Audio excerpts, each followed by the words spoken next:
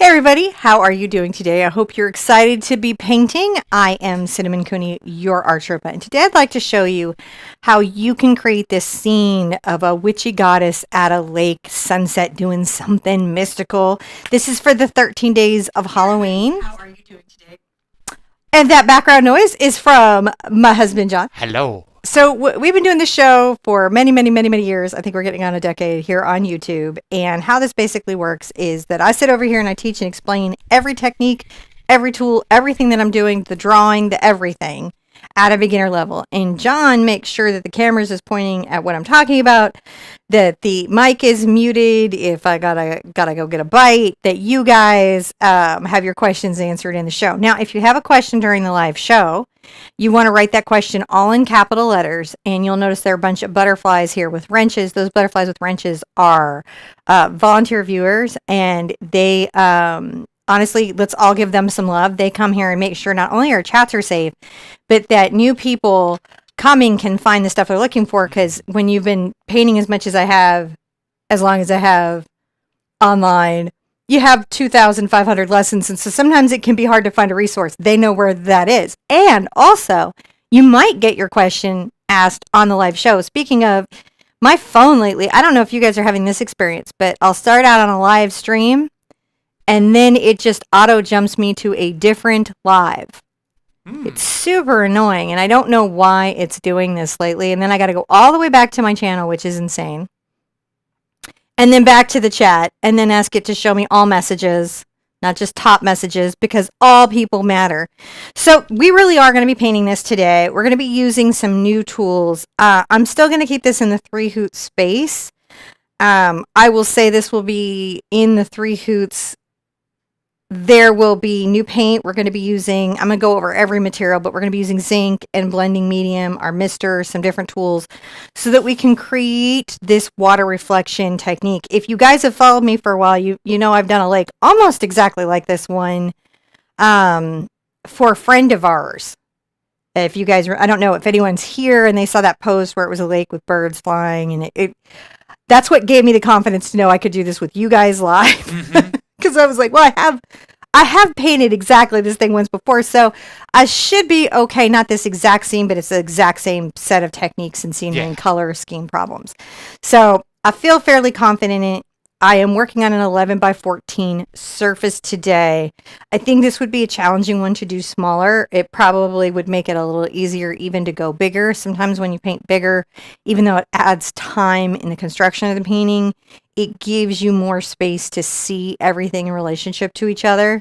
That's the other thing, is like the other one I did was 4860.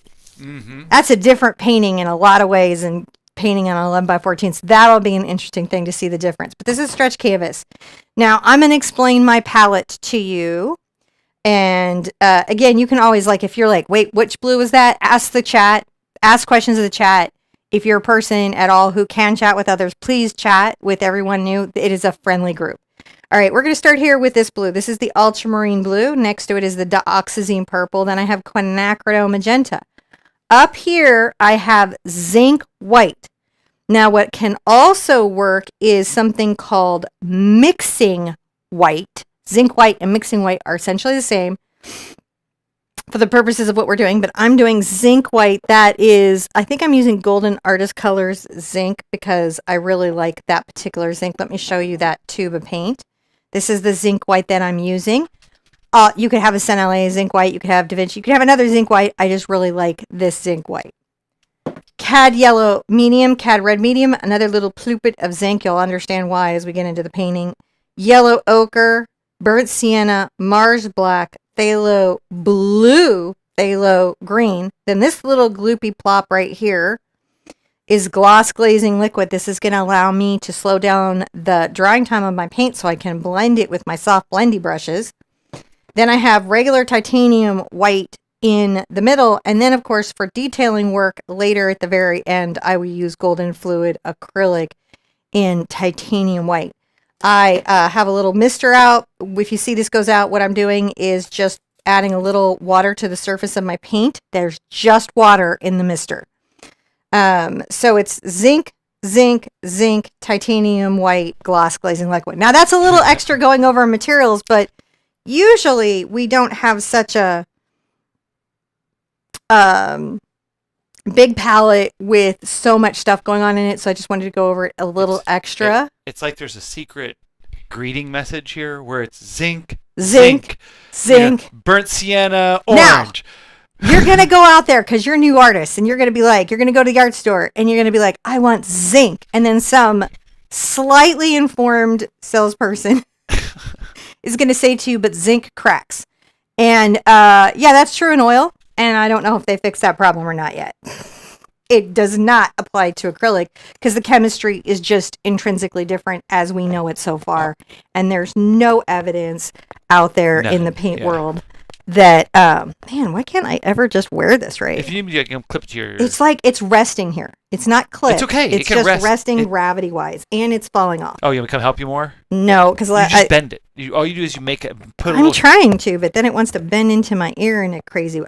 It's just going to sit there. Okay, yes. And then we'll paint it if we don't love it. No. Okay, so I'm going to sip my coffee because this is going to be a big day if you're like, this looks like a hoot. Yeah, it is. We're going to be here. So, like, make yourself comfortable. Make sure you got snack plans. I will eat near my paint palette because I have to for blood sugar. You don't eat near your paint, but it's okay to have a little coffee. Yep. Just don't mix up the cups. Don't mix up the cups. All right. I think we can jump on in. I'm kind of excited. I see that Althea is here asking if we made it to Ireland yet. We have an update on that soon. I just have to get a day when John and I can go live, and we have an update. A plan. It's still in motion. It's just hard to explain. So many. It's going to take a little while, and we'll give you all the details. If we'd known it was going to be this much, we would have made a whole separate immigration channel because a lot of content could have been made. We could tell people so much about this. But, so we'll let you guys know soon. All right, let's start out with putting in kind of, I don't necessarily want to call it the underpainting, but it is a bit of the underpainting. Up here in this upper third, we're going to be working mostly in the yellows and golds in our lightest range. And then as we come down here, we're going to transition and blend into our blue. And this is a challenging thing because we're taking an orange yellow through a turquoise down into this blue, which it's going to be our challenge is, if you've done this in a sky before, is keeping it from being green, even though it will have a slightly green hue. So that is what is in front of us. Now, the good news is this first layer is kind of a really general layer. Like, we're just getting it down to get it down. Does that make sense? Yeah. Like, I might even try some of my Textura. This is a number 30 millimeter Raphael Textura. If you don't have this brush, what other brush could work? Look at this. This is also a number 30. Notice how these are not the same size. Number 30 Simply Simmons. You could use just a big bright. So what we're going to be doing, we just need a brush big enough to let us work the techniques. If these brushes don't let us work the techniques, then we will change brushes if they're overly thirsty on the paint or they do anything we find remotely annoying. That is what we will be doing. So I'm going to start out, let's start out with just yellow. And I'm going to come up here and I'm going to say the upper third for sure is yellow.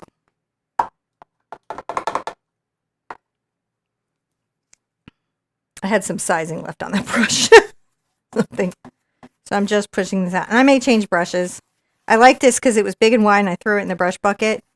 But it's a very stiff little filament. So you've got to think about that.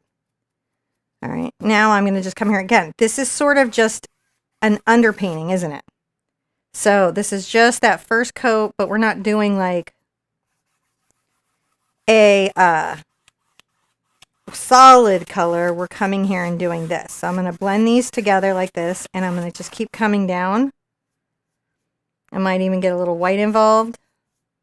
Kind of takes it into a peach, which is an interesting color. Again, sometimes you just got to get some color on your canvas, if that makes sense. I just do want to keep that somewhat yellow up there. I'm going to continue this down here. I might go a little more yellow in the center. Go a little more yellow down that center. And then I'm going to go ahead and just take a little bit of blue into this and a lot of white. And this transition here, it's a challenge, so don't feel weird if you're like, man, this is a complicated color transition. It is.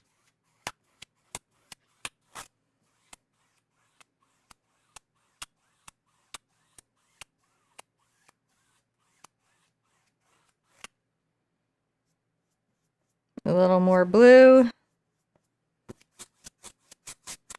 But again, I just want to get this base of paint down on the canvas and sort of have what is underneath an area covering it.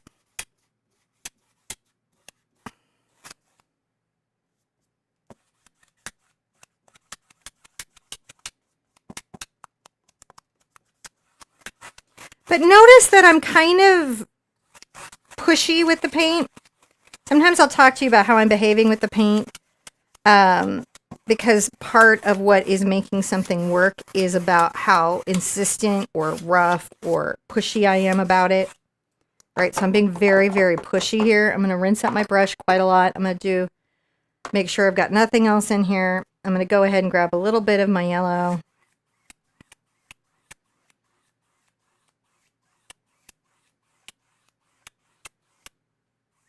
And then I'll just dry the surface from here. So it's just kind of like a red and then a peach and then a blue as a beginning thought to everything that we have going on. And let's dry that. Boy, I was not prepared for that at all. I'm over here getting some other things ready for the show today. We have a whole bunch happening today, so I've just been on my toes, going. I see a couple of questions here. And yeah, Athena, generally your paint is probably going to be okay. You should check it out. With the weather changed by 20 degrees, it got hot out there. So it's hard. It should be, generally speaking, okay. You should test it. Sometimes you might see some separation. If it's just separation where you see the oils come out a little bit, sometimes you can remix those and that'll be fine. Where you'll see problems when it gets kind of clumpy or it smells funny, especially when it's clumpy. That means it started to internally set. And you'll generally know pretty quickly if your paint's gone bad. Like you'll put it out and if it's a fresh cut, if it's a fresh thing, just put it on a little piece of like paper towel so you can test it first, make sure it's okay. But if you're really concerned, put some on a paper towel, test it, swatch it, let it dry overnight, see how it goes, and that should resolve any of those questions for you. There's probably some simple way to wear this. There's probably somebody that works in broadcasting right now that is just dying watching me fiddle with this. All right, so some things I want you to pay attention to on my surface. Have you guys seen those makeup videos where somebody just pours makeup on their face and then all of a sudden they've got a transition blend? This looks messy like that. Yeah. But unlike that, it's not a transition cut that's going to get us to a painting. We're not about to do some video magic. I literally just need some zones to start from, and it's this relaxed for real. Okay. Now I'm going to take my T-square and I'm going to set my water line, and I'm going to set it in the upper third, huh? Before you go on to that, I'm going to give you the next step. Can you also microwave me coffee Yes, and I'll answer questions? One odd question I think you should probably address. Okay, then you can heat my coffee while I'm addressing. So Axel is curious. Hi, Axel. Says, do you have a daughter named Luna? Because my friend Luna claims that you are her mother. Hi, Axel. Yes. Luna Bella is my child. Yes. Yes. Every once in a while you're going to have to validate. I think our plan had been to be secretive. So it's very nice to meet you. Thank you for being Luna Bella's friend. But, every once in a while you have to get checked by that, Are you for real? I'm for real. You're for real. I'm for real. Right, that's funny. Wow. I thought that was so funny. And a half. I just love it. Love you guys being here with you. Now I'm going to set this little line so you can see it with burnt sienna. And also because I'll be able to very easily take this out. The reason this line has to be horizontal, and you'll notice I'm not putting down a thick thing of burnt sienna. The reason that this has to be horizontal is that it's water. And if you want your water to look genuine and look correct and all the effects, the ripple effects and everything that we're going to do and the dancing light and all of that, then you've got to get this line back here kind of where it needs to be. Okay? So it's really what you've got to do there. This is a number 8 Catalyst by Princeton. And this is a tool called a T-square. They have beautiful wood and metal ones that you can spend a lot of money on. This is like $3. It does the job.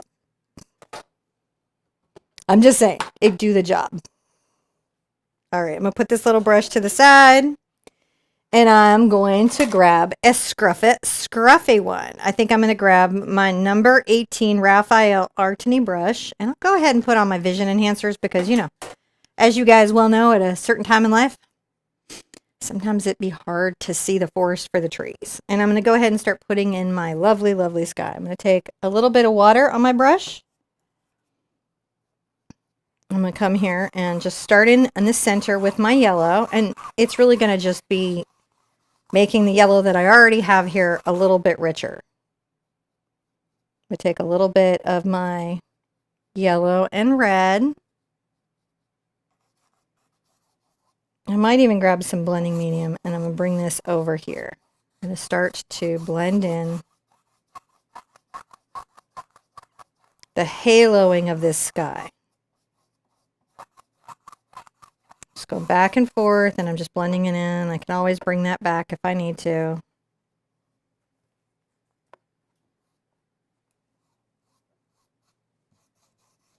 Gonna do the same over here. Just an orange, guys.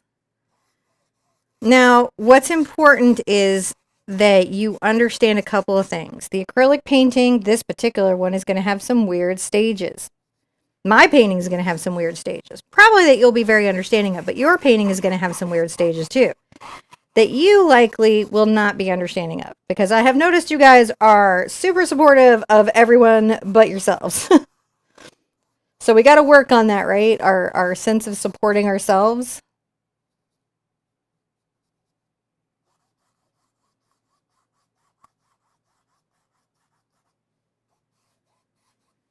I'm also going to put some just orangey orange.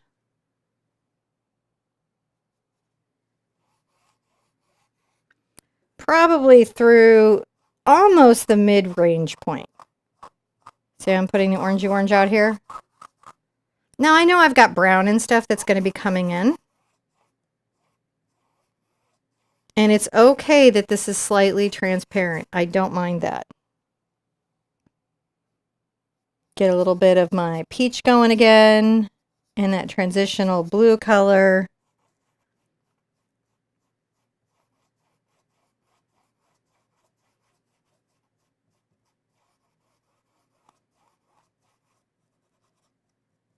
Just making sure that when I frame my painting, it's not going to be a problem.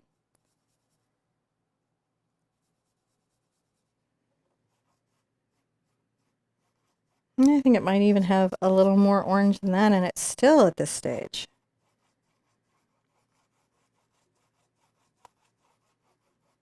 And I can just take my blending medium. And again, what you're going to see that the blending medium does is just help you brush out the paint. It helps lower the resistance. I'm going to take a little bit of my ultramarine and phthalo blue. And again, what you can see me building up is just a gradation, isn't it? This is the architecture, the structure under the painting that I'm working on.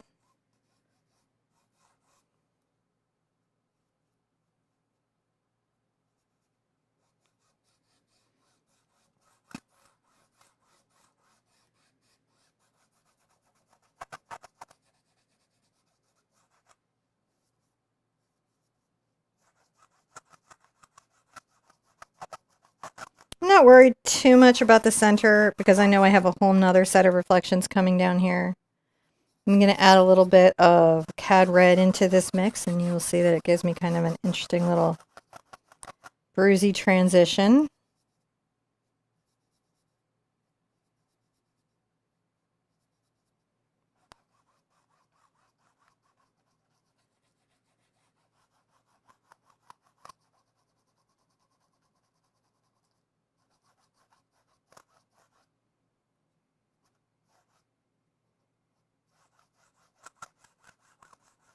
I'm just going over all of this. Again, number 18 Artini brush, just a scratchy brush. It's just letting me go over all of this.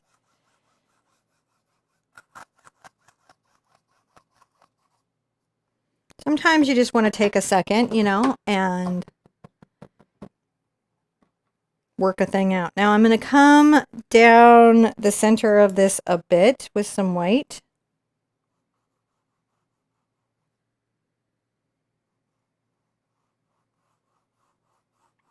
Because I know I'm going to be coming back with yellow. And I'm going to bring this a little bit far back.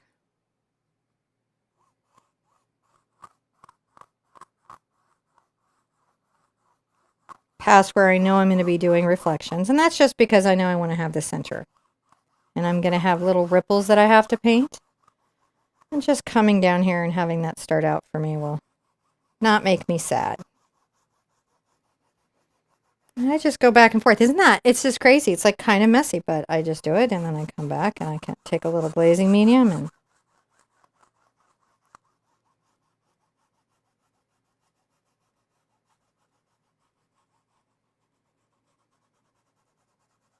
just blending this out. What you really see me doing is just making sure I don't have any edges. I just have kind of a feathering out. A central glow or lightning.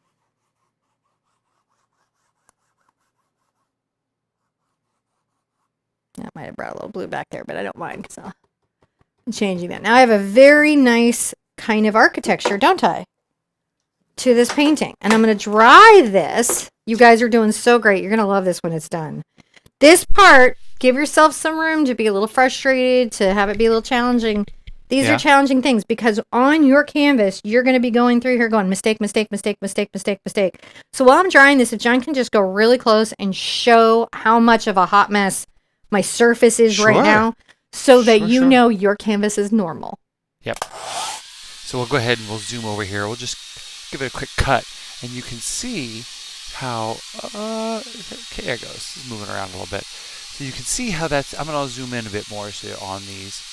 So you can see that right down in here, it's really, as she says, it's just the brushiness. And you can see that it's not perfect. So that's okay.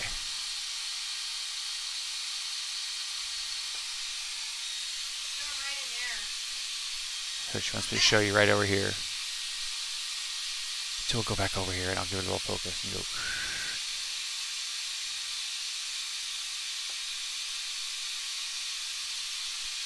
Okay, so watching paint dry, it's a hobby of mine. And if we look at it overhead, we can see it doesn't look quite as messy. You can see it now. You can see the boo-boos and things in the overhead that you might not have been focusing on before. So that's something that I want you to know is that just because your canvas has some messy bits about it doesn't mean things are going wrong. It just means it's in its ugly stage, and that is okay. All paintings have them. In acrylic, they just have moments.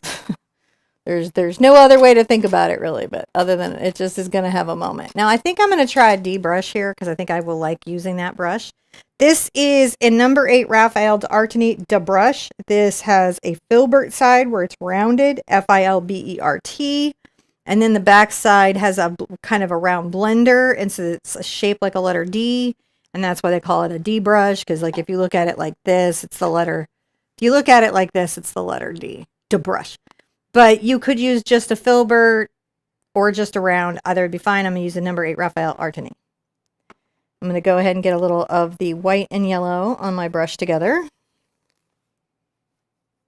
Try to avoid some of these little blue splatters. And I'm going to begin to work out this fabulous sky and background scene in my sky. Noticing that I'm doing kind of a scumbling here in the center of the canvas. I'm thinking about that in a scumbling way. And then I'm going to come in with some just yellow, and I may add some more yellow to my palette. And I really want to bring this down to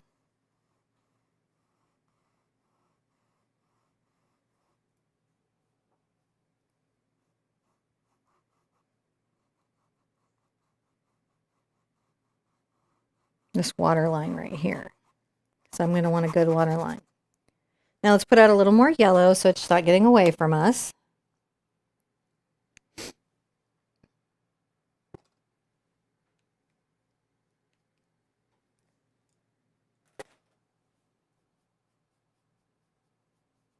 Now I'm going to add a little red to my mix.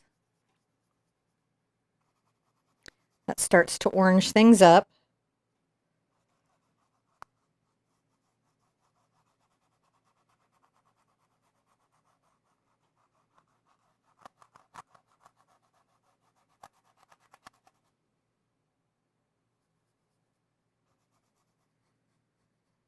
And I'm going to come here and then do little curls. I'm running a little of my Cad Red much thicker.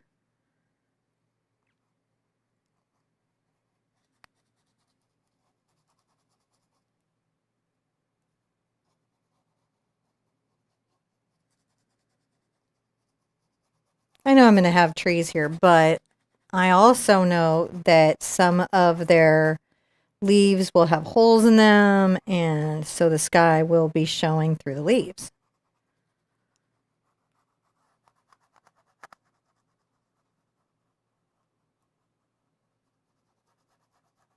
Have a nice little transitional space over there.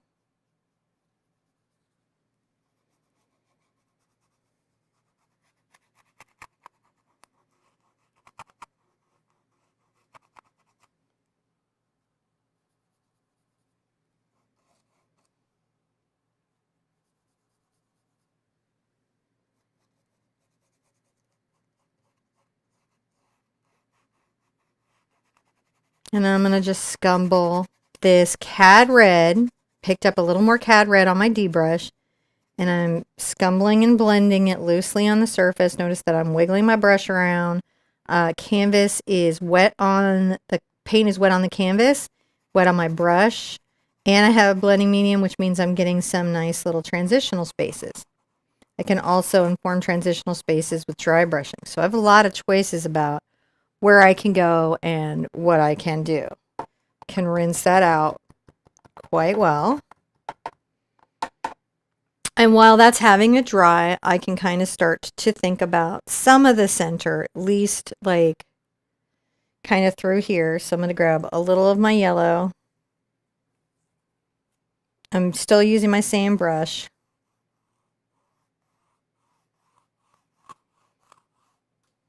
I'm just going to come back here and kind of glaze this yellow just to give it a start.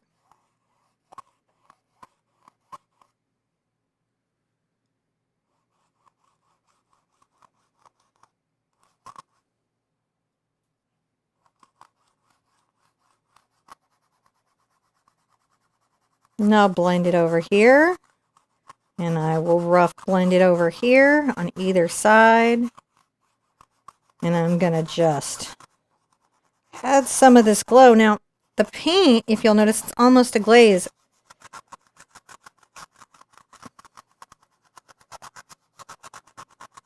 And glazing is another way to create interesting transitions when you're having trouble getting a transition from one zone to another. Glazing sometimes will allow you to do it in a way that other techniques won't. So when we're trying to create more blended spaces on our acrylic, well, for me, it's value and transition. How light or dark something is and how smooth the transition. Can I microwave coffee soon? Oh, Ramon. But we can't do that. You call and say it. I mean,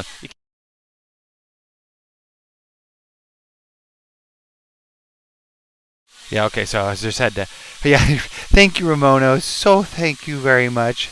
We really appreciate everybody's support. It's super good. We could not be here doing this without y'all's help, and we love and adore everybody. Commenting, liking, subscribing, sharing, supporting us through the patronage. These are all things that they help. All of them. There you go. You're back now. From outer space. Let me Oh, there's some. Okay, grab around. where I put the other round brushes. I All do right, not so know. I have a nice small round here. This is a number 4 Raphael Artini round. It's hog bristles. It's got a round brush head. I'm going to get it wet. And we're going to start putting in a little of our clouds. So the first thing that I'm going to do is I'm going to make a little orange over here with my cad red and my cad yellow. And I'm going to make it with, you know, a good amount of cad red. And then I'm going to mix in a little Doc's purple.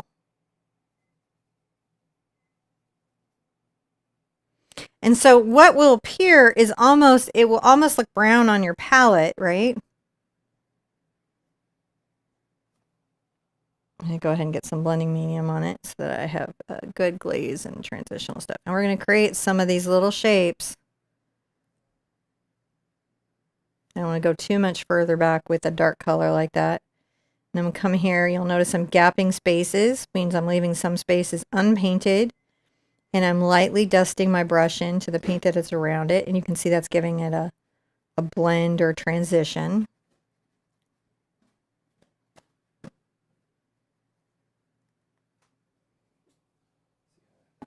Oh, I'm sure it's great. I'm excited for it. That's wonderful. So I'm going to come over here and add a little bit of this darker orange cloud. Just wiggling my brush, just touching it.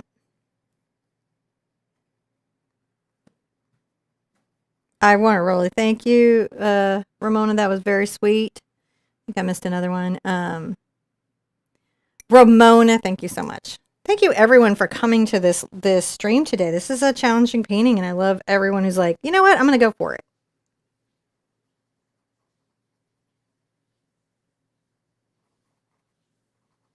I'm going to just bring in, you can see I just put some paint down and then I'll just diffuse it in. Clouds are really just about catching that diffusion where you need to. It's hard edges versus soft edges is really what your clouds are.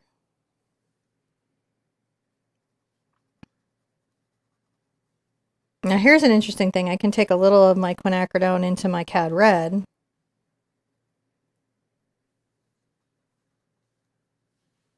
And come over here on this corner.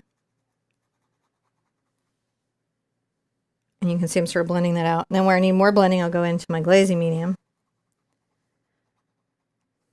Now I've got dark trees coming over this, so this blend down doesn't have to be perfect, but it's a good chance to figure out how my tools are working and what's blending well and what isn't blending well. I can go ahead and get a little purple on here.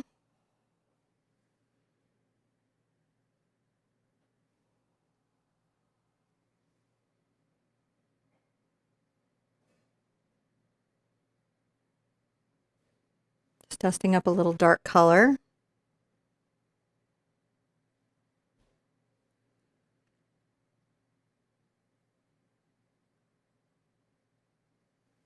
Just adding a little value, right? So a lot of times we don't know to add more value or to deepen it or create shadows in. It's not that we can't handle our cloud techniques or any of that. It's just that we're not really sure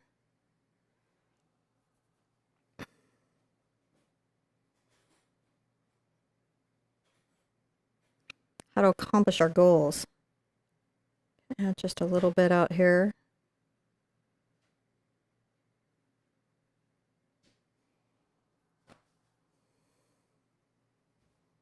Now I'm going to do an interesting thing here. I'm going to come here and just kind of glaze and smudge and blend. These are like so distant, right? These are like little distant poofits.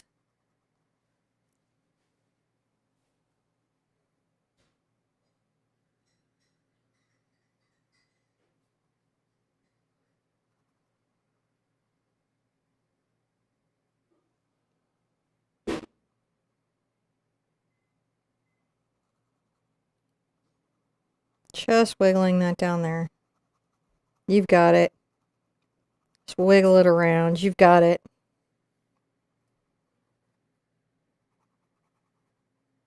This is a class to help you bridge to that next thing.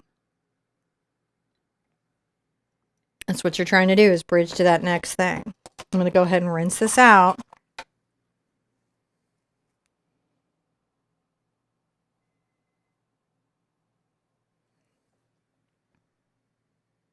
I'm going to get a little bit of orange on my brush and bring it out here.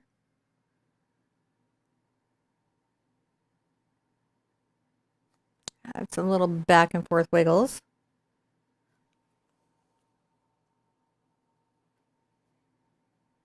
The thing that you have to worry about when you're working with natural hair brushes like these hogs is keeping the excess water out, right? That's what you're working on.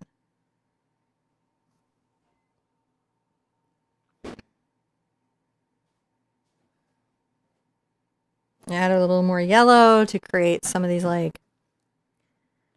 So this is yellow still. It's just a hint darker, isn't it, than the yellow behind it. It's just transparent. It's just distant. It's diffused.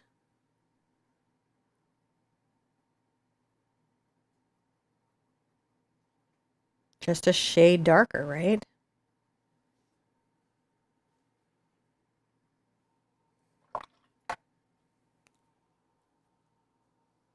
Now I'm going to come here and I'm going to grab a little of my cad yellow and my zinc. And you're going to notice right away that, yeah, it does lighten the yellow, but it doesn't do it in the same way that titanium white does. See that glow starting to a foot there? That glow is starting to a foot. Is it hard to see the zinc? No, I'm just compensating for the orange. So the orange has a bunch of... Oh, because it's so much more brown. Oh, yeah, yeah, I see what you're doing. It's because John is working on getting the glared reflection. Sometimes when you're painting online, my canvas will glare, or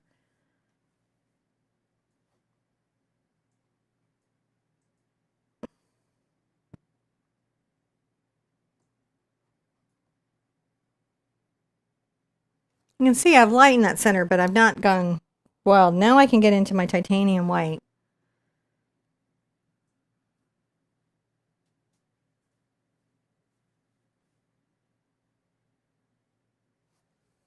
Starting to add that light center. Still, orange is so hard because the reflection.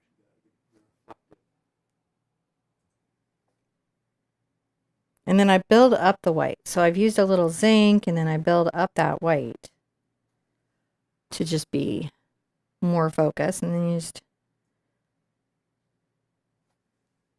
just becomes that light part of the sky.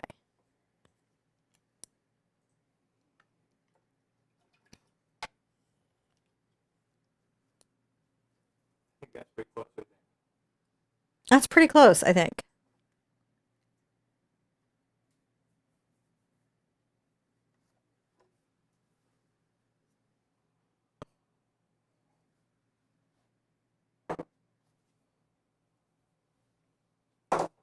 Very light orange. So sorry everybody about sometimes what happens is that there's some very subtle differences in the oranges and the sensitivity of oranges across different paintings. So when we set this up, I'm not sure which painting we used to set this up against. I think it was a blue one with birds, maybe? It was this one. We set it up against this one. Yeah, so I was... that's looking pretty good. See, I think that one... See, that one's actually pretty close to what... That's looking actually pretty good. Yeah. So, anyway, so there we go. Something happened there. But we're back to normal now. Back to normal now, whatever that means. Whatever that New means. step, sir. As New we step. take Mars Black and Now, burnt what step are we sienna on? We're together. This would be the 5th step. And I'm using the same brush. This is still just the number 4 Raphael Arnie brush. Listen, you can find these brushes in different locations. Hog bristle round brushes are on Amazon. They are all kinds of places. Now, this particular brand or brush might be difficult to find. I'm tapping the brown and black together. Now, in this upper corner, it's pretty solid coming down, so I don't have to worry about that too much. I think I got 2 into the edges of my bushes there. Burnt sienna and Mars Black. And they're going to be dark like this, probably...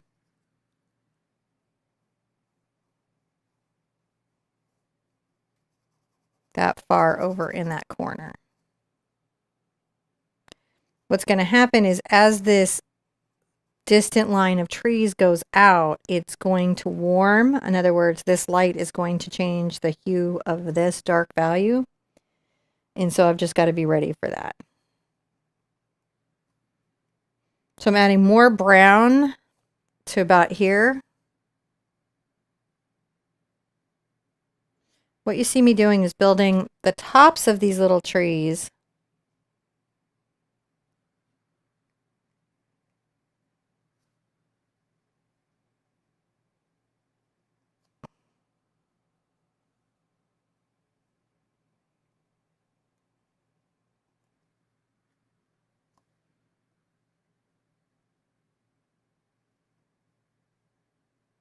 Do try to leave a little of the canvas showing through and a little bit of thinness, because that to me does help how we're seeing it.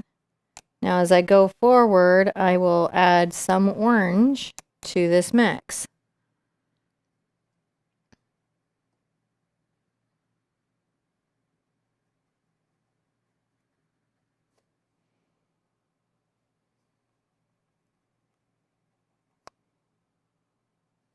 And then I get more into the brown and black, deeper down into the bush. And so that is how we're getting that there.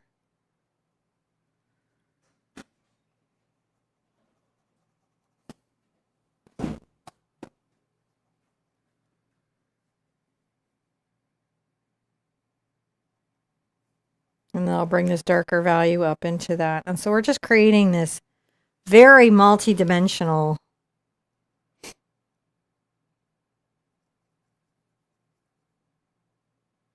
I'm going to take a little bit of my red and yellow, and it's a very light color, and I'm going to come here and kind of capture this close to the light bush.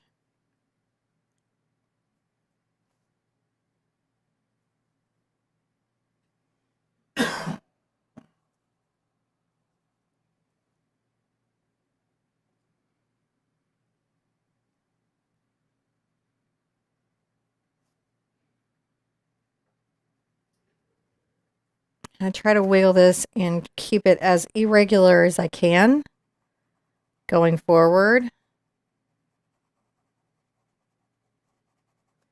I'm going to go ahead and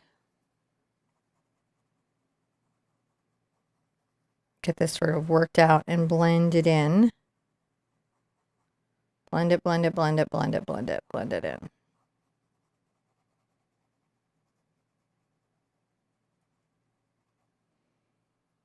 A little more brown maybe here than the black, even on the deep bushes. So we're just trying to make sure that our hue and our value. Did it work?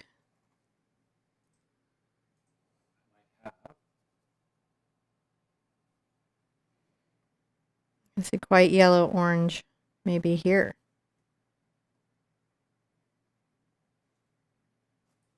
And then you got to remember that now you have zinc white on there. You can lighten this a hair without greatly changing the value.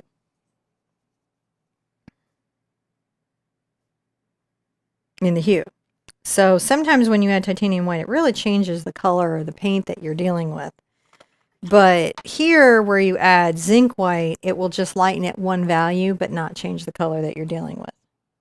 I'm going to go again, a little of my brown and black over on this far side.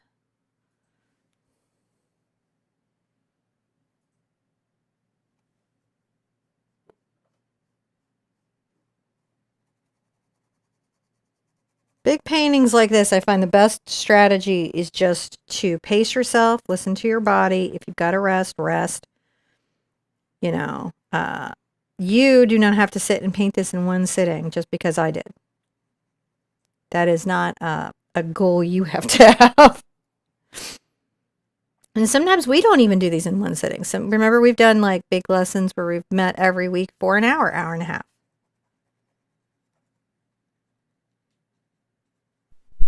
I think that I have our intermission queued so that we have a... Oh, hello, Anne-Marie. That would be nice. She says, I'm already loving the sky. So if you need to take a bio break. Soon. Let me finish this line of trees, like, and then I probably will come in and do the bio break. I mean, this isn't the end of these trees.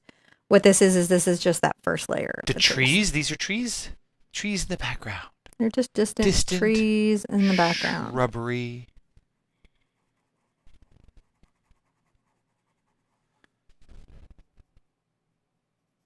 Wow, Anne-Marie has been a member of Emoji Chat for 30 months. I am so grateful to Anne-Marie, and I hope you are doing great. That's awesome. I think that is awesome. I'm lightening this up here. See, because again, this light is coming here and it's impacting these trees. When you have an extreme sunset like this, one of the things that you've got to remember, even as a new painter, to do is that you let the light of the sun impact the objects that it's landing on. Because it does. It impacts them. And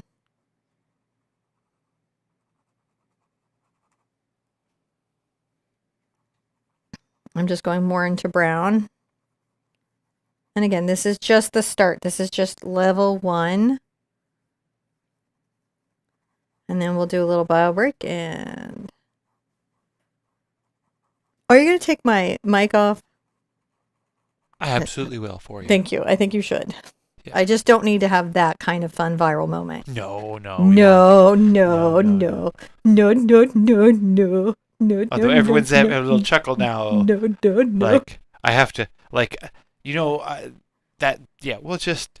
I just don't want to ever have that experience. That's like a dream I have. You know how, like, in the 80s, you had that dream where you were naked at school. The new dream is that you were suddenly streaming on the toilet. That's the new equivalent to naked at school. I'm doing more brown and black and kind of building up some levels and layers because I want these to feel like they've got some dimensionality. Some of this is like, it's like when you practice with the, if you ever tried to look for faces in the wood, it's kind of like that. You're creating enough dimension and randomness that there might be faces in the trees. Mm-hmm. You can see I'll go in and I'll be like very fussy with foliage. And if you painted something solid and you need to go back, remember you can put the background sky color peeking through the trees. So that's the thing you can do. All right, I will take a break. We will run our thing. Now we're coming right back. This painting is not over. We do not know if No, I'm just explaining it to them. So what we're going to be doing, and I'm moving towards the thing. Oh, man. We are not moving enough during our painting sessions. And so one of the things I'm doing for my health is making sure that I get up every once in a while and walk somewhere when I'm sitting for long periods of time. And so we've got a little clip that, I think I'm stuck. I think I've been... Anne-Marie, that's so sweet. And then Anne-Marie for 30 months. And Anne-Marie was just very kind. Thank you. Oh, thank you, Anne-Marie. So what's going to happen is you're going to see a video, and then I'm going to come back and we're going to continue painting. You could pause it at this video and then just fast forward when you get back. That way you're where you are in the video. You do anything you want to make. The video is your video. Work it how you want to. I'm going to take a little health moment, maybe mix a fresh cup of coffee, and we'll start back up again. We are completing this painting as you see it here today. That's what we're doing today. Okay. It's happening. Hold on just a second. Okay. While I figure out what I'm going to do to make this so. Because to go somewhere, take a little break, what I do is I mist my palette and I pull anything that will like do it. And I very loosely, the birds are on the lid. And then the reason we have this tape on this lid is so that I can close my palette right every time. Because the lid actually closes only one direction on these wet palettes. If you did not know that. Here's some information. It closes the way it was formed on there. So when we first get them, we put an arrow on there so that when I go to push the corners, it always snaps closed. And if yours isn't closing, it's because you have it facing the wrong way. Now or you've switched up the lids. We're gonna try this, guys. Okay. I'm not exactly sure, so we're gonna see how if this. Let's just see if it goes. If it starts playing. It does. We'll see you guys in a little bit. Okay.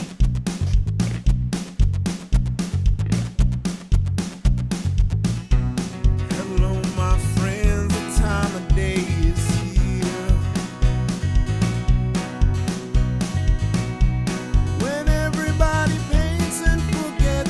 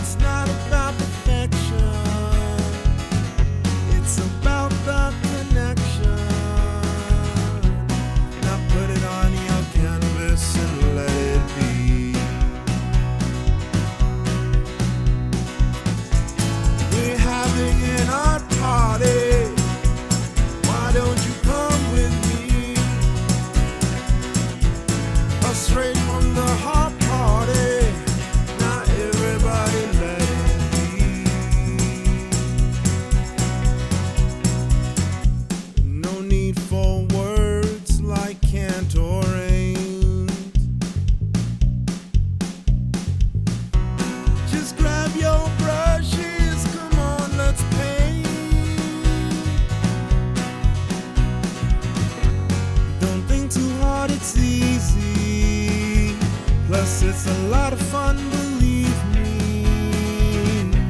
Just join me right here, we'll make it a day. We're having a party, why don't you come with me? A straight from the heart party, yes, everybody let it be.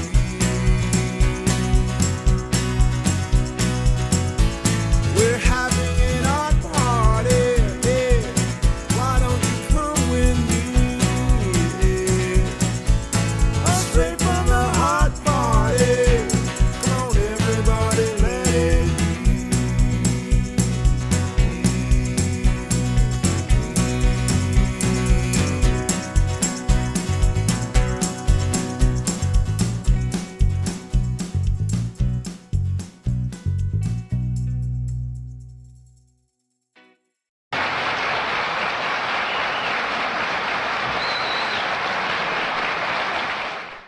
All right, and we're coming back now. Let's see here. Boop, boop, boop. Oh, do we not all feel relieved? Boop. I think we all feel better, including that sweet little dog at the end.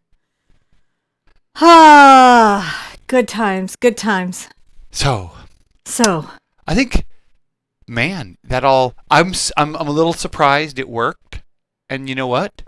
We're ready for the next step. are we ready for the next step? I think so. What's your Alrighty next step? then. Let me put my glasses on and let's continue on, shall we? Now, I do want to just improve some of the colors and stuff here. So I'm going to take my number 4 round and I'm going to add some little peek outs.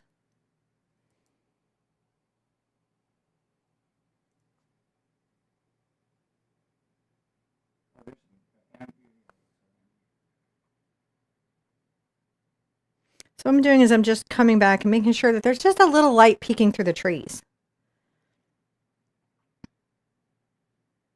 I'm using the same brush. I'm trying to make irregular patterns. That's really what I'm looking to do is to not, repeat myself a bunch, but to make regular patterns.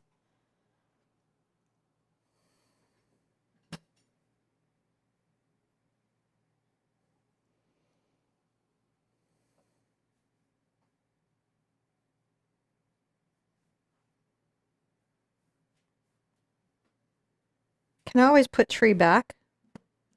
Always add light back. So just feel like, you've got these options in your world.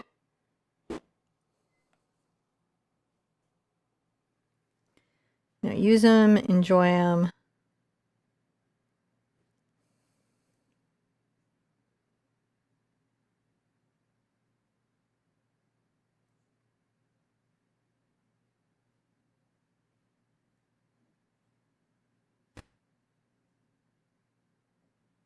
Just putting a little bit of that all back in. And then coming back through, and again.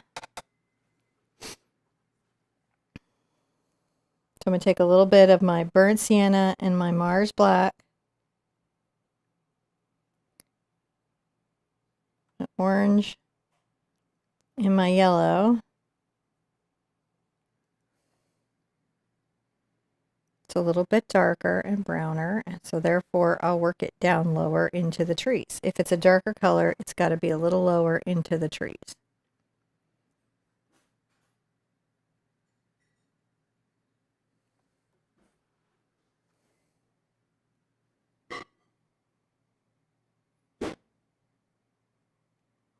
Tapping that down.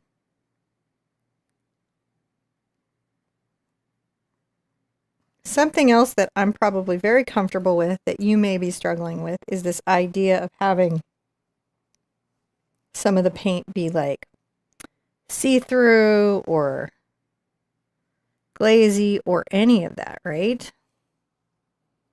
Come back in with some brown and black again.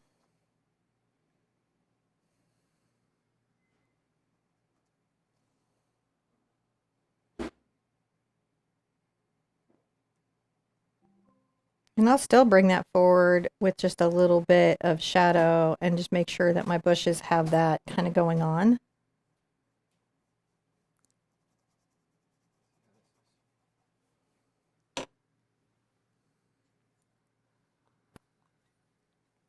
Num num num num num num num num. Num num num num num num. Num num num num num num. Num num. Gonna paint a little bit of bushes. And they're gonna be all full of critters. 'Cause my world has really good energy. No, I did not. Much love and light to the mods. Our Sherpa Stun Hens, thank you for the endless smiles. I see is Jerry Waxman, and I see Bree says, I love so much love to Cinnamon and John. Wouldn't be painting again if it weren't for you. I am so glad. And Jerry. Well, I just did Jerry first. Oh yeah. I went backwards. I did Jerry first, and then it read Bree because I scrolled up and you were scrolling down. I was scrolling down. Yep. We got to the chat at different angles. I want to say that I'm thankful for both Bree and Jerry. Stop. Wrong button, what happened? Guys. Sorry. Will you put me on break again? It was You're like, I went to. Was it some weird mansplaining? Women need the restroom a lot.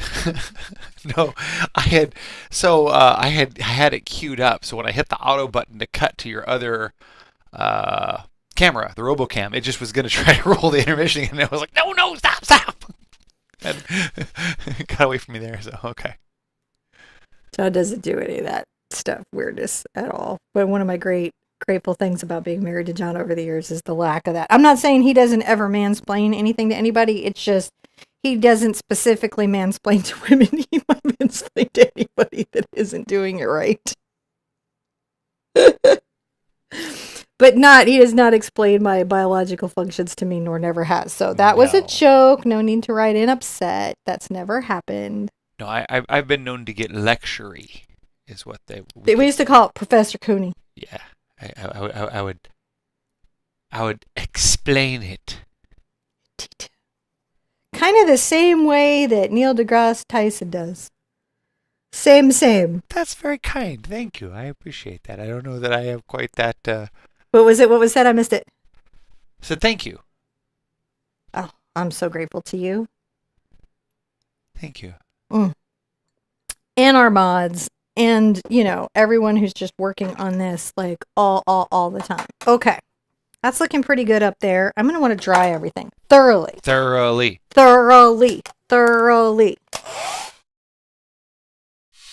yeah, guys, we're gonna go back over here. Thank you so much for all the support in the chat. It's so awesome. And you guys, there's so many of you here hanging out.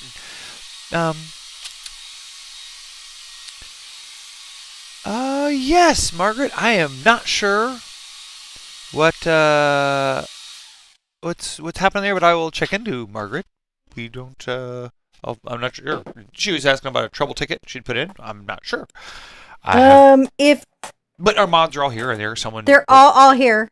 So we will let us know in a live. You write us support at theartsherpa.com. Sometimes there's just even weird browser stuff that causes, that stuff to glitch. So there you go. One of our mods have already got it. So we're good. Yeah. They'll get it. That's one of the things. Now I'm going to come down to the lowest area I have on my trees, and I'm going to redo my water line a little bit. I'm going to come down even lower.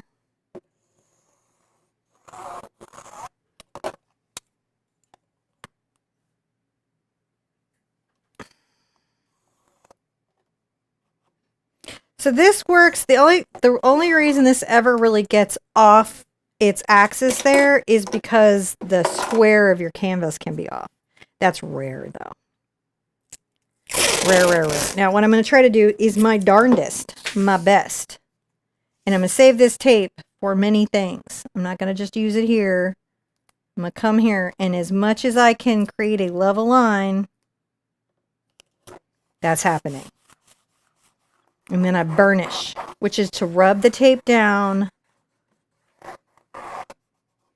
Now here you cannot have watery or thin ink-like applications of paint because the surface of the canvas will allow some to get through.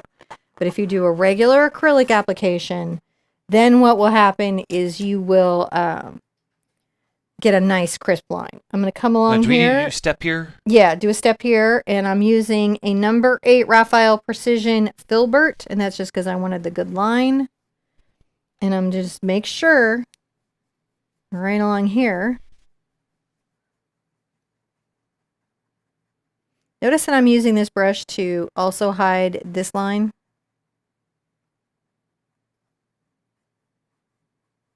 And then I'm just very fine there. I know I'm coming back with a light line, so it won't be a big thing. Same. See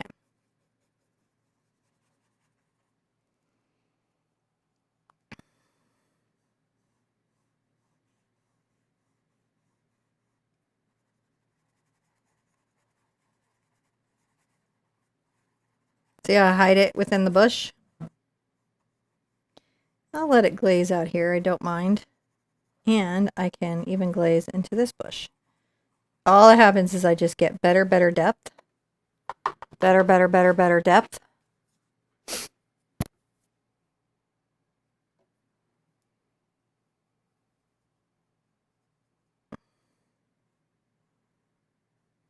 Nope. Too wet. See that? Too wet. Yeah. Yep. Got it. Not gonna mess with me at all. By the way, I am okay touching my canvas like that because I've worked with the product a long time and I know I don't have any allergies. Ah. So I don't ever have to worry about that. Gonna blend this color. See, I'm blending it up. I do.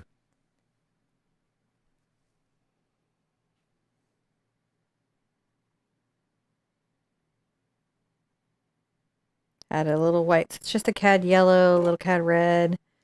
Add a little white. Now I'm going to dry this and then remove it. And yeah, it's important to get that dry so it doesn't. So as you do your next layers, you don't want it to smear, and so you want that to be nice and crisp so you get it thoroughly dry between your steps, and that will help a lot. And while you're doing that, you can check out. Oh wait, nope, back already. Now theoretically, Oh no! Oh, you're gonna just peel that right on up.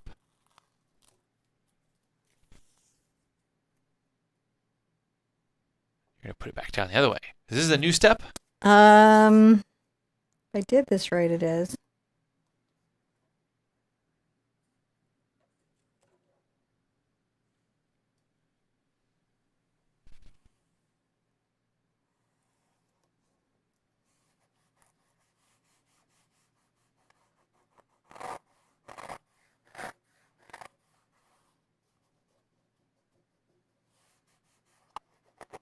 See, it's not wanting to stick.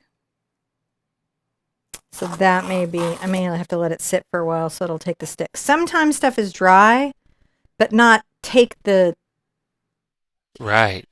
tape dry. Sure. So I'm going to come here and I'll just use my ruler instead because it also gives me a fairly steady kind of line. I'm going to take my cad yellow, maybe a little zinc white. Nah, actually probably in that one. I want to make sure this brush is not very wet. And I'm going to do a little cad yellow and titanium white because I want just a little more.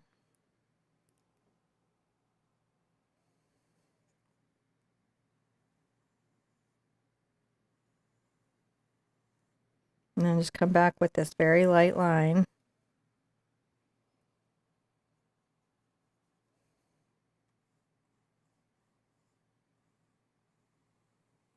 I grabbed a little more orange. And so what I do for my ruler then,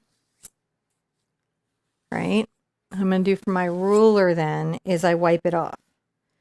So that's going to help me also. And I may come this way and do this again. I always, because I use a more on my old like architectural T-square, I do not have to double check my square. On a cheap $2 one, I have to check my square. That's all that's happening there. I just have to check it. That's what you have to do. Gotta check it. You gotta check it. Alrighty then. Oh my goodness. We're gonna have a crazy time. So what I am going to do now is I'm going to take a little of my cad red and my cad yellow and my burnt sienna.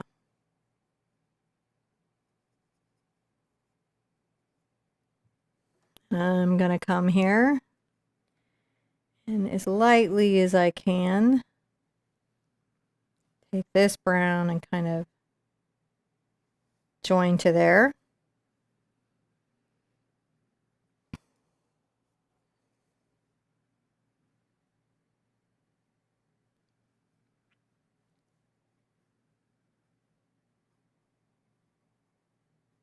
We're going to be just coming on this. This is the number 8 Raphael Precision Brush. This kind of work will be a little bit back and forth here, but not much. And notice it's kind of a transparent-y color. I may even kind of feather. So I'm feathering.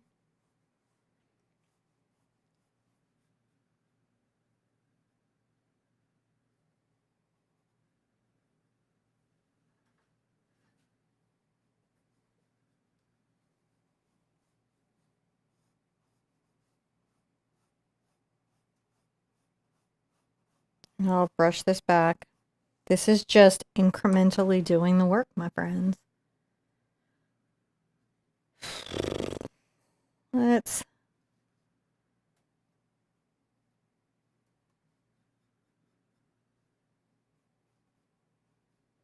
make another little brow mark there. Little one here.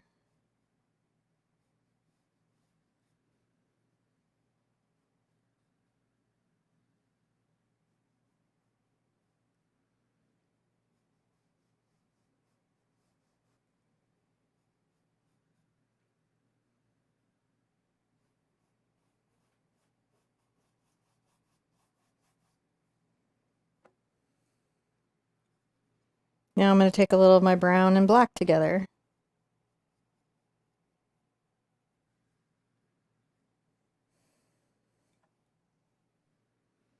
I'm not going to work my reflection much past my halfway point because I want to get my figure sort of central in before I do too much of it, but I can do some now.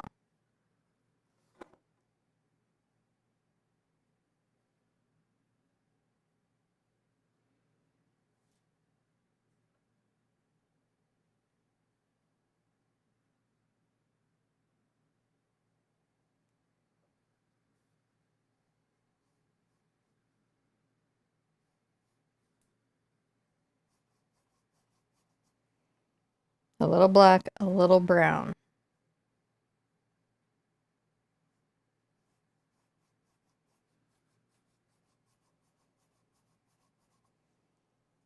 I'm not coming all the way forward if you're noticing. Staying back here with a little black and a little brown.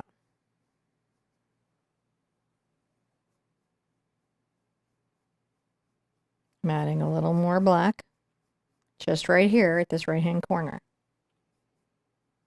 I'm going to take a little glazy medium and glaze that forward a bit.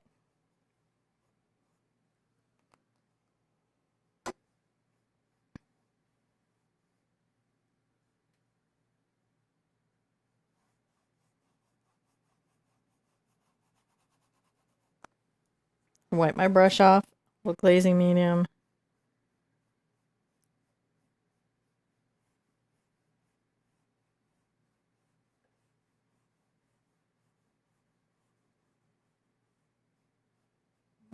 Now, if I lose all my light, I got to go put it back. I think I've kept enough of it, but if that's what happened, if I lost my little sliver of light, I'd have to go put it back. At the horizontal. Wipe my brush off. I'm going to kind of feather out any like really obvious brush strokes.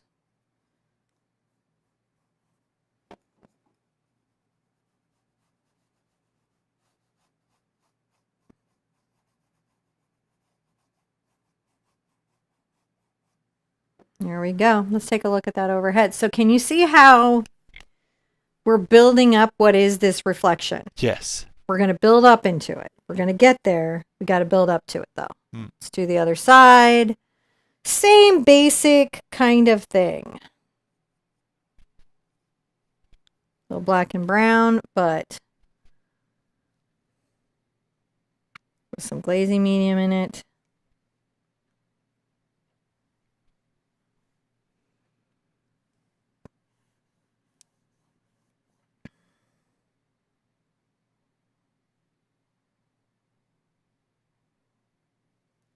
So you're keeping a little sliver of that light. Whenever you see me really focus on getting a detail like that, that is a clue that those kinds of details are the big deal. All right, that's something I looked at and was like, man, I got to make sure that I capture that. A little bit of black and brown again.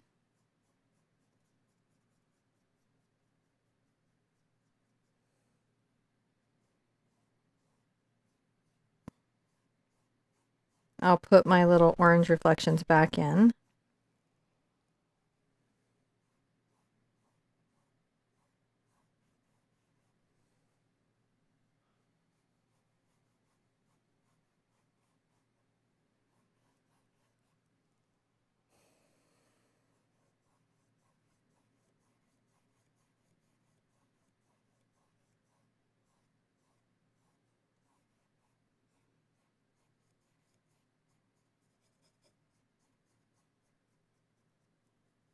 I'm probably spending a little bit too much time there. That'll happen to me every once in a while. I just get kind of lost in a thought or a technique.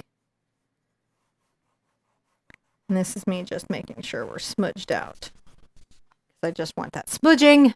Yeah. That general smudging. All right. We're going to dry everything. We're going to call this a step. And then I'm going to take on the thing that is the most challenging for me, the painting, which is drawing in the figure. And then we will go on. This is turning out to be such a nice painting. I'm really happy with this.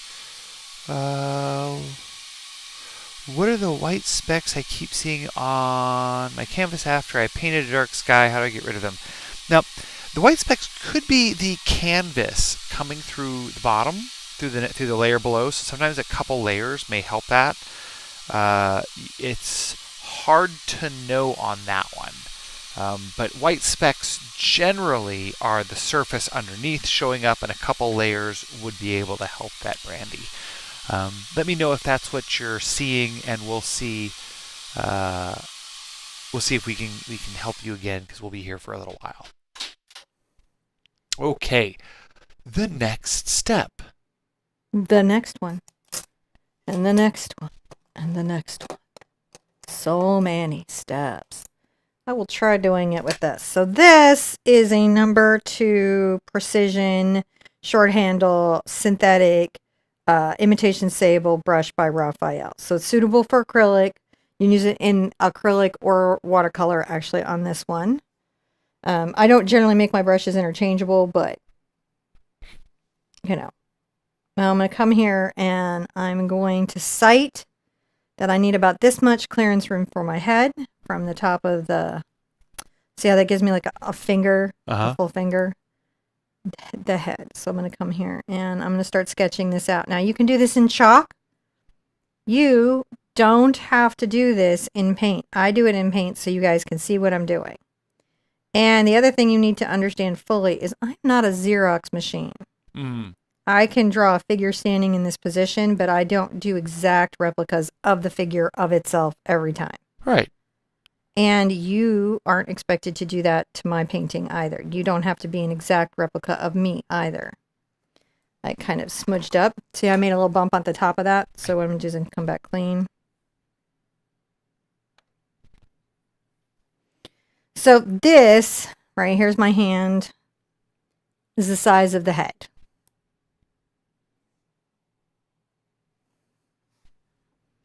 I have to imagine that there's a neck. So I need at least that much.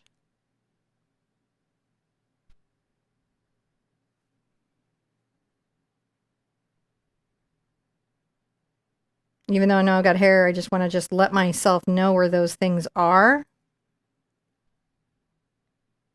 Even if they're going to be down here like that. I just need to know that that spacing is here. Like that there's enough skull to explain this figure. So I don't join up my shoulders to my head until I make sure I have done that.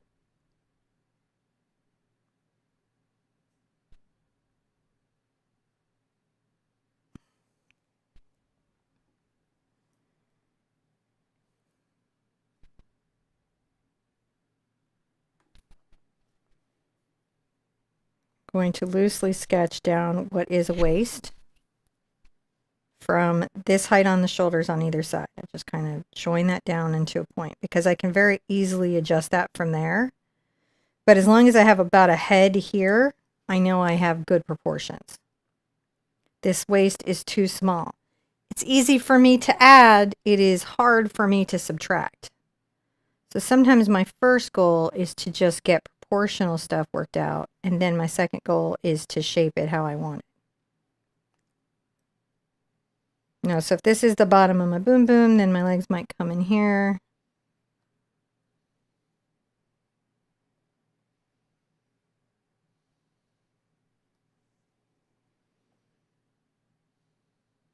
Now for you, if you're using the traceable at home, this is when you would transfer the figure onto the canvas. And you don't have to do all this work. And that is okay.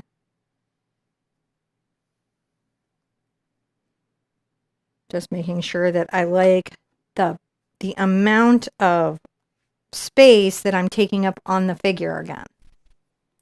That it's similar spatially. Now, once I know where my elbows, where my waist is, it does help me to know where my elbows will go, so I will paint this in better. And I'll go ahead and just do a little more brown in this mix.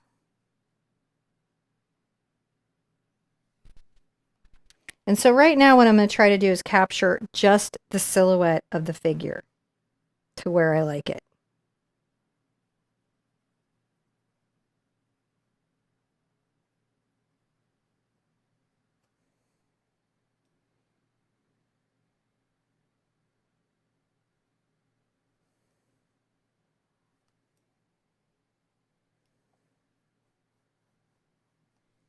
All right, here we go. We're just doing so great, guys. Just using brown and black. Mm-hmm. And I'm just trying to capture the silhouette. I do give myself a little extra room, I find, to add fabric or flow or things like that. So I don't necessarily take everything to the outside edge. I'll grab a little more brown. The other thing this style of just blocking in the figure lets me do, personally, that I like about it, is that, you know, I can see how the figure is taking up space.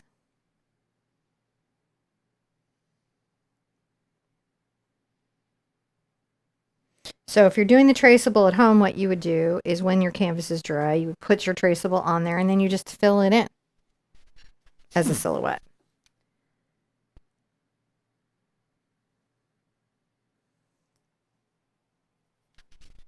Now I'm thinning a little water and I'm going to want to try to sit there and say maybe arm out to right there.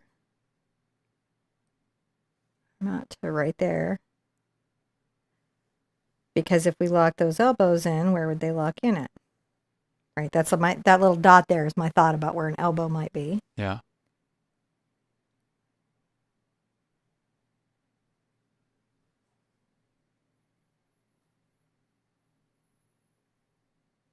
Hmm.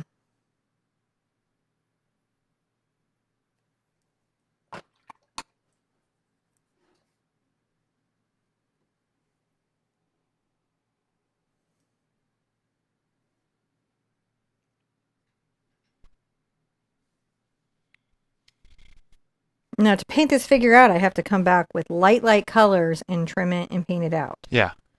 So that's why I'm proceeding as slowly as I am, adding up over time. If you add too much on your figure too fast, it is really easy for that to become a problem for you.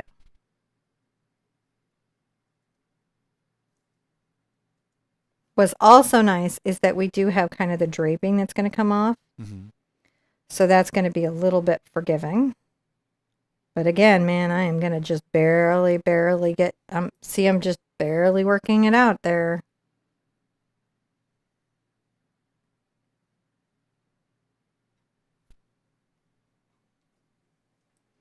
But you can see already we're starting to take in that same space. It is. I'm leaving it on the overhead here so that people can see a bit more of the proportions and things easier. Yeah.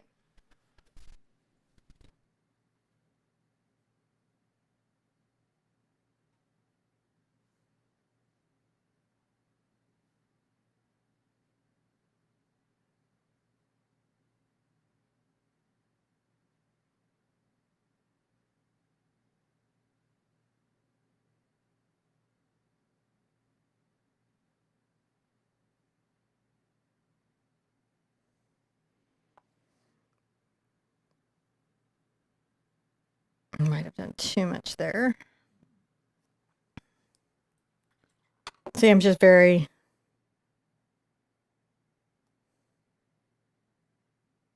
Proceed with caution.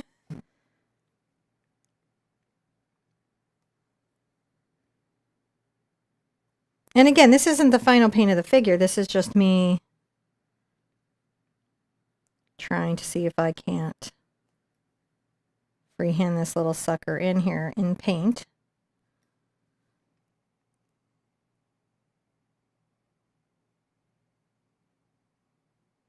Now what you see me building here is the paddle. If you've done any hands classes with me, you're pretty familiar with it. I build my hand off of this paddle. It just kind of, it reminds me of a turnover spatula.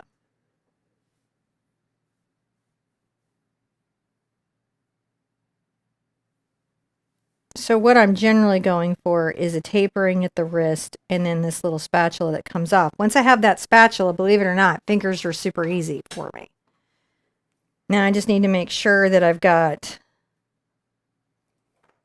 good equalness on the arms and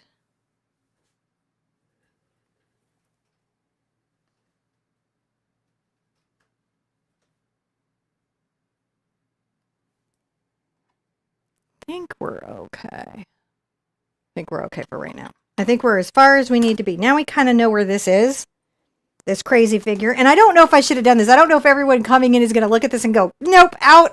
No, this is because really great. sometimes I see artists will paint their subject first so that viewers stay engaged. But honestly, you want to work out other objects first before we work her out. Gotcha. Yeah, sometimes it's just important to do these steps so that it's easier for you as a beginner. And that's a lot of, I know that there's lots of different ways you could do this, but the reason why she does them in the sort of steps that she does is because we can't see what you're doing. And so if we know that if we go in these steps, generally it will prevent problems that could cause mistakes to happen. So if you go through the steps, sort of follow along with the way that Cinnamon's doing it, you'll have a much better chance, a much higher success rate because, yeah, just she thinks through this design process quite a bit. And I have to say that it really does help. Just so.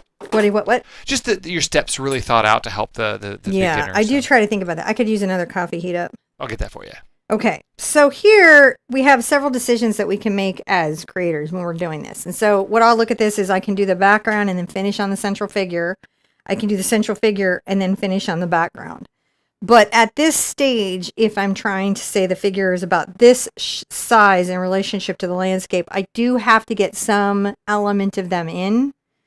I was doing this so you could microwave. Okay, I'm sorry. Okay, and so... Did you step me already? Yeah. Okay.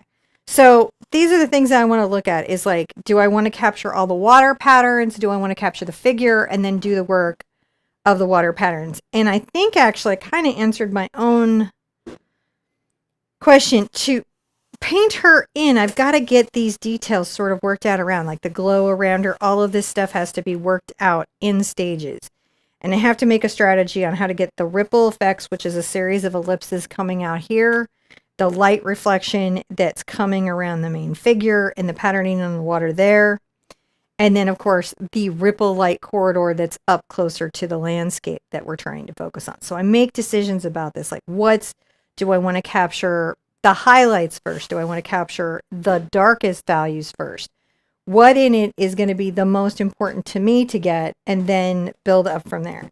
So one of the things that I'm going to get into now is my round blender. This is my number 12 round blender. This is my Blendy Superpower. I love this thing. You get this and you get glazy medium and zinc, and man, there's just nothing you can't not do. It's just amazing. So first, let me get a couple sips of this. This is terrific. Okay. I'm going to want to create the glow. And then I'll come back and create the shadow, and then I'll create the ripples, and then I will work on her. But I can't even do her until the center corridor, the objects surrounding her, are painted well. So I'm going to take my round blender and I'm going to get a bit of my glazing liquid on it. And I'm going to take a little of my zinc white and cad yellow, and I'm going to come in the center here. And it could actually be more yellow than this. This is wild. That could actually be a little more yellow.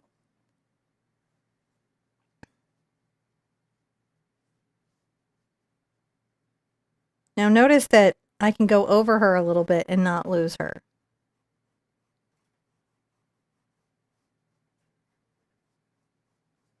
Are you noticing that? If I need more glazing medium, I can grab it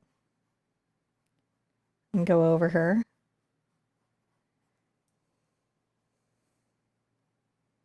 I'm actually taking, believe it or not, a little bit of the yellow here. Zinc glazing medium. And I am just taking that out. I don't mind that I'm painting over the figure a bit. That's not a problem because she's got so much white and everything on her anyways. There's so much to paint that is not important. But what is important is getting the glow around her. Can't do her until I've got my glow.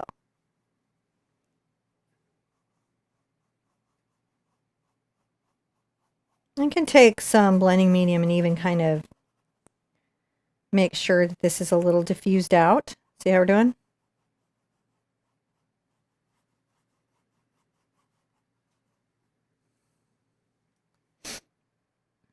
Go ahead and take a little bit of my cad yellow and my cad red, little zinc.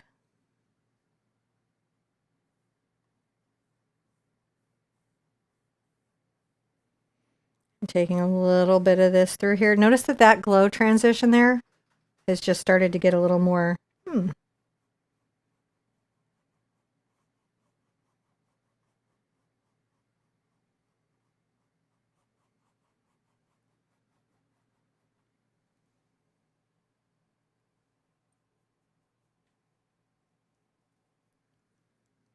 Taking a little bit of my bright yellow in with some glaze.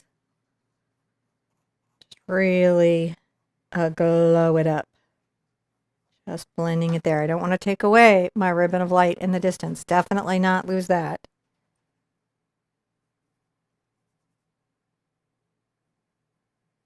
I'm going to make some bright orange.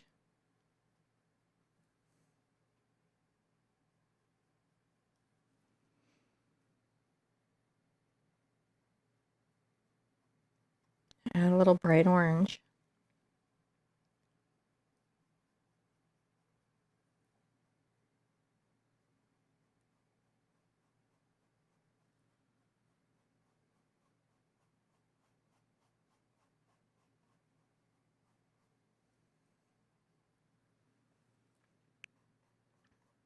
Just take some bright orange in here, glazing it out, using this soft brush.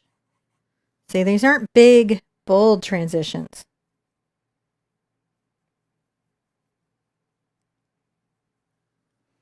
They're a little bit cautious. They're a little bit thoughtful. Don't remove my sliver. I make sure my brush strokes stay horizontal. I'm adding incremental value in. I'm building up. Now I'm going to take a little bit of my red, my cad red, and my zinc white, and a little bit of my cad yellow, and I'm going to mix in a peach. Peach is just basically an orange with a little bit of white in it, but because this landscape is as unique as it is, it's just, see how that peach is just quite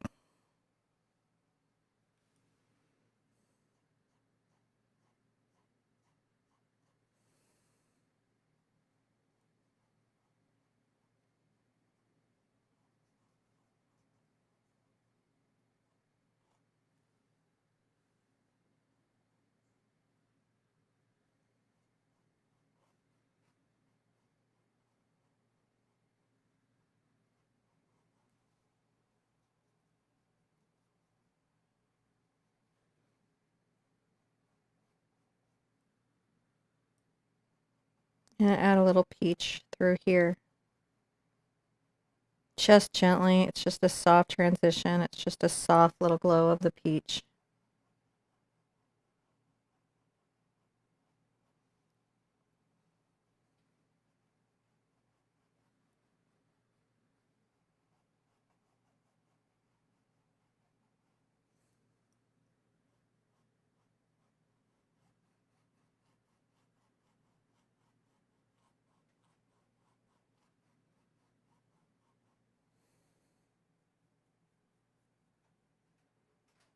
I'm going to take, I think, a little bit of my, I got too much on my brush. I'm going to take a little bit of my cad yellow and my quinacridone and my zinc white.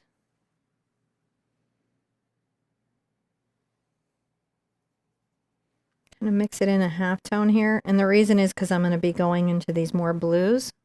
Kind of blending situationally through. And I want to make sure, oh, look at that. That looks good, doesn't it?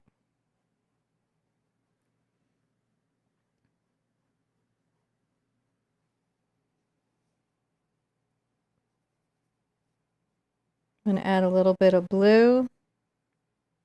And that's the ultramarine blue. And the zinc white. And I'm going to come through here and kind of, see how it's almost a violet?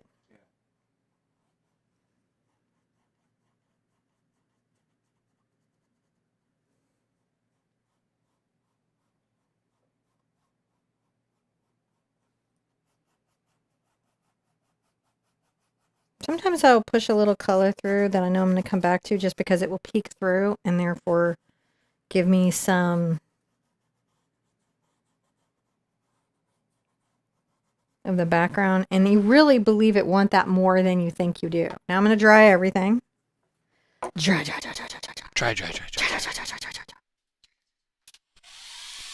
Yeah, thoroughly drying there between the steps will make it much easier. So on these dark layers underneath, it's super important to get them in there so that they can build up to the transparency layers that you're going to want to be able to see. Oh, that was a good question.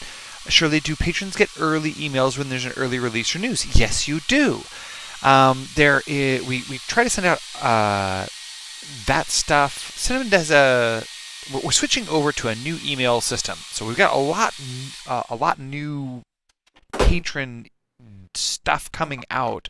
I'm just not exactly sure how it's all being announced. So I'm going to take a little bit of my zinc white and my precision brush, and I'm loading up. I just want to make sure I've got a good load. Everything is dry. I come here and tap out.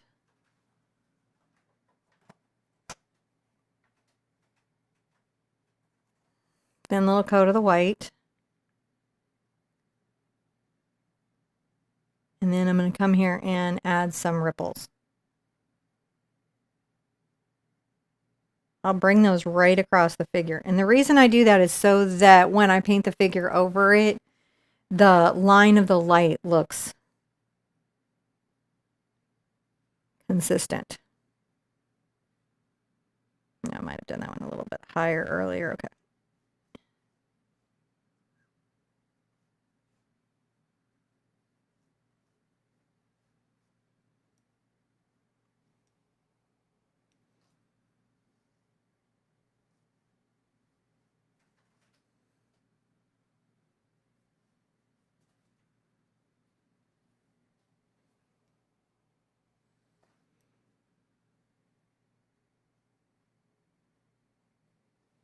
Just the zinc white. At first.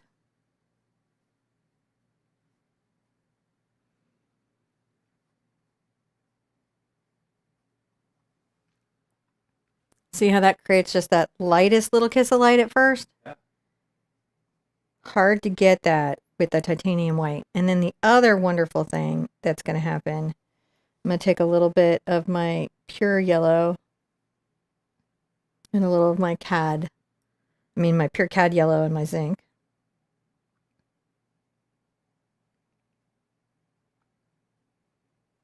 I'm going to add a little glow around the figure.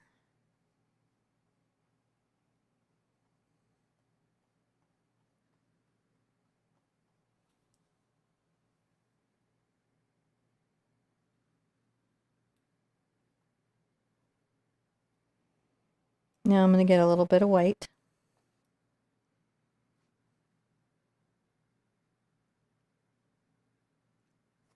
Tap that back.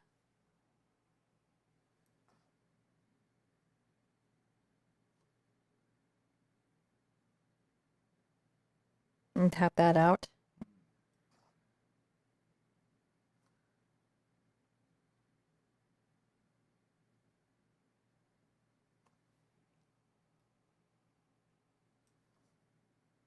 Might add some glazing medium to some of it.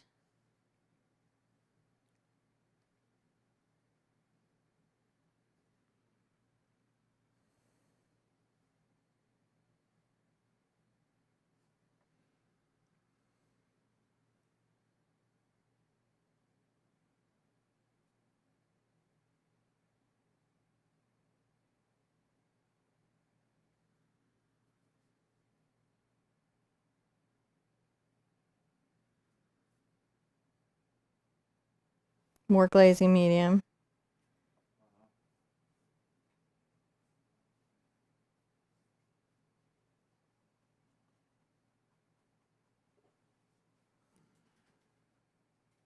What I'm pushing around her is the halo effect.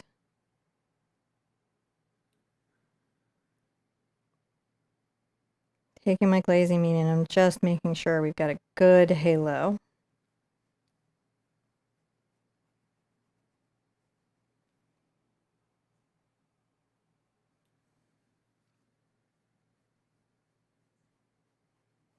But I have not removed the figure eight. Like, I still can paint her in.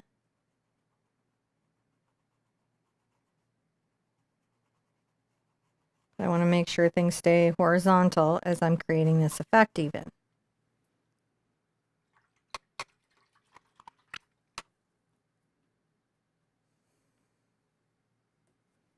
Now I'm going to put out a little more yellow. Sip my coffee because it's a long day. It is a long day. Yeah, this is a full 3-hooter. This is all the hoots of the hoots. This is a very Amethyst thinks this is a very peaceful painting. It is a peaceful painting, and it's, I think, a nice painting, and I like doing this kind of fun stuff for over Halloween quite a lot. I'm going to go ahead and grab a little bit of the yellow. And a glazing medium, and I'm going to come here and I'm just going to glaze out just another little hint of glow because I cannot stop.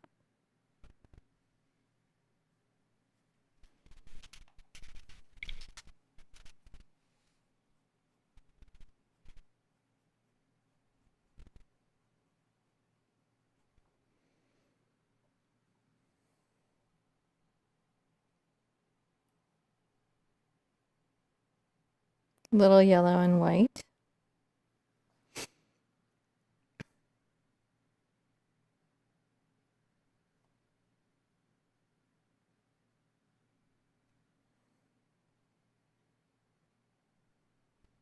think some little dapples of light coming out. Okay, so that was the yellow and white. Yeah.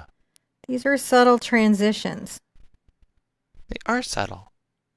A lot of times online, we work from big contrast to create the image. Mm.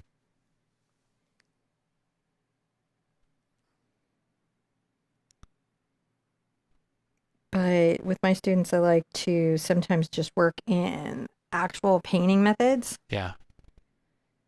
Just so that you guys are learning these techniques, you're learning these skills, you're understanding them so you can use them in your own art world later. Now that's already quite dramatic, isn't it? It is dramatic. It has the dramas. That's what it do. It has the dramas. I'm just taking cad yellow and titanium white So I really play when I'm doing this kind of stuff between the zinc. Come here and just add some little dimensionality. Every time I do that, it does, doesn't it? Mm-hmm. And then if I have to put something back, I just come into an orange or something and be like, that's a little much. And then I can push that away. Push it away. All right. Having enough of the glow around her, and then I've really got to nail my peach. Mm-hmm. So I'm going to take my round brush and a little bit of my yellow and a little bit of my cad red. And then my white. I see. My zinc white. Uh-huh.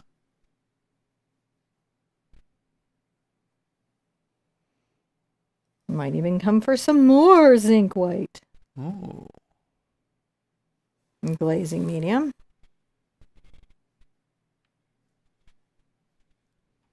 It's quite peach through here, and it's a White light peach. And I'm going to bring that down into a taper into her. I let the other colors show through, but you can see how this gets me where I'm going. I do. Now, where I want to feather or blend that out, I just take my glazing medium and I can even wipe out my brush, and I'll just make sure that there's a bit of a transition here. See? Yep.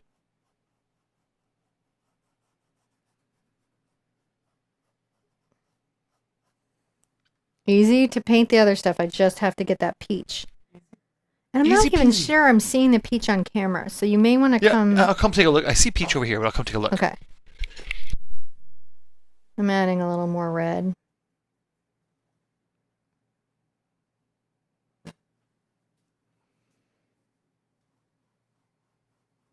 See what I mean?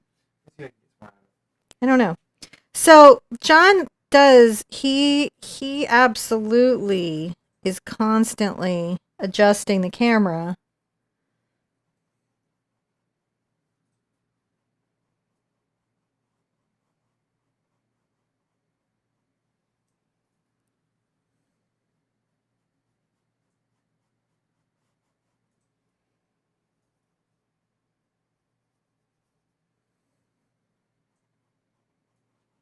Well, I push the peach. Push that peach. Very hard to make these color transitions on a sunset on your painting. A little bit.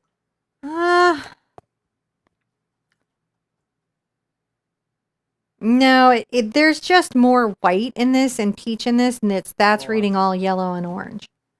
Pull it up a bit more. I think you lose other stuff up here. Yeah, it's just tough. It's tough. It's tough, but what you're looking for is a definitive peach. Like, it'll show up in my photograph. Yeah. Because my camera will see it. Sometimes video cameras don't see certain colors don't exist to them off the gamut. And of course, I'm the kind of artist that paints off the gamut, so. Oh, shit. Are you okay physically?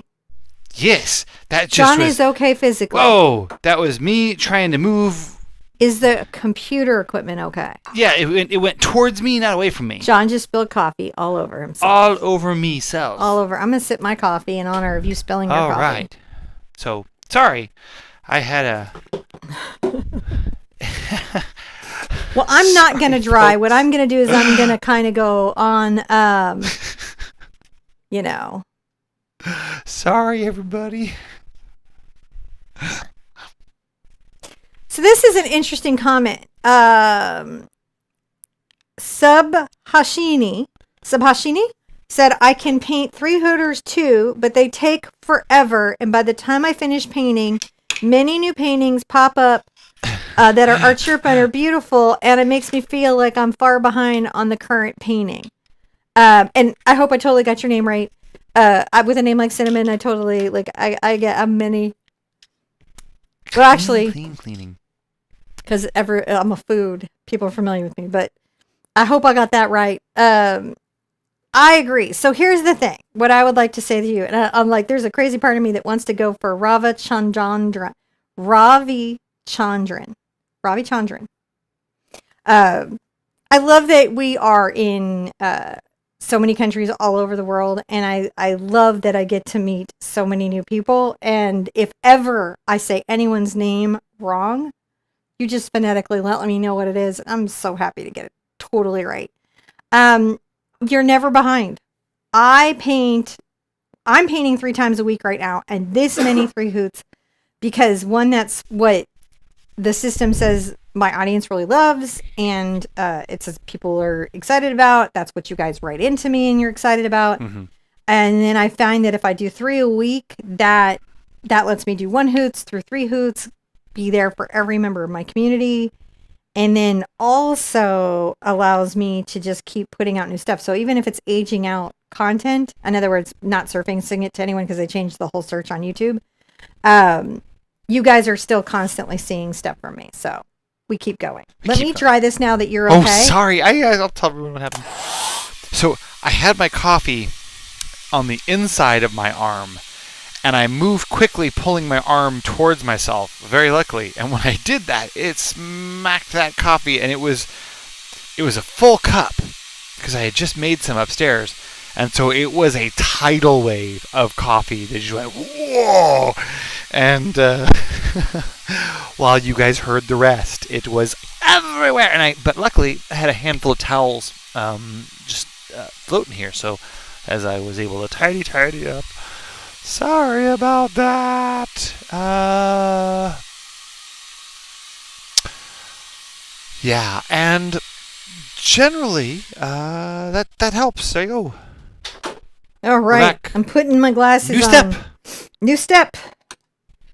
So we have the work close to her that we have to have done to be able to paint her. I'm going to take a little bit of my Dock's purple and my burnt sienna. And a little bit of my yellow ochre. And you're going to say to yourself, what a strange skin color. And I'm going to be like, I know. That's going to do some cool things. So I'm going to come here and on the arm, paint in my darkest skin tone.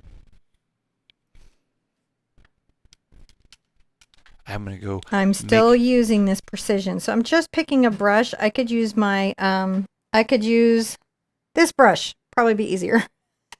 I couldn't see it in my bucket initially.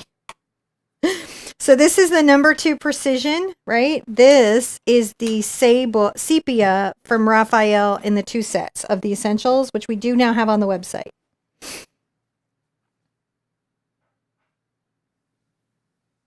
So I'm going to just make sure that there's nice coverage here. And this is really going to be about capturing undertones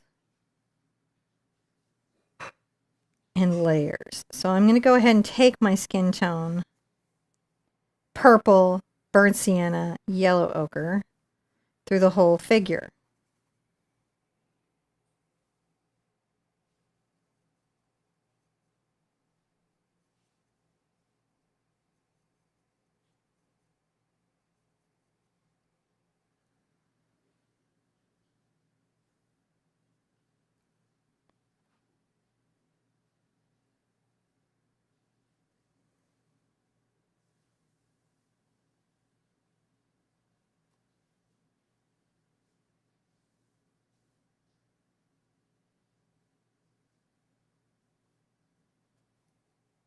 You could see where I might have had some concern about trying to paint out a mistake or a boo-boo in her figure in such small, tight quarters. And that is absolutely true.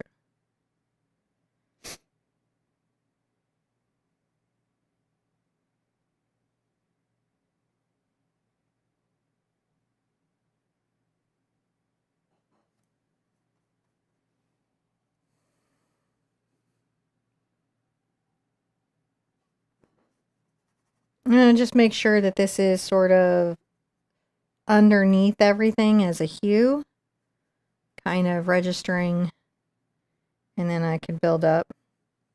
I'll go ahead and add some water to my brush to improve flow. I could also use the blending medium, but we'll get into that in a second.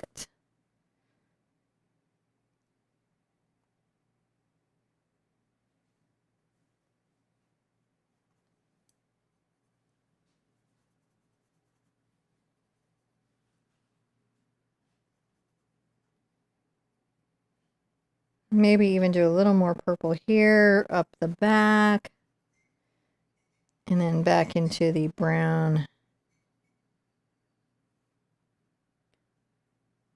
Now, interestingly enough, you'll notice that I'm going to bring this dark area in and not really carry that out. And that is because there's going to be some flow out of fabric from my main figure. And then there'll be depth. And when John gets back, actually we may even do it before John gets back, we're going to think about how we're going to do this here. So once I have that basis in, I'm going to take whatever my most delicate brush is. And right now my most delicate brush is my number 4 Precision Sable. And I'm going to use a little bit of my Burnt Sienna, Docks Purple, Cad Yellow. But then I'm going to do a crazy, not Cad Yellow, Yellow Ochre. I'm going to get some Cad Red into it. And mix it up here, up towards the top, if you can see. And then I can even get into the yellow. So I have that little range of color, which was Burnt Sienna, Docks Purple, Yellow Ochre. Then I added Cad Red into that mix and a little more Yellow Ochre. And then I added a little bit more Cad Yellow. And so that's how I'm going to get that kind of worked out. Now I'm going to load up on my brush and I'm going to use my glasses to sort of really see it. I'm going to bring my little thumb out.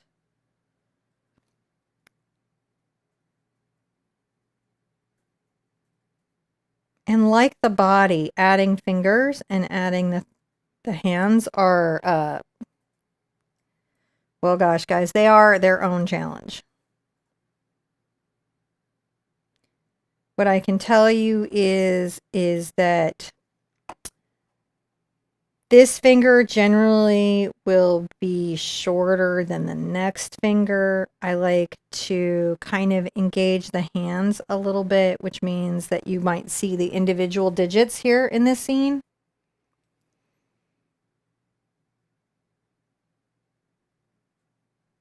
Patrons, if you're new to the patronage, you might not know that in the Facebook group there's a whole class on hand drawing and a bunch of resources that are just for you guys. If you're struggling and you're patroning, it's a resource you might not know you had. Now, if I lose a finger, then I've got to come back with the background color and build it.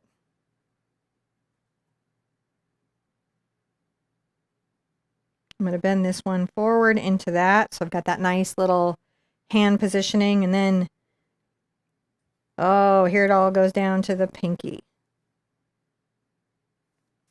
But I'm not unhappy with that. Notice that the red being in there makes it feel like the hand's in light, doesn't it? That's just a crazy true story.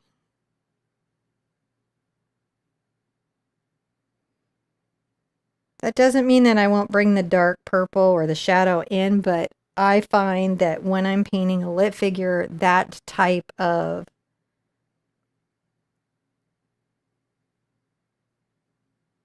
important coloring where, you know, the light, I don't know if you've ever held a flashlight up to your hand where the light goes through. Another little segment on a finger.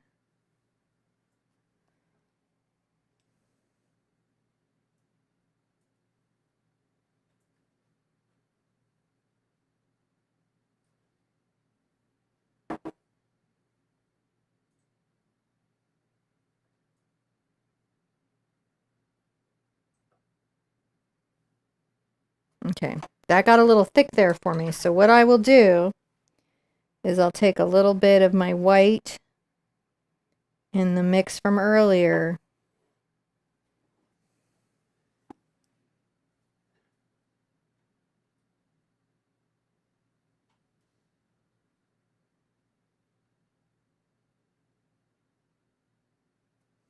Paint out whatever I don't like, right?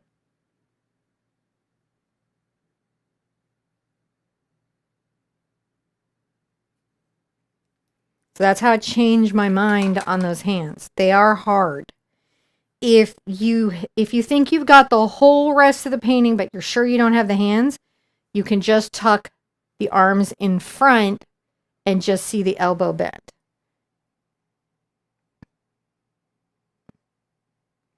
And that's what we would do on a 2-hoot or 1-hoot painting. But this is a 3-hoot painting, so we're going to actually paint hands.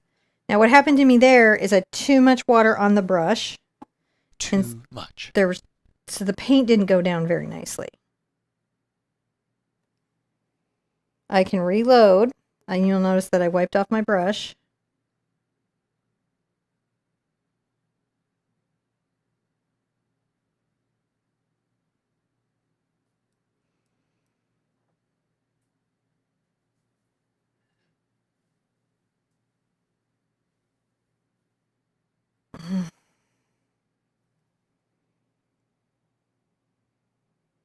And yeah, it's definitely always going to be a minute when I'm working on that. Always a little bit of a challenge. It is always a bit of a minute. So I'm going to come here with a little bit of white. And that little yellow back on my thing. And actually, to fix this, I'll dry it. I'm not going to new step. I'm just fixing my hand. I don't like my hand, so I'm going to dry it. So you can quick dry so she can touch up. That way, because when the paint's wet, if you come back with other paint, it'll just smudge. It'll dilute rather than create clear, crisp lines or layer properly. So I believe she's just going to come over here and make sure that she can paint out a little bit of those. Although I think they're okay. She wants to. This is one of the things is that if you don't feel good about your stuff, you got to be able to just go back in and go boop boop boop boop boop, and you can see that that's what she did. She's just re-backgrounding a little bit, and I'm going to angle it over here so that we can see.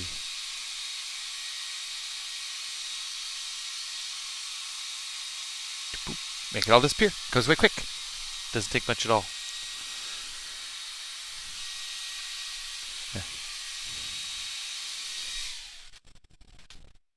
Just get a little more background there. Yeah, so what I'm doing is I'm trying to hide the hand repair, and I'll paint a little bit of the background color and then dry it and paint a little bit of the background color. I was using my number 12 Princeton Select Round Blender. Used a little glazing medium so I could still see the hand underneath.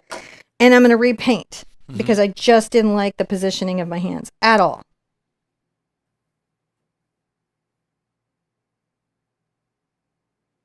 Come here, adding a little more yellow.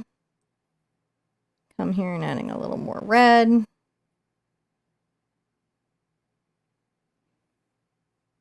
And if you'll remember, the original color was burnt sienna, dioxazine purple, yellow ochre, and then I was adding in cad red and cad yellow to create that effect of sunlight through skin. I will repaint my paddle. I'm still using this little precision brush because this is the finest brush I have. Now, its challenges, right, for me to paint with it are that if I rinse it out and come out of the bucket, I'll have a water drop that can come down and over wet the stroke. And so I really have to watch that. Where I want to blend back in, I can go back into the dark color and you can see blend that back out.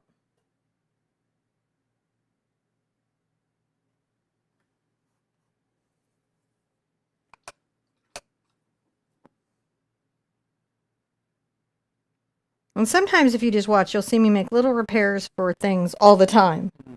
And that is not uncommon. So I'm going to change the positioning of that first digit.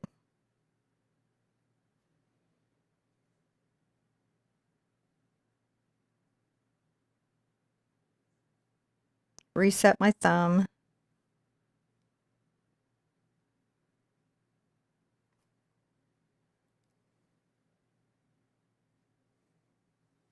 It's a little thicker than I'd like.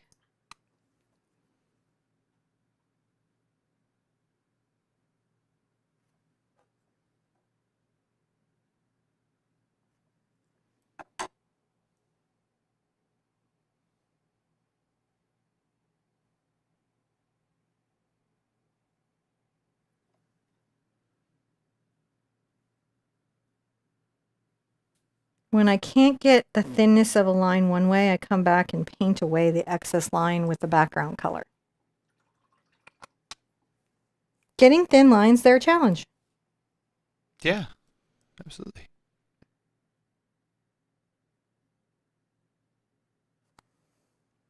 Wow, we have 6 new patrons to YouTube.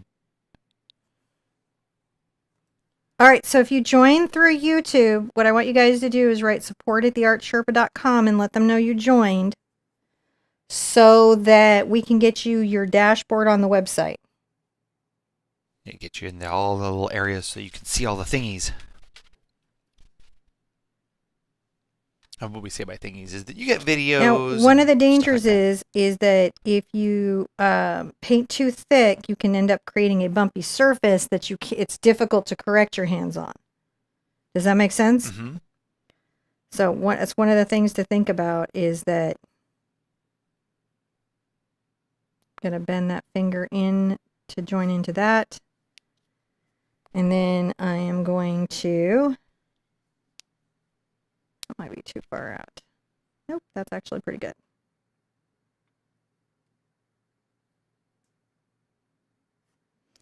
Now, one of the tricks that you have to do when you're painting and you're learning how to paint something like, I don't know, hands, right? You're painting hands and you're like, oh, I got to paint hands, is that practicing is everything. My youngest has the best work ethic for practicing hands. Like the best. It's just like Lunabella has notebooks with hands, just hands. In any position, anytime Lunabella runs into anything that she might find difficult, I'm doing a background color here so that I can, too much white.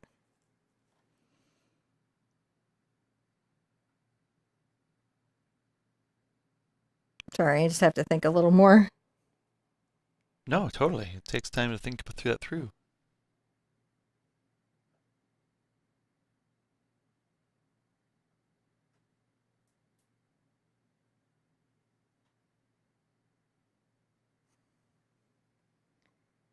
So I'm just making sure I like my positioning of my fingers. Once I paint them, and paint them and paint them and paint them. It's a complicated structure and your brain has a lot of hand information. It's why they're hard. Right. So you should, I think this will make it a new step, yeah? Now we're on a new step? No. No. We're still fixing the hand. We haven't gotten the hand where we Okay. want it yet. All right. I like the hand. It looks like it's a handy hand. It is a handy hand, and I know we'd like to move on. I do. No, I do. This is one of those things where everybody, you have to take the time to get your stuff the way you I need didn't it. mean that the way that sounded, by the way. What I do you didn't mean? think you were rushing me along. No. I'm just validating the general, it does take the time that it takes. It really does. It takes the time that it takes. I'm joining up the hands here, and then what I will do is I will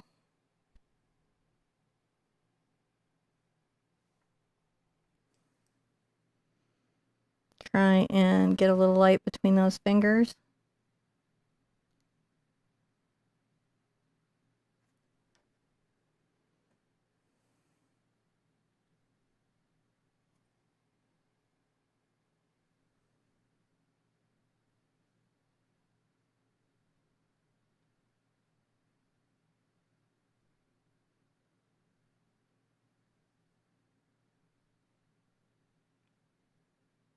It is a moment of thought. Mm. All right. I think that's it's enough where I want it to be right now. We'll call this a step, and we'll call it hands are hard. Hands, they are. They are something that everybody takes a little time to make sure it's working okay. I'm just making sure that there's my screen is doing a weird. Oh, okay, just making sure. It showed that there was a feed thing, and my little brain went, "Oh no! Check all the buttons." And the buttons are okay, so I think we'll be able to move on. I'm sure I'll get my chat. I don't have a chat right now because my YouTube is acting all wonkety, but it'll come back here in a minute. Right around the time Cinnamon's back, and we're on to our next From outer space. step. All right. So now what I'm going to do is I am going to begin by painting in the dress. And the dress is going to be a little bit of Dock's purple and a little bit of ultramarine blue and burnt sienna.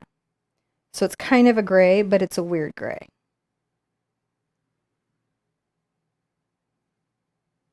And I may even come over to what my skin tones were to get the dress involved. See how that kind of brings it into that.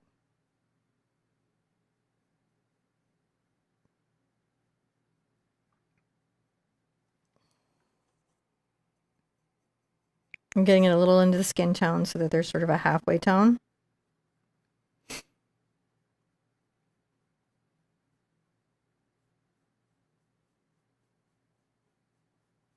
Just brush that down, it's just fine. So I'm just taking this purple over to the little skin tone that I have and blending it in. Trying to get the depth on the figure. Still deciding if I want to shorten that arm.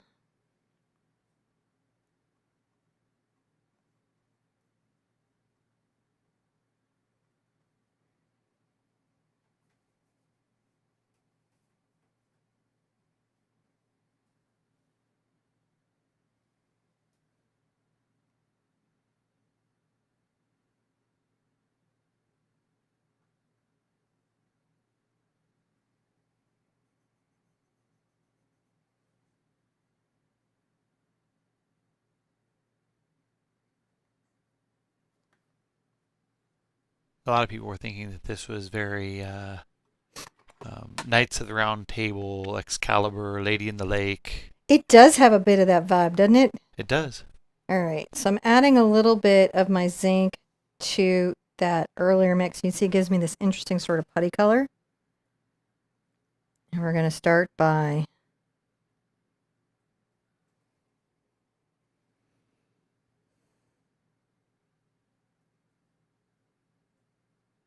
now coming through here. The fabric is going to flow towards the left and then the right. So the first thing that I want to do when I'm painting the fabric is capture that initial flow with my brush stroke. Zinc white and my purple mix. The reason I used a little bit of ultramarine blue in that mix is because this also has a blue cast in shadows, and I can even come here and maybe too much. Let's go back over to the brown.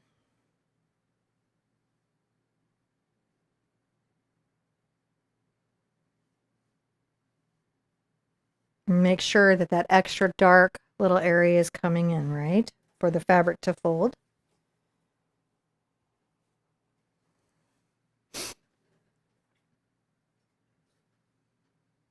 Now I'm going to have a bunch of brown hair here, so I really only have to worry about the sides. I'm going to roll my brush.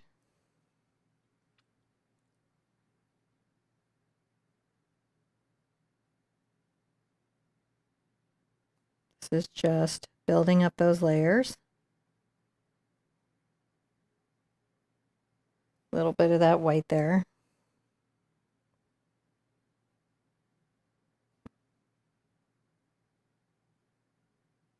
And a little bit off there. A little bit off there. We're going to go ahead and drop a sleeve off of both of those spots.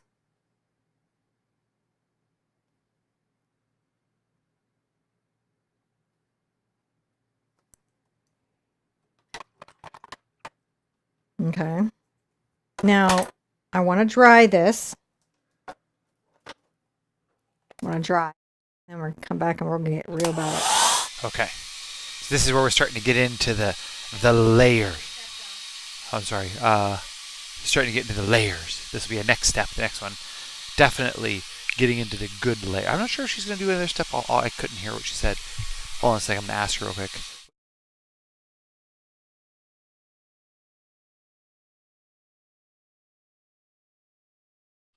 Okay. Just thinking, She's you know? thinking. So All right, I'm going to go to a new I'm step. going to use my grainer. I'm going to get it a little bit wet. I'm going to go ahead and get a little of my blue mix back into my little dress color. See how that goes just a little more blue? Maybe even a little phthalo blue. I want it to be distinctly to have a blue cast to it.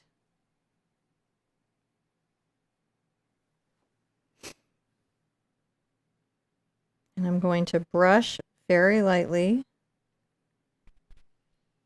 See how that starts that highlight? Yeah.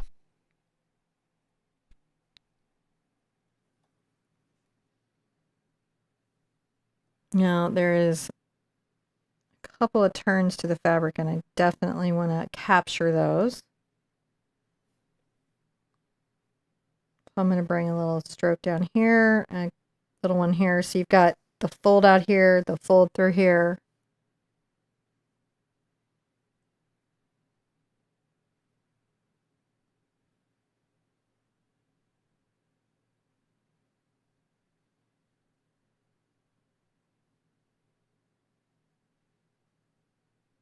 A little brush back up.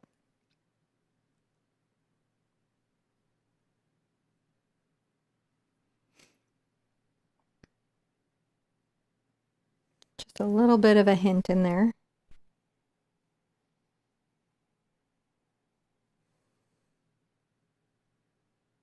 That's the zinc and our dress color. And again, we know that we've got the hair coming down here, so I'm really only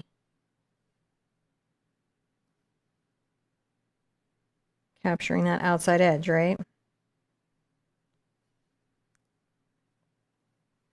I'll go ahead and brush a little of this up so that when I bring my hair down, it's consistent, right? But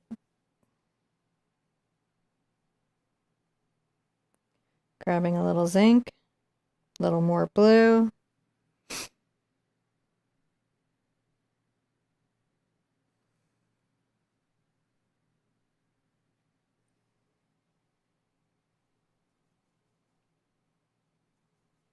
A little blue and purple and brown. It gives me kind of this blue-gray. Come on the edge of this. Bring down some little drapes, okay?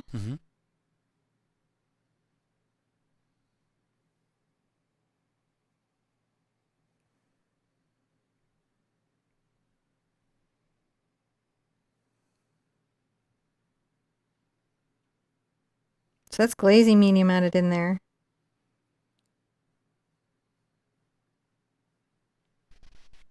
Now you can see what I mean, like I can't paint her until a certain amount of stuff around her exists. But man, it's cool. Add a little bit of the more blue. Oh yeah, she's going to be probably even cooler. She'll only get cooler. Well, I believe that. If I can work out this hand, she'll just get cooler. Ooh, the Bug has been a patron for 32 months. Oh, wow. Thank you, Bug. Bug also volunteers and helps.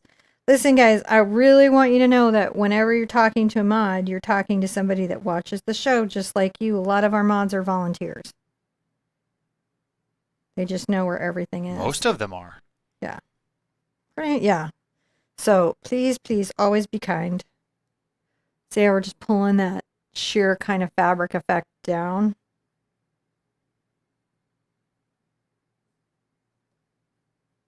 All right, rinse that out. It's not bad. It's not terrible. Now I'm going to get a lot more white on here. And it's the zinc.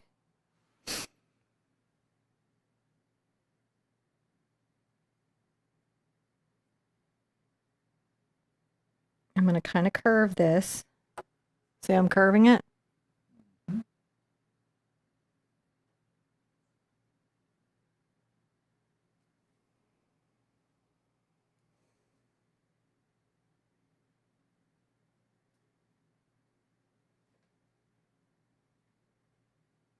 Building up the layers, getting those transparent effects.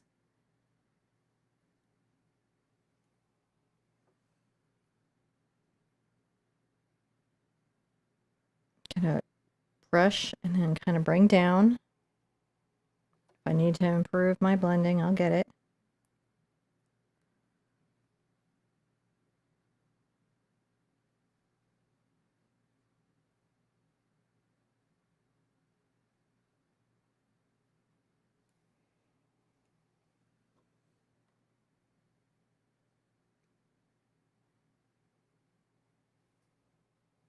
Just brush this over.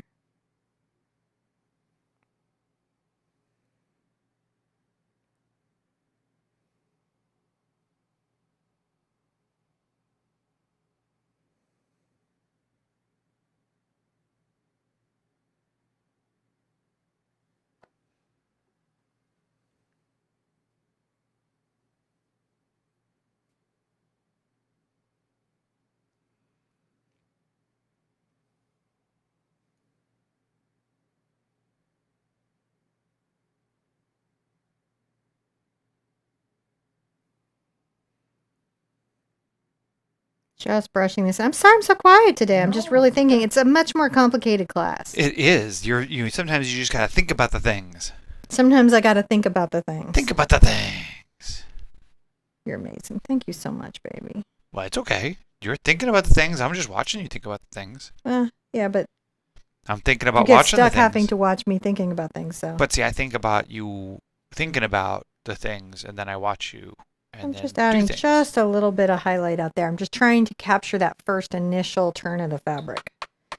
If we show. Now, I do want to dry everything because the next layer is going to be much more opaque, right? And I've got to kind of bring that in. All right. So dry. Yeah, if you don't dry the layers, then they smear and they get a little squished out and they don't look the same. They don't look as nice. So you really want them to be crisp. Make sure you dry them thoroughly between the steps, and that will help a great deal. You'll get better results, as she says. As I say? The 15th step. This is a big one. 15. I'm going to grab my burnt sienna, just plain, and I'm going to come up over the head.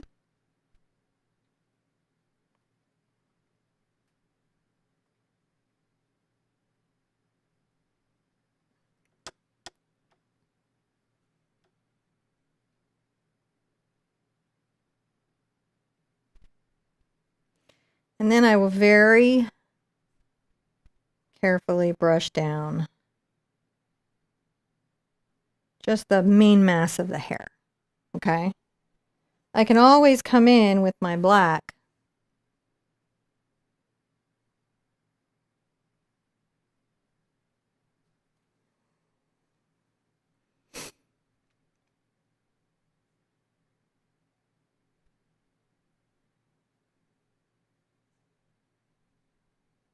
brushing it there. I'll make sure to put a little bit of the dress showing through the hair. Now rinse that out. And now I'm going to come here and I'm going to get into my... So I really like a phthalo blue and an ultramarine blue together. It almost gives me a cerulean, and then when I indigo it even more, right over here, it just really gets into that dress color. So I like that very, very much. I'm loading it up. It's biased blue. You can see that it's biased blue.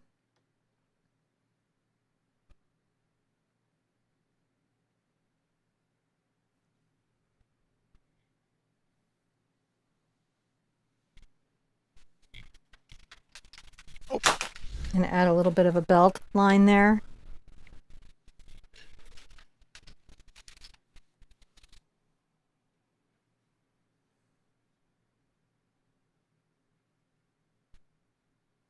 Now, I will paint highlights on fabric.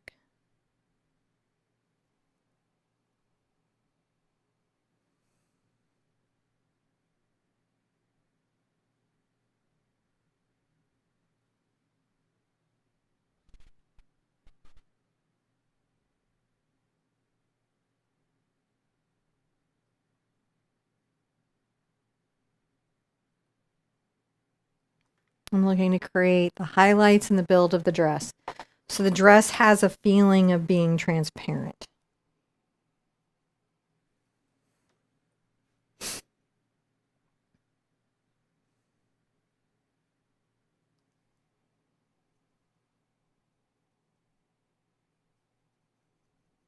Get into my blue-gray again.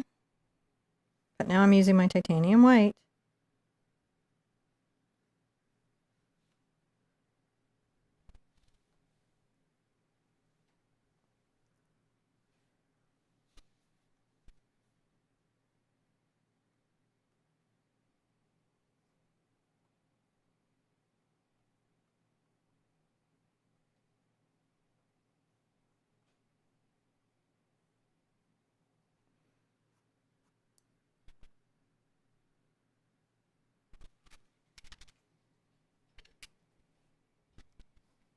Just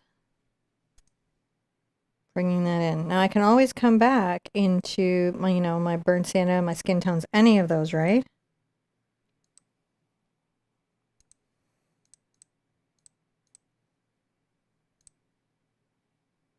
So I can just put those back very easily if I need them.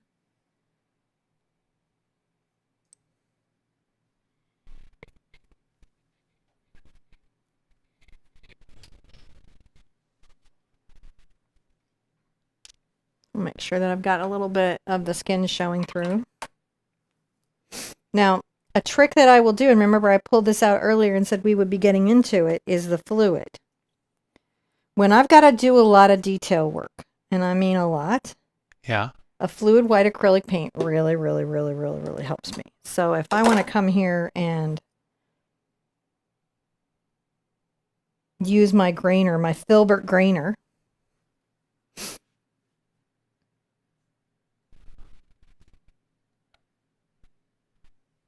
and paint in a little highlight, I'm going to tap along the hip and just brush in a little bit. See how I'm doing? Mm.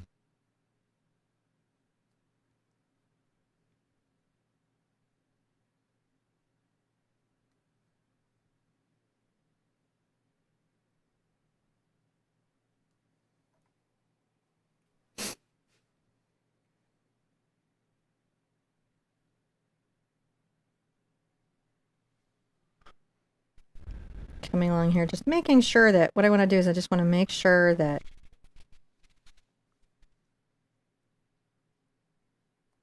and I'll go into the hair because I can come back out. I can easily paint over, can't I? Yeah.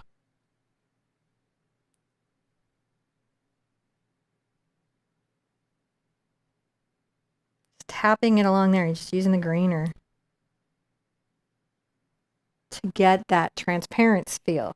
So this transparent feel of fabric can really feel super overwhelming. Mm. Come here and build up.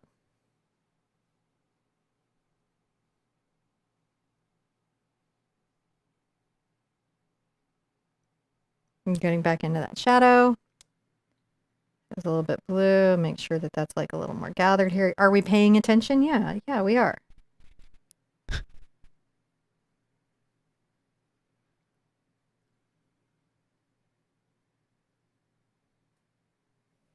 Again, I'm going to bring a little bit. I will always pay attention to studies, references, stuff like that. But on the live paint, again, not a copy machine. So it's not about getting exact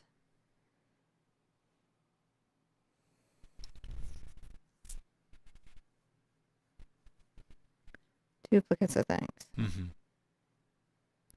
All right, let's look at that overhead and see how we're coming along. Are we building up the dress? Nice. The dress It's needs to be a little darker.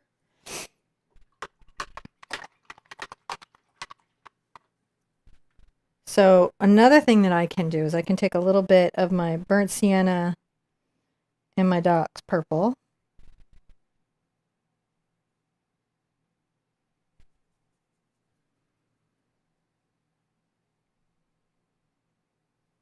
And add a little bit of blue to it, a little ultramarine blue.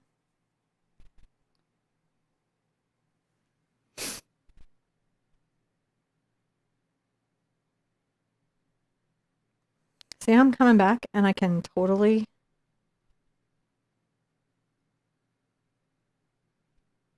add shadow back? It's really nice. So don't feel like you can't.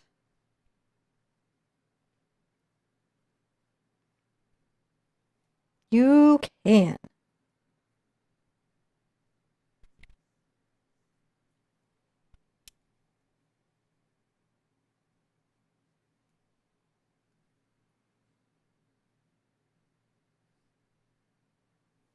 Now while I'm here, I'm going to take this brush and a little bit of my cad red and my cad yellow, and I'm going to make a distinctive little orange. A distinctive orange. Mm-hmm. It is distinctive.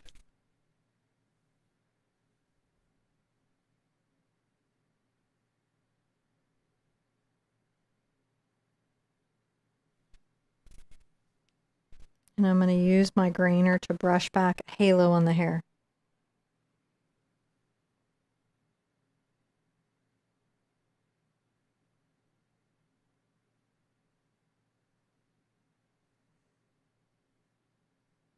Is that how we're doing?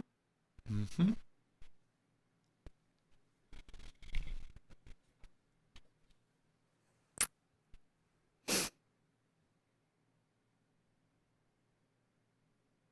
The halo is important. That yellow in the hair, that gold in the hair, where the sunlight is coming through is a big deal.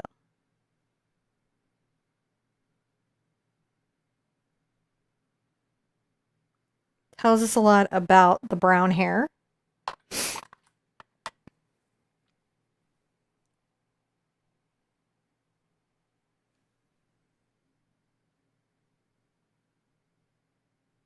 And now I'm going to come in and get a little black. I thin with water. I run it through. See how my brush is shaped when it's loaded correctly? Got that little, yep. Yeah. When you have this loaded correctly, that's about how the brush will look. Interesting. Going to just come here and flow down a little bit of hair.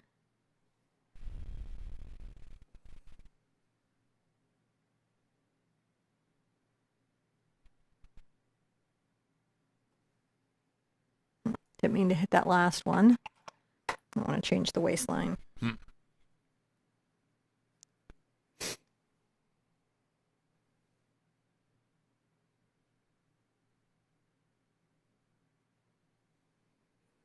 That's looking pretty good.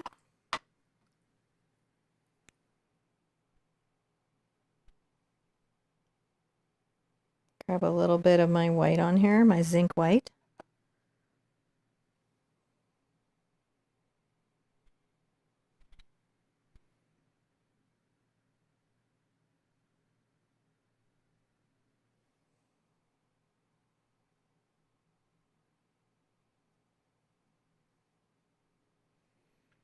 Grabbing a little bit here. Tap, tap, tap. I may have to just detail brush this through. Yeah. I will have to detail brush it through, but we are close bananas. Good. Yeah. We are super close bananas. I may use this brush. That's how fussy I'll be.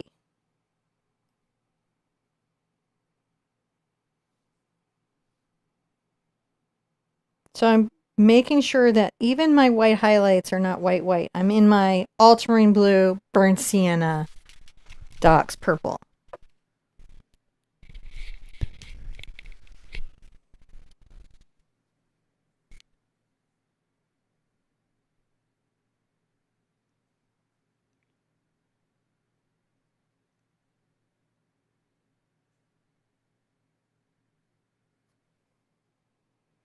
I will just come through here and make sure that I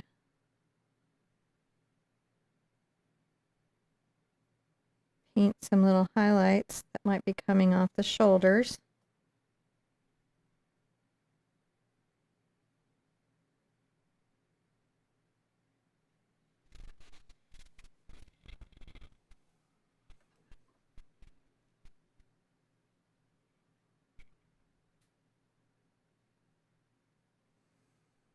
Just tapering it down. Yeah. Just tapering it down. We've got a long way to go.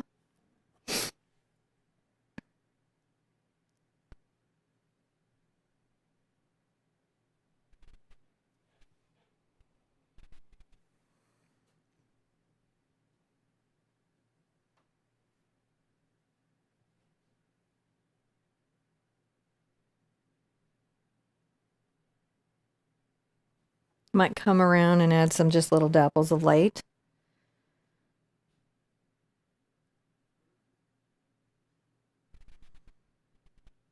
It's looking really cool. I like how the dress is coming together.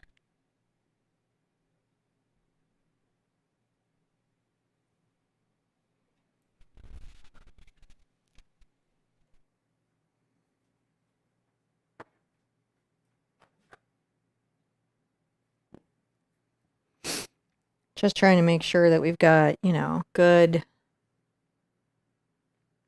highlights on fabric.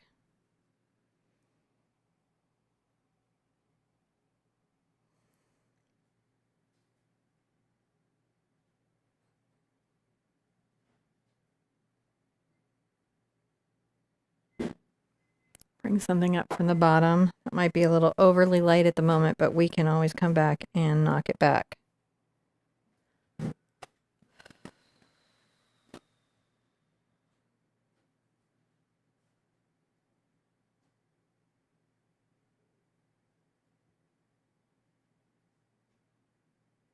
There we go. It's pulling a little bit in there.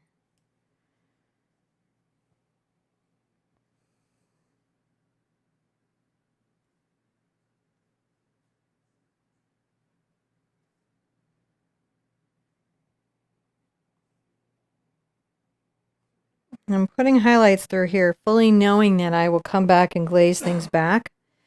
And that's just so that when one has the light and shadows correctly, it's really easy to glaze something back into its final form, as they say. But I'm going to go ahead and get some of my shadow color just real quick, because it is too bright up here. There wouldn't be any way for it to be this bright. I mean, she's really just, it's coming together stellar. So good. Yeah? Yeah. Just want to blend that back a little bit.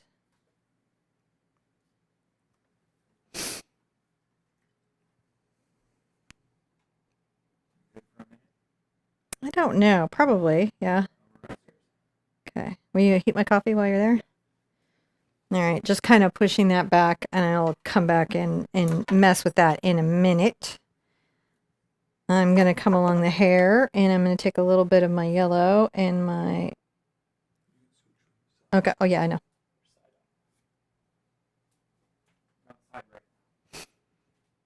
I'm taking a little bit of my cad yellow and titanium white.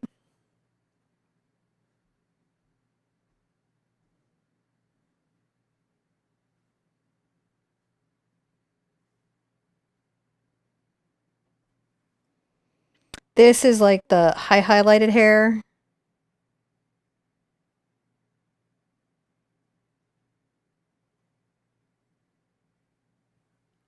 That might have caught in sunlight a little bit. I know I'm going to have a lot of, you know, floral and stuff up there, but I still want enough sense of things. I'm going to grab some of my background clothing color, still on my detail brush.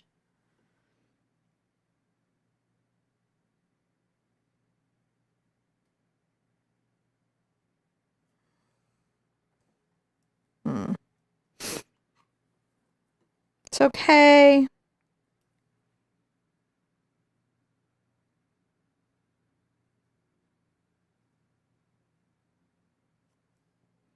going to go ahead and grab some of that orange.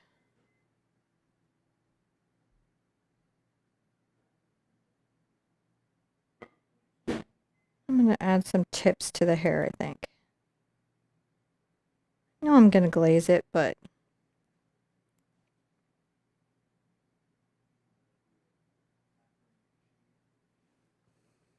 I feel like I will be so much happier with a little bit of hair detailing.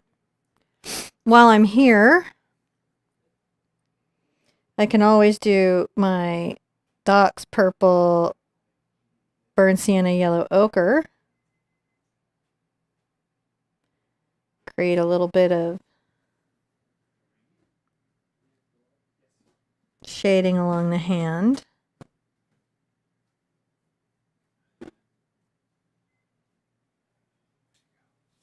Thank you.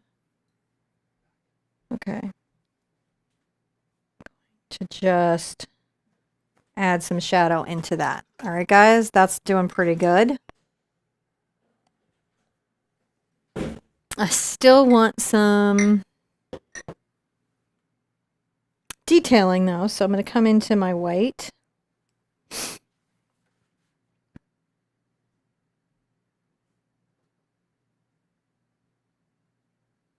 I'm going to tap that along the arm, as in it's kind of light. It's too much water in that. So I will pull it down. See how I'm pulling it down off of that initial bead of paint. You do something similar on the other side.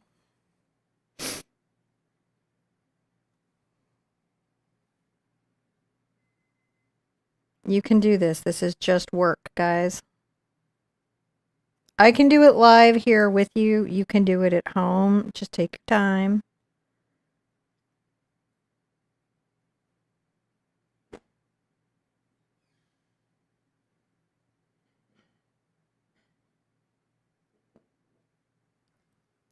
Just adding a little bit of highlight along that.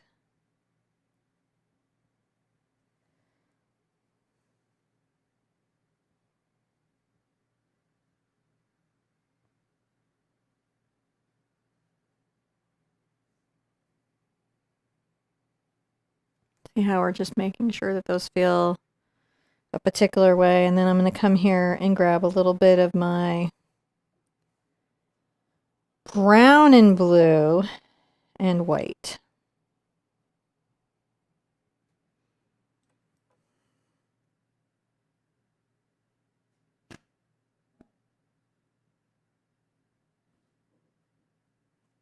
Kind of create a bit of a highlight along the arm.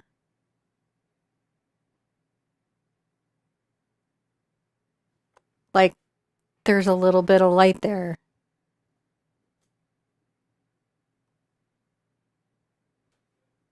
Adding a little bit of what that color is to the dress, just so that it's not just one place. Now I'm going to do this thing where I come here and I'm going to take a little bit of my phthalo blue and my burnt sienna together, and I'm going to get a very nice blue-gray. See that right there? Go ahead and get some glazing medium on it.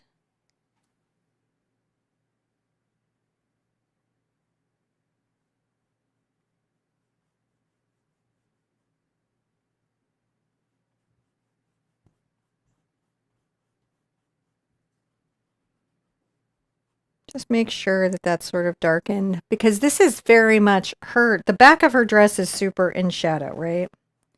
So we want to leave our details of our work, but we don't want to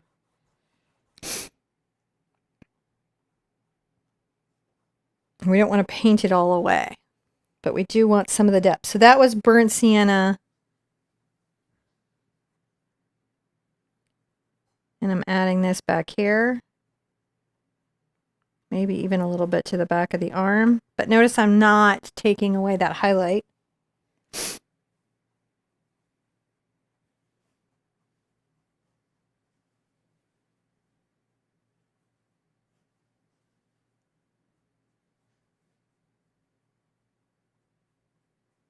Doesn't that just look amazing? Let's hot cut back up.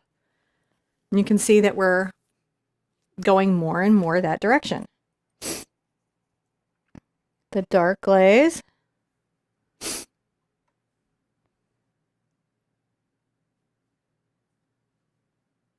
Burnt sienna. Phthalo blue.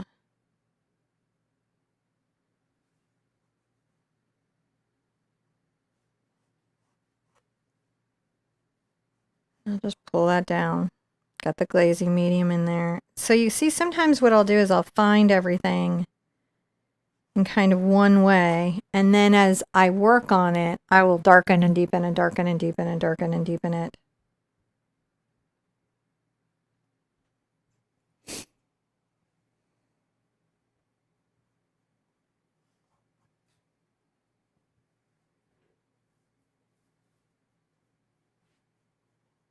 Using the glazing medium and blending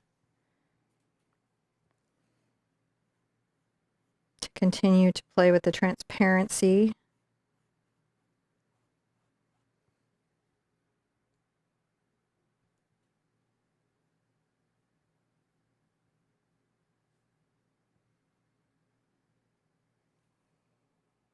And get a little bit of my zinc so I can do some not too noticeable touch-ups, right?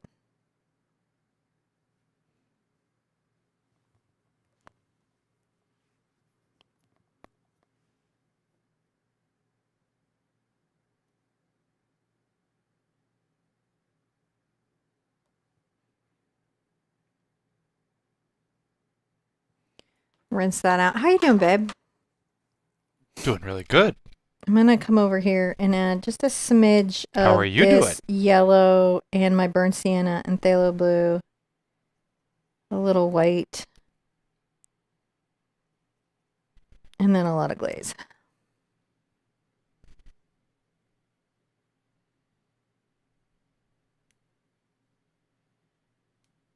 Add a little bit of that color back into the dress. Maybe a little more aggressively, but...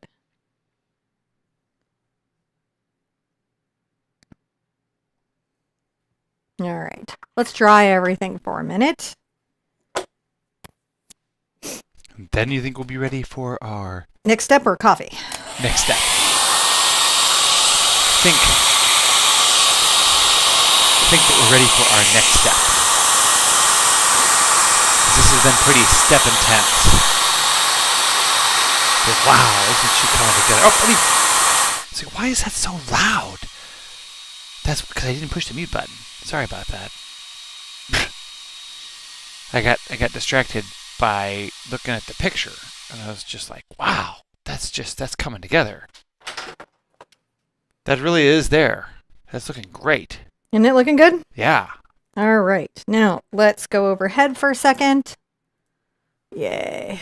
And then we're going to take a little bit of our phthalo green and burnt sienna.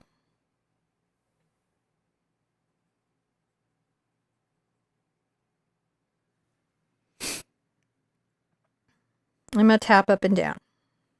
Tap, tap, tap. I'm using my number 6, sepia. Tapping up and down.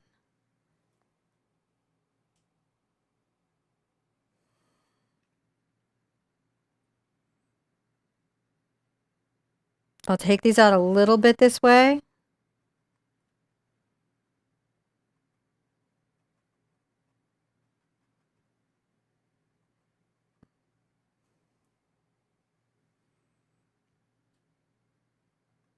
You don't want the dark out too far, but you do want it because that's what will help it feel like she's in silhouette.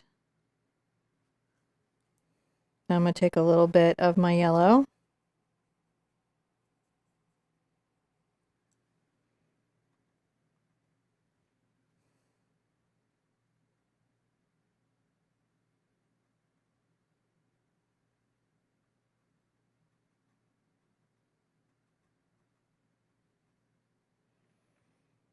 See how when you tap up and down and you just allow things to erratically be somewhere, it will look natural. But when you create patterns, then it just definitely doesn't. I'm going to go ahead and add some titanium white to that green and a little cad yellow.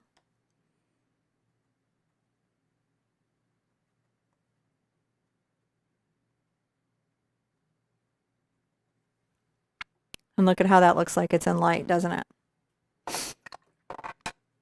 Now I'm going to take a little mixture of my cad red, my quinacridone magenta, and maybe a little Dox purple.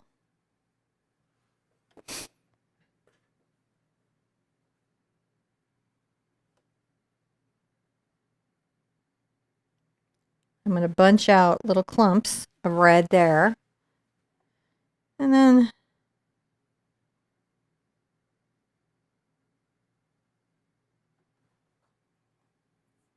sometimes I'll start something and then be like, you know what? No.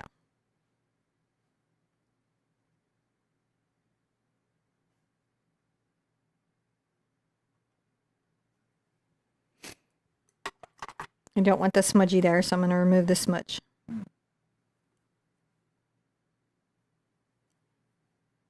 See how I just changed my mind and I'm not stressed about it because I can just change my mind and not be stressed about it. Now, once I have that, I can take my titanium white and a little bit, not my titanium white, my zinc white, right, and a little of that color.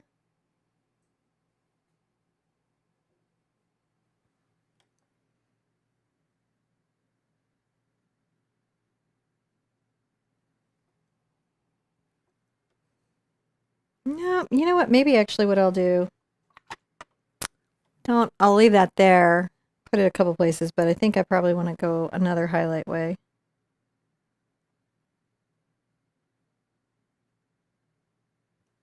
But that's nice for the wreath, so I don't want to take that out. And take a little bit of my cad red. And a smidge of my magenta. There you go. Looks a little better at the back.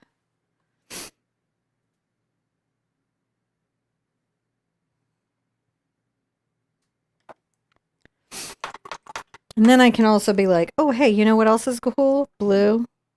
So same number 6 sepia brush. I'll just do pure phthalo because I like the dark of it. Bring some blue down there. And so, like, that's all there. And then when I come in with a little of my zinc. So not as much as what phthalo blue would do. I mean, not phthalo blue, what titanium white would do. But that little bit of zinc lets me get that right there, doesn't it? Yeah. Take a little bit of my black and brown, and I might come here and shade that just a little bit. Yeah, I don't mind that at all. I think I'm going to dry everything, and we're going to let her rest for a minute. She really is turned out so nice. Really, you know, Cinnamon's always very nervous when we start these about how they're going to turn out. But man, this is, I hope you guys are enjoying this as much as I've been enjoying this. You know, and just going over here and checking out this, about all the chat here. This is, I just really enjoy seeing this. This is one of those ones that's it's a little longer. It's nicer to watch, kind of kicking back. And All right, now we're going to work. Yeah? Like we haven't been working up till now, but we have been working, but we're going to work even more. Are you All ready right, to we're work? ready. I think we are. I am going to use I think initially I will try my filbert and I'll move to an angle if I have to, but I'd like to try my filbert. So my first mix is going to be phthalo blue, ultramarine blue, and a little Dux purple. I don't mind if it's glazy. And I'm going to come in this lower half.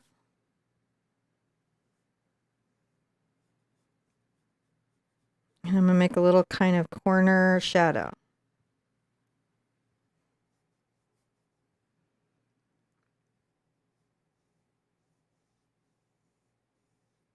Bring a little brush out there. I might even kind of come and edge this front. See how I'm doing? Just making sure even that curl around the canvas is dark.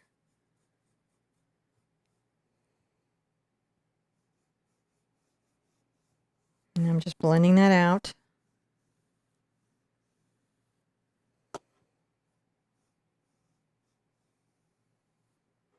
It's that first little dark shadow.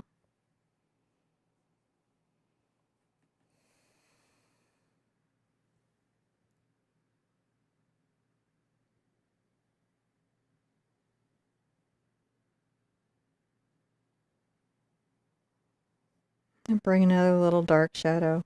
These are shading on the waves, okay? Let's do this as a new step here. Yeah, it's supposed to be a new Oh, step. it was. We did. Okay, that's right. I did. I just, get a little flustered. Making sure I get all the right buttons pushed. I'm just looking at this from a little at the other angle. I think that here I'm adjusting the camera now so that I can switch over and kind of see from a little bit.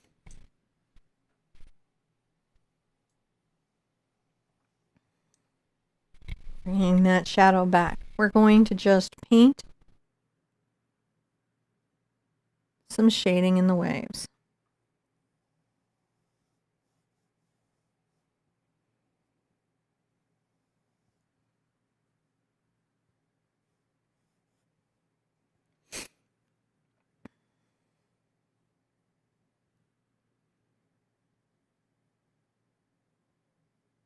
The ellipses are hardest, just because getting them kind of lined up, like this ellipse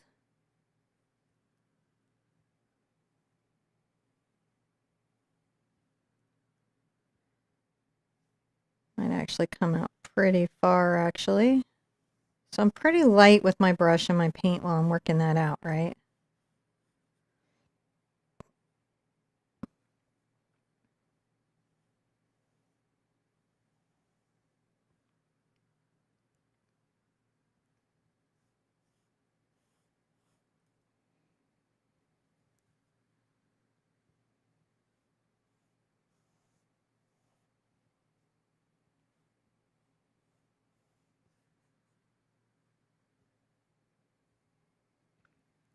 Sometimes when we're painting something, it's challenging because we want to paint every single detail. And sometimes that is necessary, but sometimes we have to just paint exact details. So, I really like how the rings are coming in.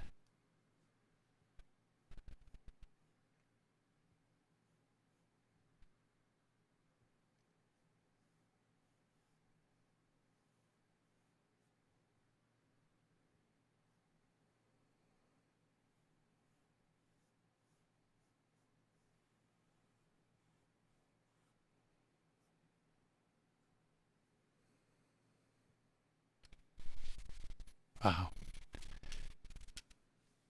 Those are actually the shadow parts of the yeah, so what I'm looking for in water when I'm painting water and I'm painting ripples is I paint my darkest shadows, my strongest ellipses or shapes first.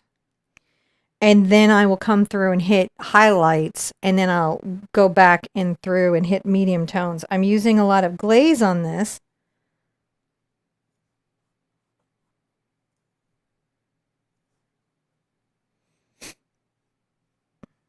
So that I have some forgiveness.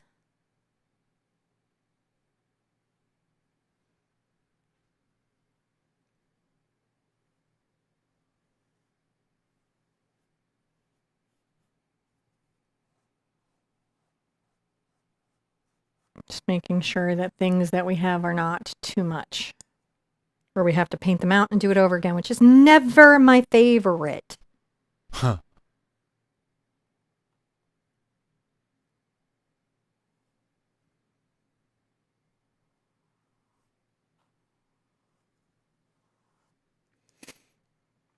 Don't worry if you over thicken your shadow. We have to come back and put in highlights, so there's just a lot of work to generally do. Yeah.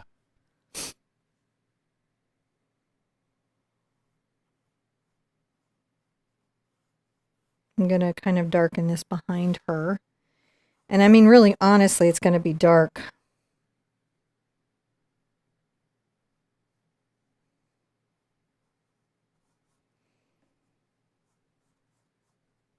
Kind of coming back through this. Oh, yeah.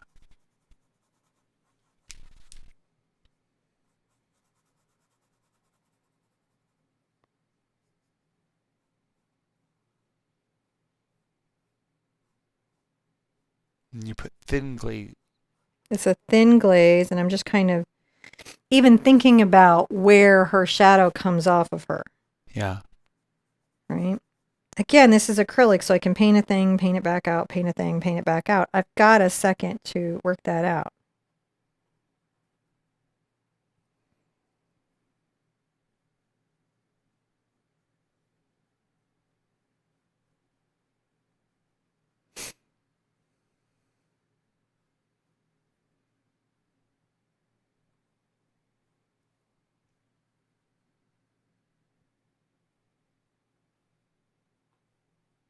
I may have to change to round brushes just to nail where all that is. But that's what I want to start thinking about, is getting that stuff in. And then, giving myself a break where I need to, but also, recognizing. That looks so good. All right, let's work a little bit over here for a bit. Okay. I'm going to use a round brush, and I'm going to get a little bit of my brown and black together. And I'm going to come here and at this point, kind of above and left to the hand, make a little dot.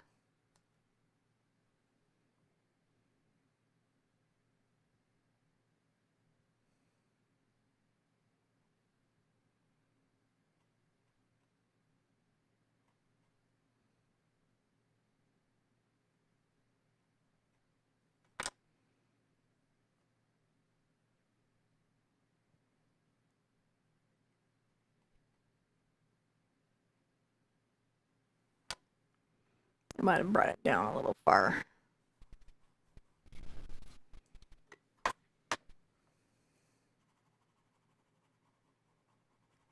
See how before it dries, I can just change my mind greatly? Mm-hmm. And I don't have to take it all out. I just want to come at it a different way. I'm going to use a big brush. This is a number 8 Simply Simmons Filbert. I just want something bigger. And I'm going to use a stronger mix of black and brown.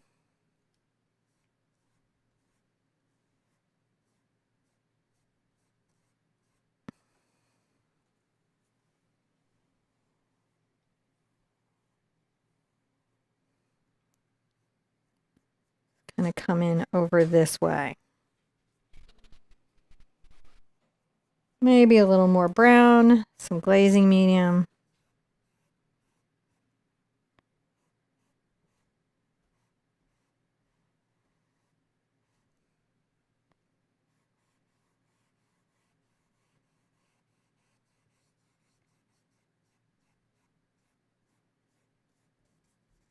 Make sure that this is very indistinct, above, below, super reflective.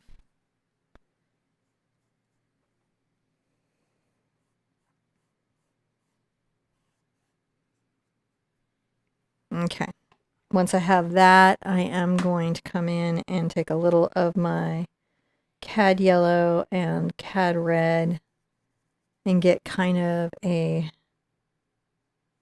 bright yellow orange.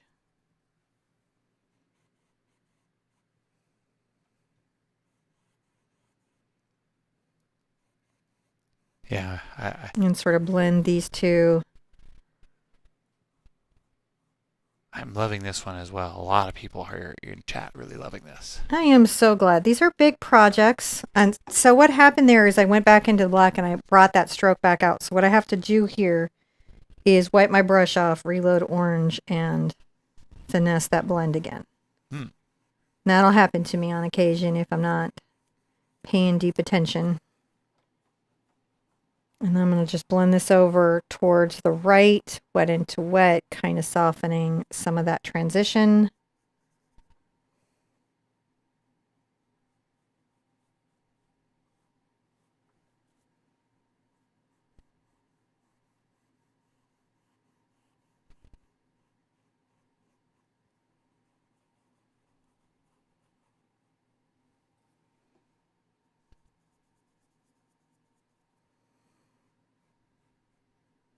A little more orange.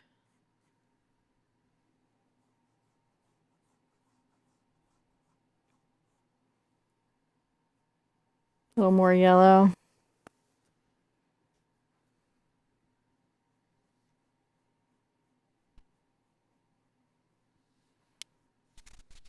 But again, I worked close to her, so I'm okay now. I can work my water. I can put my focus there as it needs it.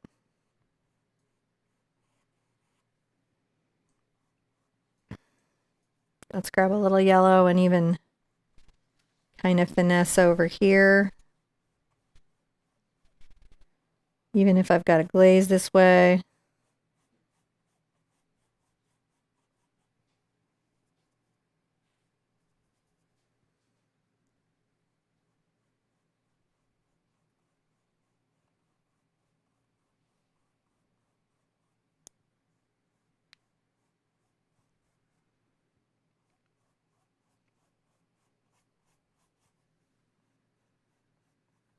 I like to finesse. Yeah. That is just the best. All right. I need to put out some more yellow.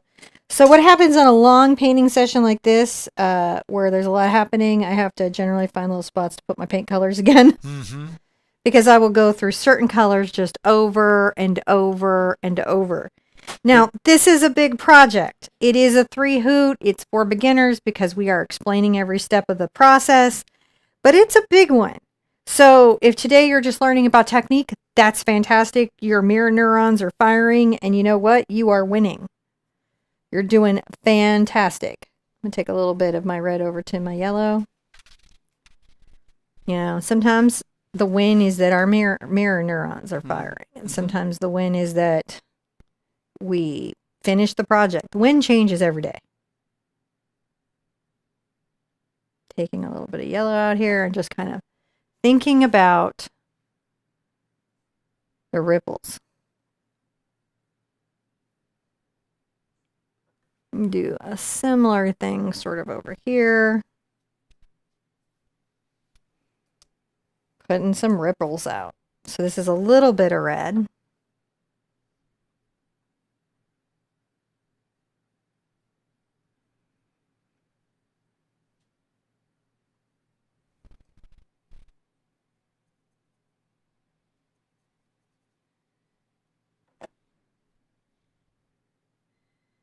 Just brush a little orange into that, you know, just like shading them out because ripples got shading. Just like ogre's got layers, ripples got layers. Brush a little orange there. I got a little strong. Too far out with the orange. Come back. See what I'm doing? I see. So when you're painting like this, you're just finessing things a little more. Yeah.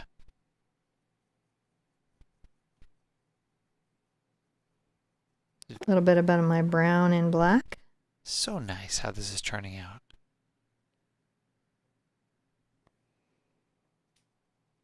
Little brown and black.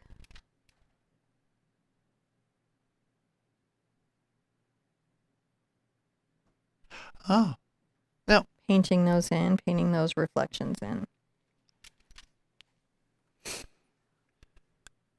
Now,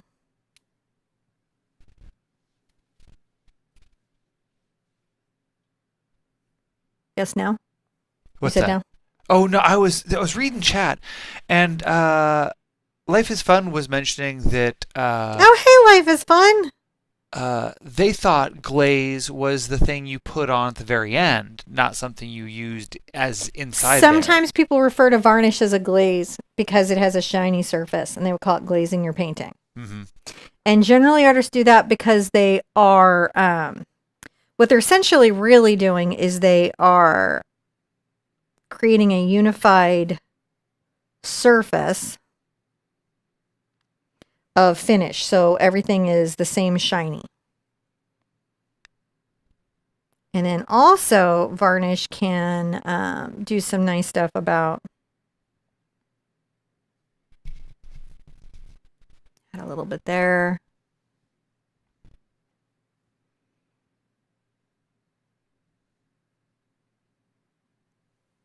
Just adding the ripples.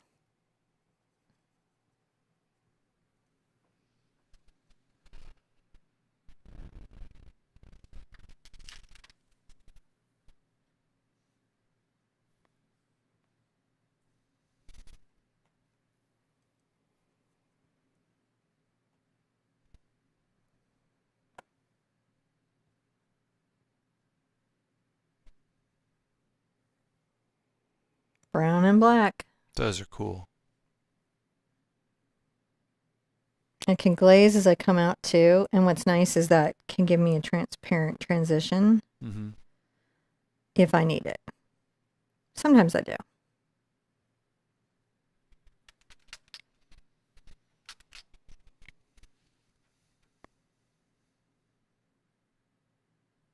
Just creating the ripples going out. These are repeated pattern strokes. So in art, whenever you make a pattern, that's always more challenging for us as artists because patterns is where things can kind of go wrong, right? And I'm adding a lot more glaze to that one. So sometimes what we're doing is we're just hiding patterns where nature would hide them and creating patterns like in ripples where nature creates them. We're just pretending to be Mother Nature in 2 dimensions.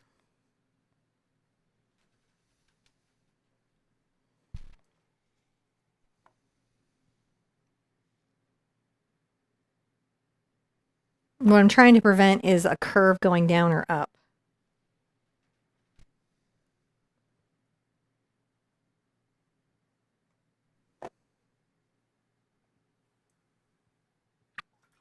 No, I can't. I've got to only see it on my canvas because my view of this is a little blocked. Don't worry. No, it's okay. I'm going to grab some orange. A bit of orange. It's okay if you get some zinc into it and peach it just a bit, as long as it's got some nice yellow orange to it.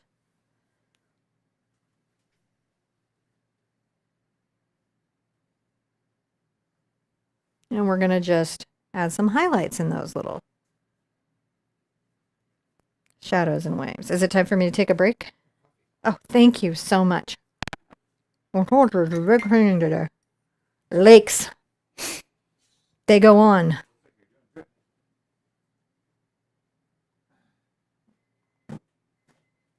Adding a little bit of orange there. I want to warm.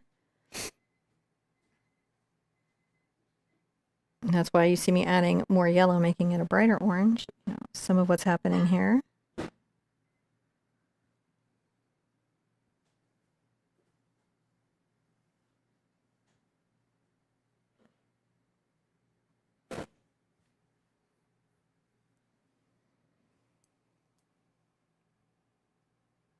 Maybe a little white into that. Right, so just very light.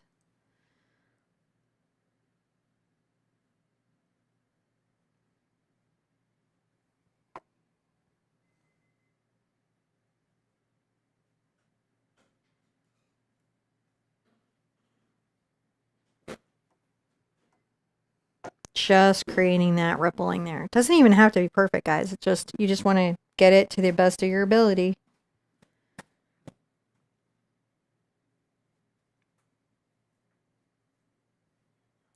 I'm adding some orange to the tips of the ripple. Okay. Okay.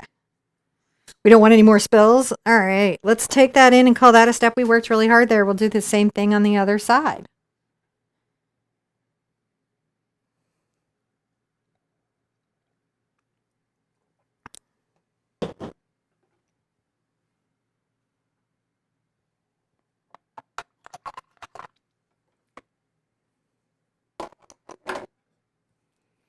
I might take a little bit of my brown and orange color here in a little glaze and do an interesting thing. I might come here and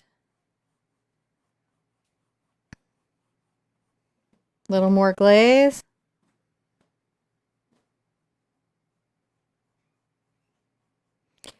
I'm creating this sort of shading in what is that over there. I'm going to get a little bit of orange going.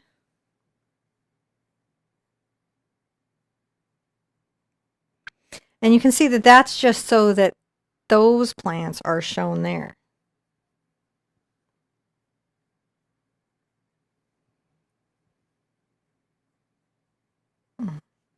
Push that back a little bit. I don't want that quite that dark, but right there, you know, you've got that.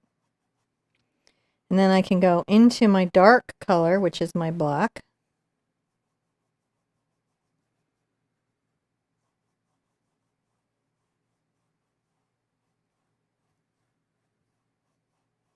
And transition the shadow that is here, which is the brown and black. You can even make sure that some of this is up here so that there's a nice reflection in the water. We don't have to worry about that at all. We're just brushing back and forth. What am I doing? I'm keeping it horizontal. I'm keeping it horizontal because even though I've got to paint these ripples, I still need to make sure that my water, such as it is, feels somewhat level.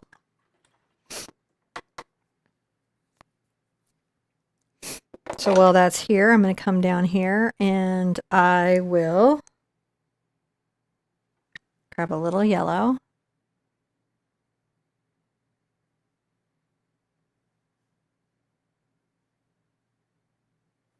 And add some little ripples in the sides here with just yellow.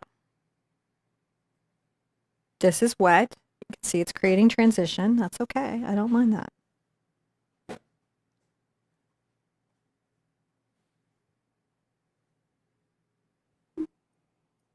Now I'm going to grab some brown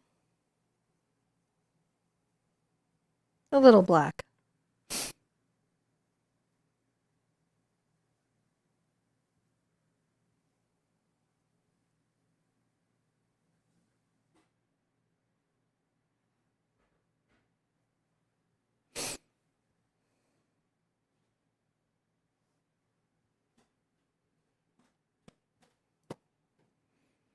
Brown and a little black.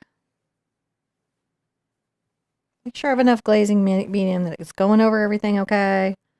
It's flowing all right. Now, I can come back and put in highlights, but I can come in and do it through shadows too. So that's what you see me doing, is just building up shadows and highlights. What's funny? I'm so glad you guys appreciate this class. I did some big ones for Halloween this year, and I wasn't sure if it was a mistake or not. But I felt like that I picked topics that a lot of people weren't teaching, and I went deep in a way a lot of people weren't. Yeah. Like, not a lot of Cthulhu deep dives. Sure. So I'm trying to like offer some stuff that just isn't everywhere. Bree was just worried about you. Oh, really? I just wanted to make sure you're just like, you got to eat something. I do actually pretty Bree, soon need to go have a snack. Bree is correct. I'm going to tell you, Bree, in the oven is a Yes, that's hours away. No, it's done. It can't be done. It is. It can't be done. It hasn't cooked nearly long enough. 4.5 hours. Oh, I feel like it needs 6 or 8. No. So there's brisket? It's done. It's a roast. Well, that's right. It's a pot roast. It's a pot roast. Put a little shade there. You can see just where I'm putting these. That's just where they're shading, right? That's where I'm putting in these ripples.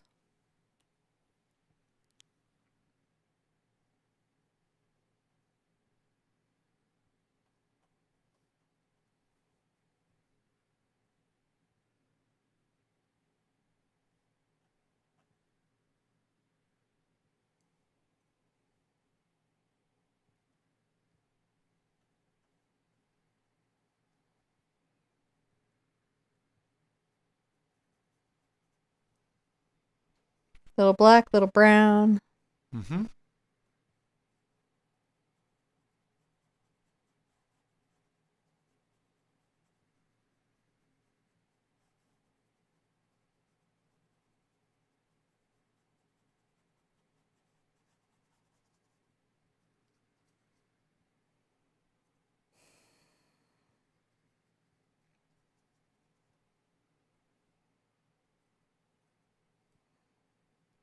Too dark.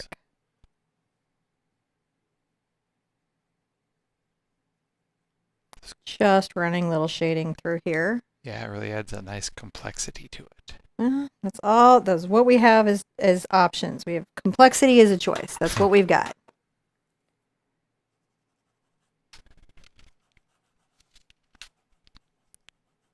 Wasn't feeling that one, and I just took it away.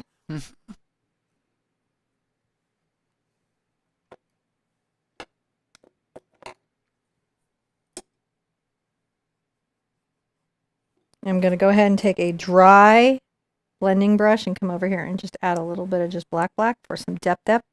Okay. And blend it over here.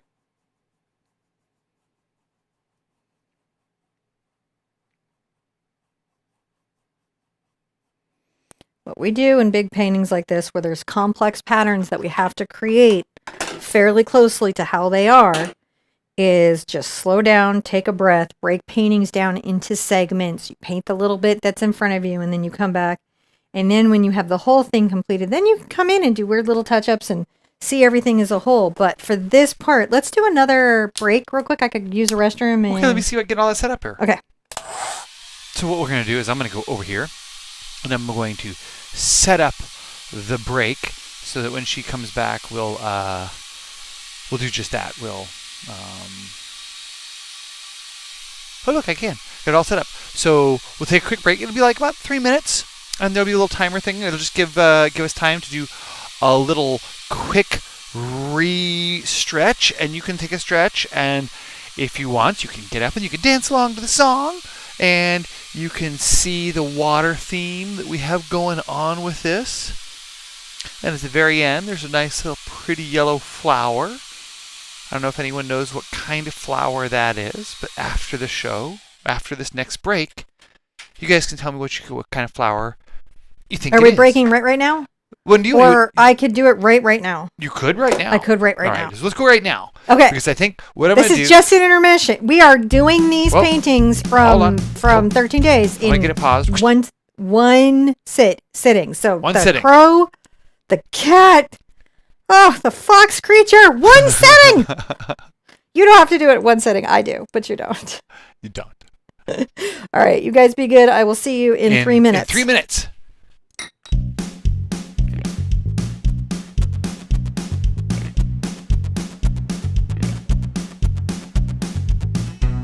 Hello, my friends, the time of day is here when everybody paints and forget their fear. I'll show you where your art is. You know it's where your heart is. It's time to have fun. I hope we made it clear. Hello, my friends, it's time to turn the key. Release your stress and paint along with me. Yeah. It's not about perfection, it's about the connection. Now put it on your canvas and let it be. We're having an art party. Why don't you come with me? A straight from the heart party. Now everybody let it be. No need for words like can't or ain't. Just grab your brushes, come on, let's paint. Don't think too hard, it's easy. Plus, it's a lot of fun, believe me. Just join me right here, we'll make it a day. We're having an art party. Why don't you come with me? Yeah. A straight from the heart party. Yes, everybody let it be.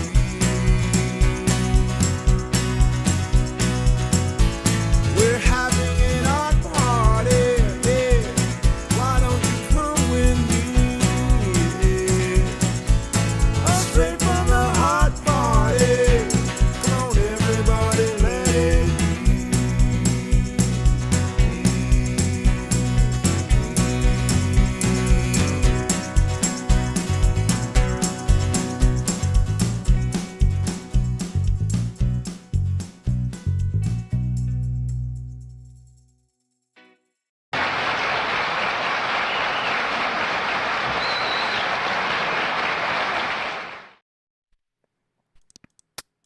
Hello. Woo! All right. So stood up, took care of those things. That's a big thing. We're going to be focusing on more about if you're doing longer painting sessions, you're doing bigger projects, that you've got to get up, you've got to stretch, you've got to do that. Now we're still going to darken her. We're still going to silhouette her a little bit more, but we've got a lot more water work to do. And there's nothing to do but to get in it and do it. I'm going to sip my coffee. Sip the coffee. Do we have any questions from the... Let's see here. I thought there were some up here that I was going back over. I'll have to go back and catch those while we're... I think most everyone was just really wanting to make sure you get something to eat. And there was a question, do the chats go away after the stream stops? You know what? I have not seen them in a while, and I was going to do some research on YouTube to see if they took away live chat replay. It used to be that it was there. It was there. Some weird things have been happening, I've noticed. It's changing. Weird words are flagging, and so comments will vanish on you guys. You guys, it's not... There's no nefarious reason for it. They just seem to be doing some updates on whatever current bad actor problem that they've got going on YouTube, which is always something. Mm-hmm. And there seem to be some updates going on that are flagging more stuff. I've noticed that closed captioning is taking just twice as long to process. After the show, it'll be there for the live and then it won't be there again for hours.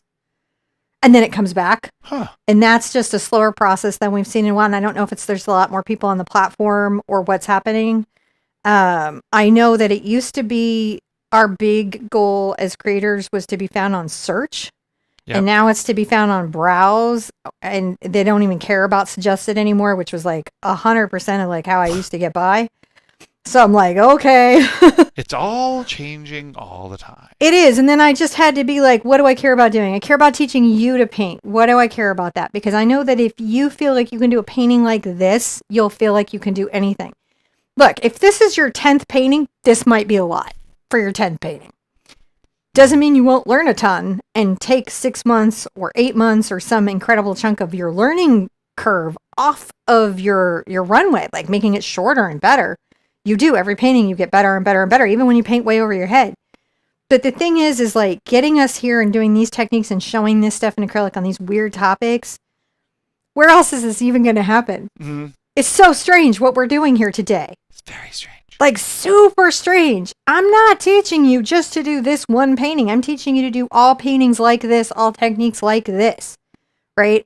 Yeah, it's a paint night, but at a paint night, they're teaching you to do that painting, just that painting. Here, we're thinking a little bit like, why do we use these tools? Why do we use these techniques? Why is this process? How long does something like this really take? Like, I'm a pretty fast painter, and this still is a long run for me. Yeah. You should expect your painting time to take 3-4 times as much as it takes me, which is why I keep putting one Hoots up, because that's a lot. It is. But that's the thing is like, and you're going to find your growth happens at the 10th painting or on the 20th painting. There's another big growth spurt around 100. It's weird. There's weird growth moments. Plateau, the whole thing. I don't know. I just went on monologuing. I guess I needed to think about the painting for a second. That's okay. But when you're doing a big one like this, and like let's say we made this a 4860, which would be a big one, right? That's a commitment of your life and time and everything, right? What's that? Hello from Nambia. Says Varibor. That's very far away from here. Hello, Nambia. How are you doing today? That seems very exciting. Or tonight. I don't know the time change. Whenever someone's viewing from very, very far away, it feels like I'm connected to that place. What I've learned is that insomnia is a universal human experience, and I talk to people all over the world at 2 a.m.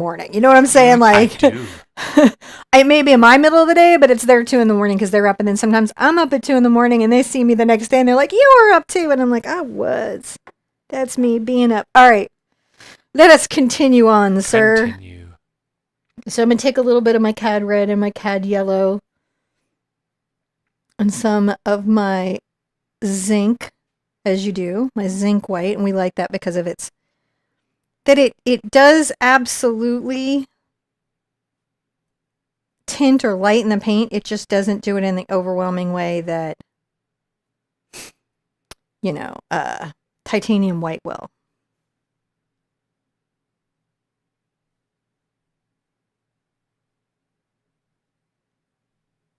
So I'm just coming back and adding the light reflection. So what's happening here? Why is it doing this? Imagine that this is a sheet of metal and you made ripples go through it and light's coming across it. That's what's happening. This is a liquid mirror. If you did, if you did waves in water from 2022, 21, this is not a hard painting for you. This is, you're like, oh, you knew how long it was going to be. Right. You knew what you were up against. I'm adding a little more yellow. You were aware. You were like, oh, I know what I'm getting into. This was not your first 3 Hoot. No, you did a whole month of 3 Hoot. You were like, what did Cinnamon do? Oh, she decided to treat us like we're her. And we do a 3 Hoot painting every day. It was about. I was like, well, we were all in lock-in anyways. And I'm going to add a little more yellow through here because I just feel like it would be lighter. See how that made a difference? Do see how it's just weird. Now I might get into titanium white on occasion to do see how much more that lightens the color? Just lightens it a whole lot more.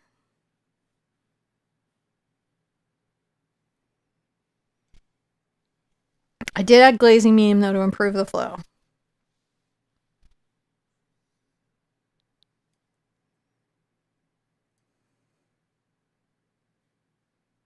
What I'm looking for is a line that's pulling off my brush well enough to do that. Mm.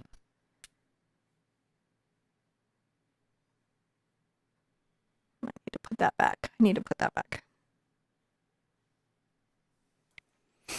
So a lot of times that'll happen to me too, is I'll be painting and I get zoned and then I paint out something I needed to keep. And I just put it back. I don't stress on it. It's a good thing. Isn't it a good thing? No need to stress in painting. There's literally no point. We are on a rock. You guys, if you've been with me for a minute, you know I think this, and I think it more and more, especially with all like the alien stuff and everything that's going on in the world. I'm not saying that I think they're aliens. I actually think I haven't heard anything one way or the other than, you know, it feels like mathematically likely that there are aliens. That seems very compelling, you know, but like all the UAVs and everything. Look at me. They've trained me to say UAVs. Goodness gracious. They're so fast. They just train us and then we just do it, don't we? Just making sure that things are light. Now, another thing that you can do, actually, I want to come here and I'm going to get into my background color, but I'm using my highlight color and I'm going to make some little ripple highlights back here. Yeah, I actually think unless I have a skiff. Does anyone else want to get a skiff? Don't you feel like that's a thing? Like they've got little homes? I feel like I want a skiff. Because I feel like that's what's gone wrong for most of us, is we don't have a skiff. If we all had a skiff. Why don't you explain what that means? Oh, a skiff is where it's a box that doesn't allow anyone to spy on you. Yeah, you're assuming that my understanding of the skiff is deep. What I know is a skiff is a room somewhere that's super secure for spies. This is what I actually know. I'm not going to pretend to know more than I know. And John's going to tell you what it actually is, but you're going to let me say what I think it is because you asked the question, so they should know what is in my head. So it's a box. It's a room. It's like a panic room, but for secrets. And in this panic room for secrets, because let's be honest, these politicians and world leaders are people like us, so they have the same reactions to information we have. Is the leader's panic room. And they go in there and they tell the leader something very upsetting like, we're not alone. They're aliens. They've come to steal the water. So we can't hear that person have a little scream. And apparently that person went and talked to somebody else in intelligence who went and told everybody there's aliens. But that's all he said, she said. I apparently want to go into the panic room. The secrets panic room. The skiff, which apparently if you're the leader of the free world, they install it in your house. So that's got to be expensive to contract out. All right, I'm fine. So. I'm just grabbing a little highlight. I'm sorry. No, sometimes like current events like crack me up. Like people blocking Burning Man to protest climate change. It's terrible and it's wrong. And I'm sorry everybody got for all the human things. But in the moment. Boy, wasn't that the warning I was just like, this is literally the pot and the kettle having a conversation in the weirdest way I can imagine possible. And I couldn't get a hold of my mom. And I was like, I really wanted her to get on and watch this because I was like, you're not going to believe what happened to Burning Man. Mm-hmm. So I'm making highlights. If you paint for a long time, you get a little delirious. And sometimes you will wander in your conversation. But you can see I'm adding those lighter highlights to that water. And doesn't that just create another... It does seem to. It does seem to. Is this a good place to step? It is a good place to step and to sip. Sorry about my skiff conversation. I have worn people out so much. We have lost people. I'm sorry. Well, this is a long one. You get coming back, and then people go out. For every human being who's still here right now, you and me are cool. You see me in a coffee shop. If you come up to me and you're like, I painted the witch for 13 days of Halloween with the crazy sunset that went on forever, I'm going to be like, we're cool. You and me, we're cool. We're cool. Are you okay? You're going to be like, yeah, you know, I got through it. I'm okay. I learned a lot. I'm like, okay, come out. And then you're going to show me on your phone. And that's all cool. Some folks are saying they really enjoyed the text messaging that we do. It's coming back. Well, that's it. We're about to upgrade that a significant amount. We are about to upgrade that a significant amount. I do definitely want to. You ready for your next step? Yeah. All right. The steps. The steps. The steps. All right, so I'm gonna do a weird thing. I'm gonna take my phthalo blue and my phthalo green and an artist knife, and I'm gonna make some aqua. See that aqua? So that's just phthalo blue and phthalo green together. If you have either the wrong shade of phthalo green or phthalo blue, you just get a teal instead of an aqua. That's all that happens to you. I didn't know if you knew that, like what catastrophic thing could possibly go on. That's what could possibly go on. Alrighty. Now I've got to continue building my ripple effect, my water effect, just building it back through here. I will do another kind of glazing effect or pushing her back more into silhouette in a few places. I might lighten this up though. This is too, like, yes, she's dark, but that's just too dark. I'm going to get a little brown and some glaze because I just feel like,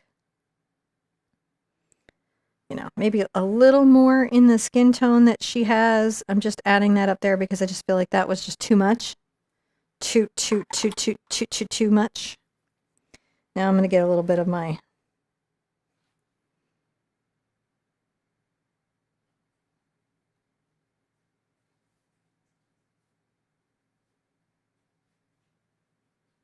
just a little bit better, I feel, and then I can shade that out more. I can shade it and glaze it out more later. And then I definitely want to take a little bit of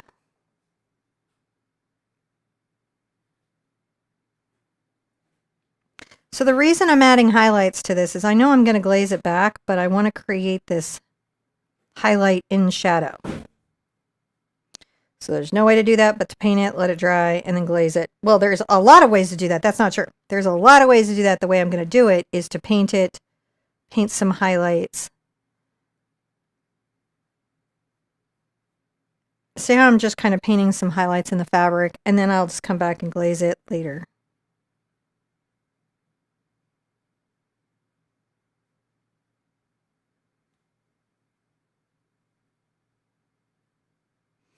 And the reason I'm bothering with that is because let's also add a little bit kind of up from the water. And again, I'm going to glaze that back. And what will happen is I'll have those lights and darks, but it'll be more in shadow. And that way I'm not having to fight in dark tones y'all can't even see. Another thing that I could do,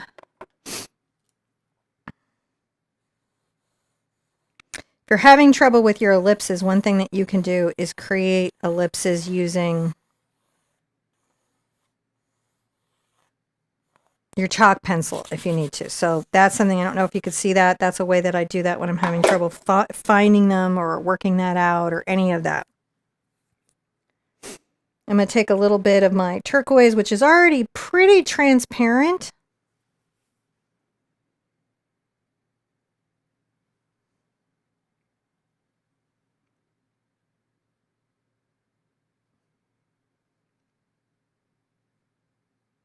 I'm going to add a bit of just this sort of like little shade here, but I feel like that's too dark. So whenever I feel like it's too dark, I'll come back. I got my blending brush. I'll go ahead and get that dry and kind of make sure that that's a soft blend.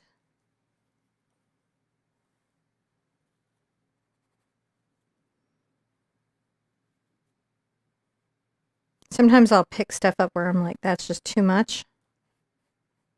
It's okay, I can leave it there, it's just too much. Doesn't ruin anything, it's just too much. So I'm gonna try it with this one now this time and just get the smallest amount of glaze.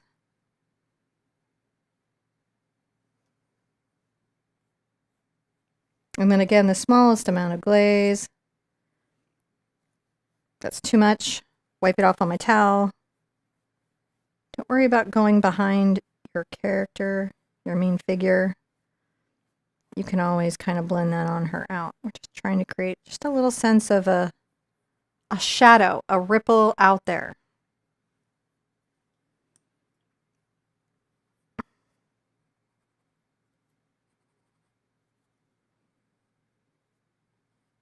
See, and I can always come back and remove anything I don't like on it. So I can get as little as I want and then as much as I want.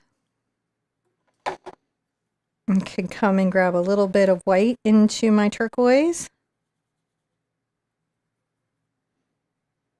And sometimes I'll add a little bit of ultramarine blue into the turquoise. That's a very interesting way to control color. And you can gray it with a little burnt sienna. See over here? So we have lots and lots of options.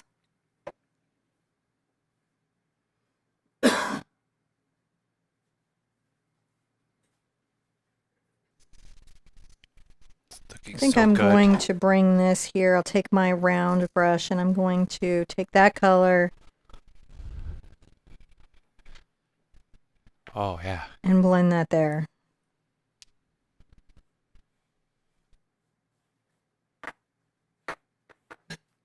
So that's my turquoise and my ultramarine blue and a little titanium white. I'm just using my blending brush because sometimes it's just nice. They make these in small sizes, so if you ever want to use them for details, you can do that.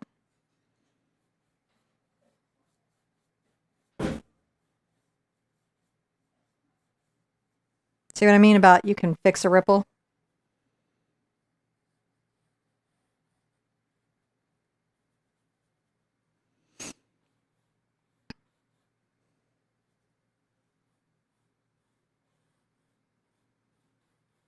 You can blend a ripple away. Again, it is our turquoise, our ultramarine blue, a little bit of white. And then some brown to just knock it back. It's just super a doable thing. And I probably will work it a little bit more here. And then I'll add some peach and stuff back. I've just got to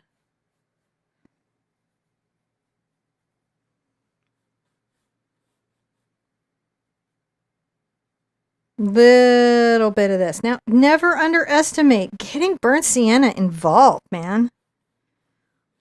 It's like getting mom and dad to tattle, man. It's effective. It is effective. And look, as we do this, we start to see this water come up around the girl, don't we? I got to catch up on chat. All right, yeah, this is the Dritz chalk tool from Joann's Fabric. This is Taylor's chalk. And it comes in this little pencil gizmo with refills, and you can even sharpen it. And what's really nice is it just vanishes off the canvas. I just like it very much for how it behaves.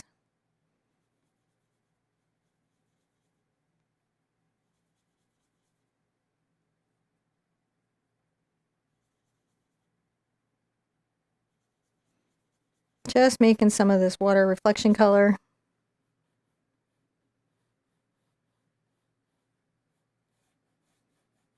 I can start thinking about how my ripples are working.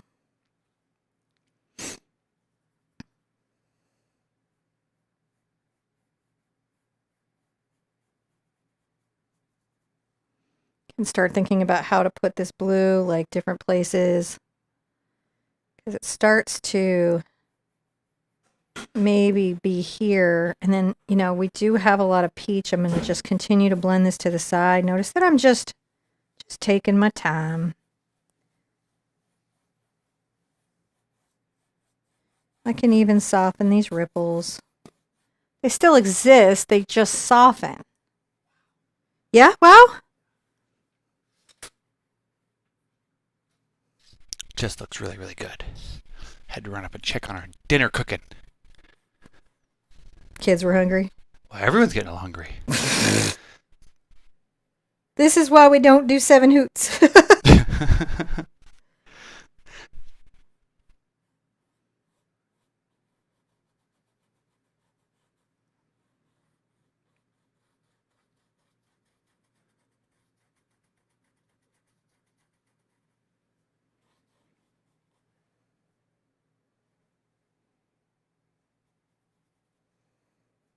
Just adding a little more white to it. Just sometimes I just get in there and I just get to painting, you know? Because I'm seeing how my stuff's going to look, how I want it to look. All right, I feel like that's pretty good. We've done some work there. We've resolved some more stuff. We're just puttering through. We're doing the thing. We're finding the way. Are you ready, sir? Next step? Yeah. Yeah, sure. So I'm going to take a little of my turquoise again, and then my ultramarine blue, which, takes almost to a cerulean, doesn't it? That's so much, more mellow to deal with. And then a little burnt sienna into it.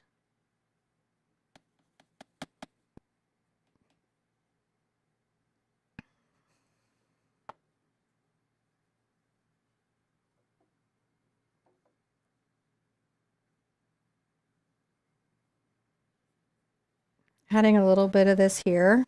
Now I'll be lighting up for sure. For sure.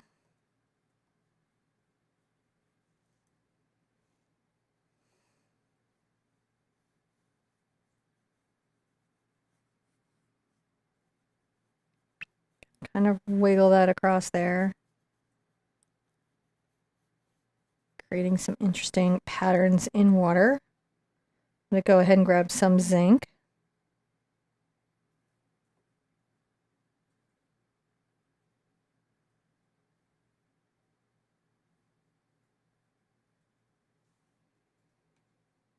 Now, all the joking aside, I'm going to add a little weight. All the joking aside, I'm going to add a little weight, sir. The joking aside, the thing that really makes this a 3-hoot is the time component to the commitment. Yeah. None of these skills are above your... It's just a lot of skills stuff. in one space. I'm adding a lot Right. more brown into this, kind of neutralizing it so it can be like a halftone. The big reason why these are 3-hoots is the level of commitment that you've done. A lot of these same techniques we've done in smaller, shorter paintings, and Oh my goodness, yes. So you've seen a lot of these techniques, a lot of these skills before if you're a 1 or 2-hoot painter. Really, the big deal about this being 3-hoot is that, it requires brushes that you might not have, the round blender, the grainer, right? Yep. maybe the oval mop. I actually was sure I was going to use oval mop, never got into it.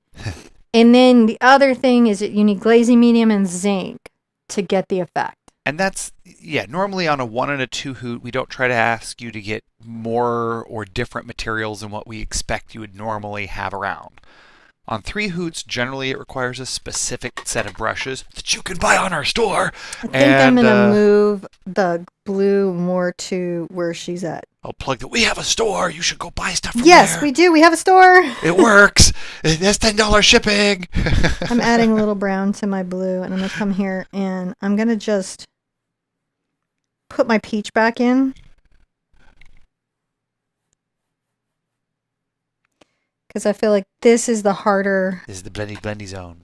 This is this is the harder color to get out here. So I'm going to go ahead and get this worked out here, and then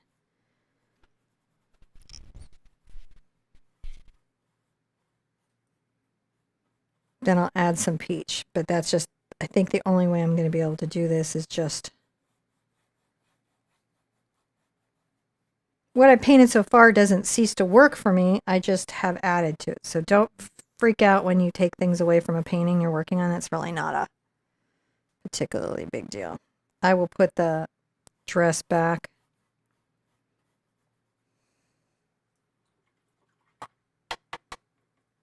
All right. Let's dry everything. That seems reasonable. Dry it, because you got it. Again, drying it is important because as you go through here, you want to make sure that she's looking at it. You want to make sure that you don't you dry the layer so the next subsequent layer will do the proper type of highlighting. So the highlights don't get muted and muddled. And so what you see her doing is thinking about all the ways that she's going to do that in interesting and Sherpa-like ways. So we'll just have to see. But I really like this one a lot. This is one of the ones I've enjoyed. Are you ready for another step? I am. I'm looking for another step. There we go. Look at that. I'm stepping it up. So I'm going to take this chalk. Take that. And I'm going to go ahead and create another ellipse. Just that one. On this inside edge and this edge, I need a shadow.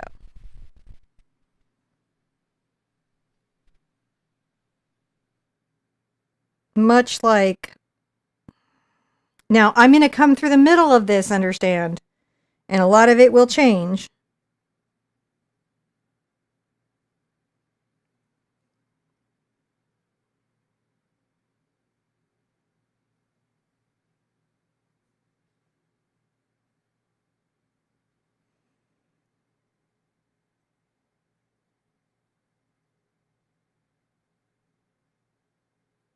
Just grabbing like any other color so I can show you what I mean. Like when we lighten up between this thing and what's next, it'll be in the highlights. Now I'm going to go ahead and grab a little white.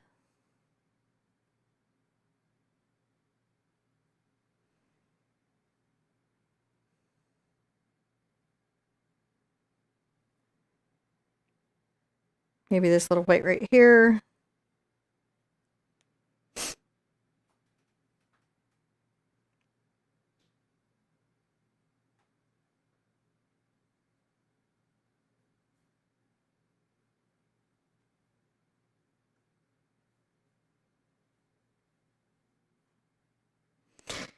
And we're just working on the concept of how the rings get built, right? Like how do they come to be? Right.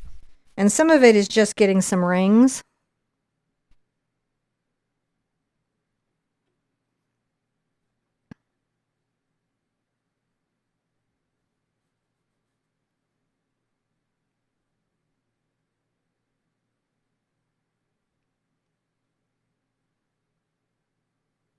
And we're just creating the little shadows inside the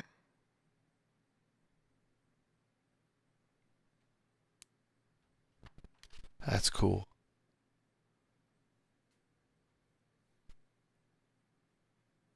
All right. So see how we're starting to see some of those, but where I went over her dress, it like breaks that line mentally. Mm-hmm.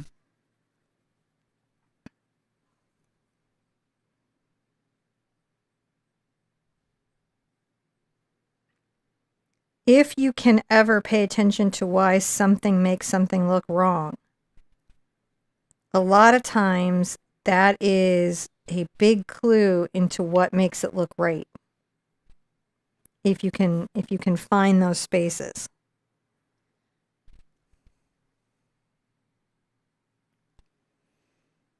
Now I've got a little bit of my yellow and my red, maybe even a little of my quin, just a ton of yellow.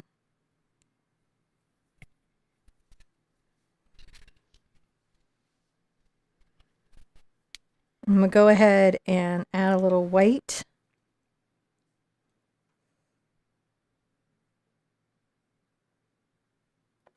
And we're going to start putting in some reflections that help us really...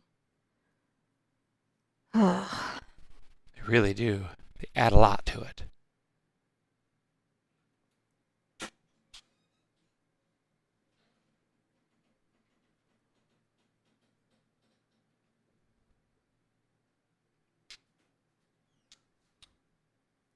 Put in a little reflection that kind of shows maybe some of the dresses engagement in the water, blending a little bit of that yellow there. See how that reflection makes it look like water? It does.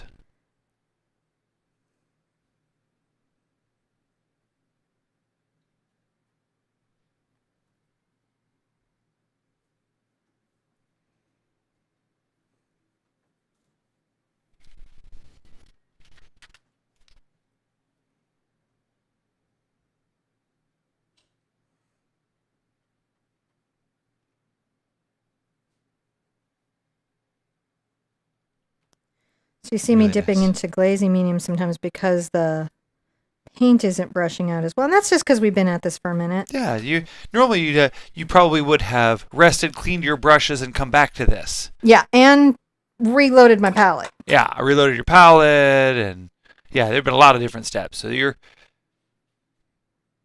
at the end of the supply life for a single painting session anyway. With it open to air, probably. But you can see how we're starting to to get the look, to get the effect. It is true. It is happening. Grabbing some dark purple water, and I'm adding some churn to this. So these are little bits of water that are kind of churning closer to the figure.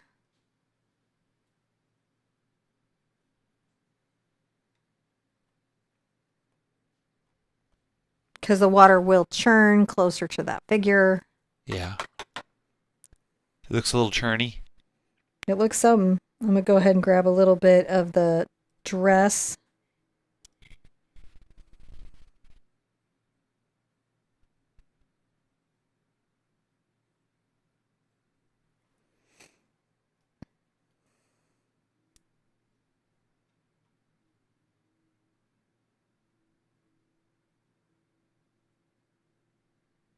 Oh, thank you everybody for all the thumbs up. That's really nice. We do appreciate it. We super do. Just making sure that the base of the dress is connected to the water in some way. What's funny? The kids are wanting to get to the end of the dinner. They're like, "Can we get some of the dinners?" I'm gonna let them go. Really bad. No, you're fine. I'm gonna let them go right ahead. They're fine.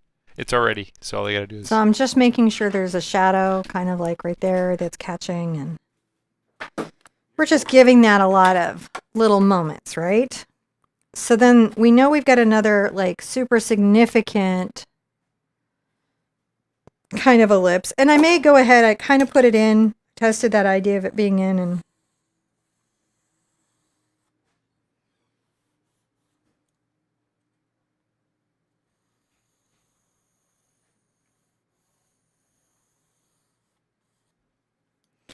I'll go ahead and paint a little shadow here.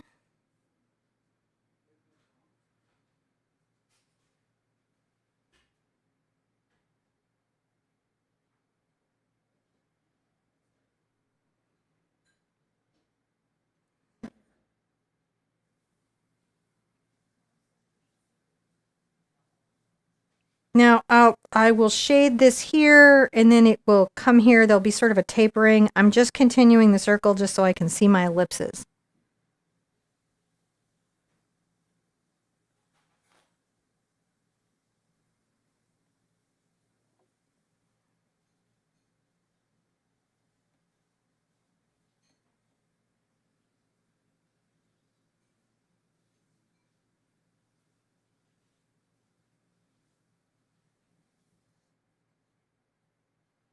So we're just wanting to paint those around and show that those are here.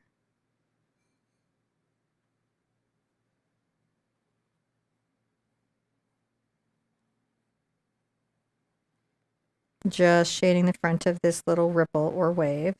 I can easily taper it back down, but I just want to be able to see where it is, right? Even though I know there's going to be this little rippling behind her that goes back.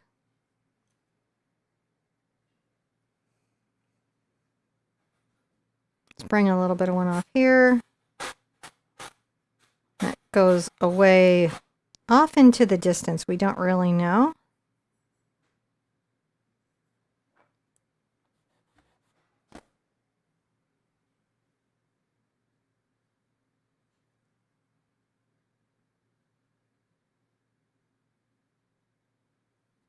Now, I can't have it curve in that much, and the reason is that I'm going to get some of my background watercolor just to erase it, is that I've got to have ripples that make sense, right? So sometimes like these ripples make sense. I've got to make sure that this ripple in the context of these ripples makes sense. So unless there was a boat or something creating cross ripples, we won't see cross ripple effects. Even if there was a reason why we were seeing cross ripple effects, sometimes we won't even see cross ripple effects. I'm going to add some shadows to the front here. Let me go ahead and add them with just a little bit of zinc. They're a little lighter. I may lighten them up later.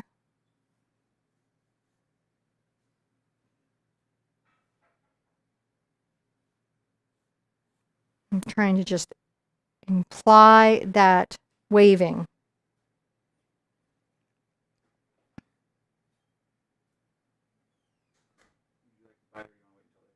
I'm going to wait until later. I am okay, so just in case anyone's worried, I'm fine. I'd be more stressed about not finishing the painting. Does that make sense? Mm-hmm. I'm just adding that little ripple there. I know I've got a lot of ripples in the center. I don't worry about that too much.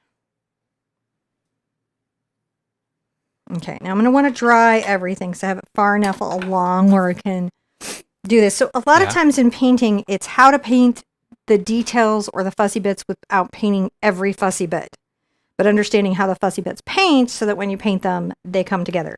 She looks a little transparent right now, but we will be fixing that later. Oh. I like everything that's going on here. It's looking pretty good. So wow, yeah, this is step 22. And looks like we have a few more to go. This is looking pretty good. I've been very excited about this painting for a while.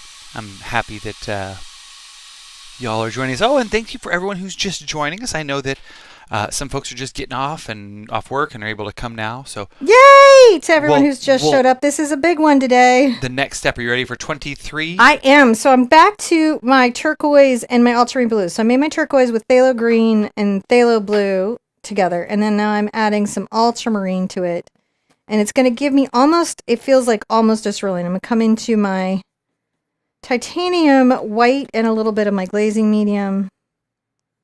Oh, and I do find that sometimes I like to gray it with a little bit of burnt sienna.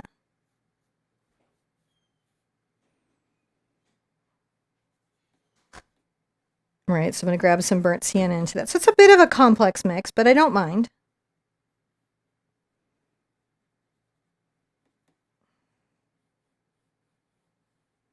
I'm going to add that highlight here. I'm just using this and the glazing medium. It's a very soft brush.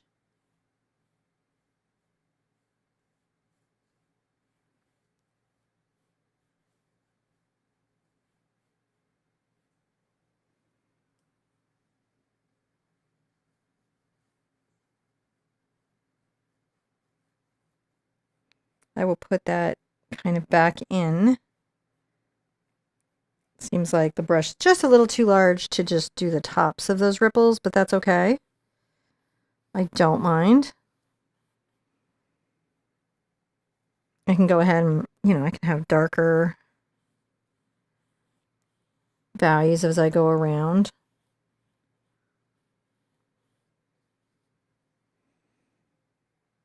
And then lighter.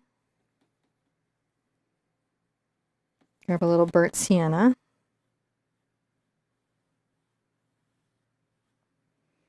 And you can see how just even, and I may have to, put some things back, like that shadow, but I don't mind. I want to just make sure I get that wave out here. And I've got little bits of the blue kind of kissing up here. And I haven't even gotten the pink or reds involved yet, which is just wild. Now, I can come right here into some quinacridone. All right, and some of my water can have this purple cast. It's still lighter. It's still showing the ripple, but I'm adding a bit of a purple cast to it, right?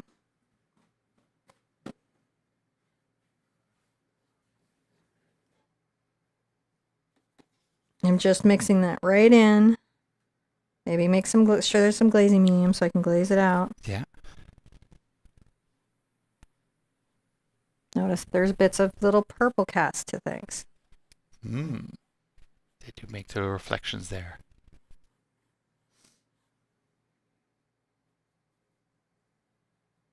And a little bit of white. Too much.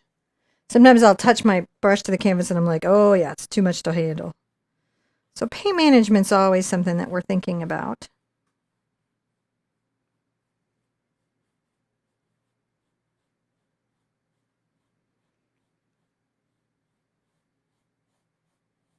You may have to put some shadows back, and I don't mind.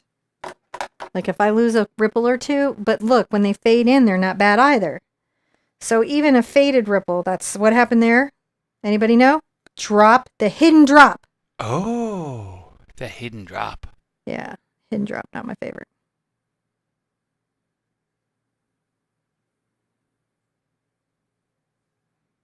Had little bits of dark and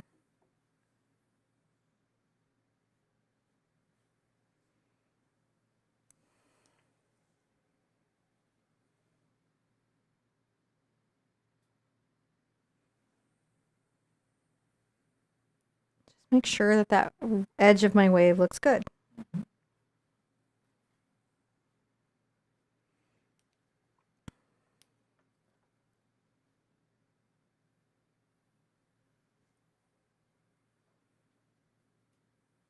Yep, too much.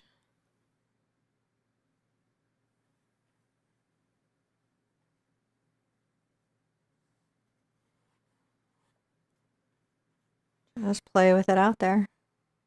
Well, already we're fairly reflective water.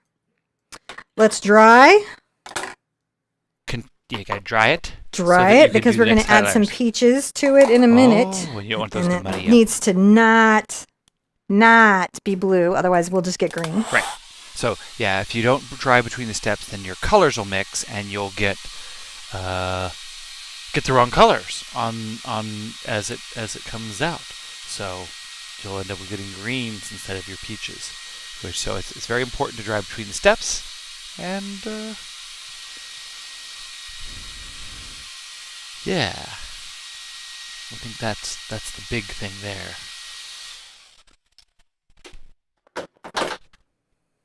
I'm going to go ahead and take my grainer, and I'm going to get just a little bit of my gray color on here. I'm going to use actually a little burnt sienna and Thank you, Mary. phthalo blue and white to get the kind of gray blue we're getting. I'm mixing back where I already had some stuff, and we're going to just... A new step here?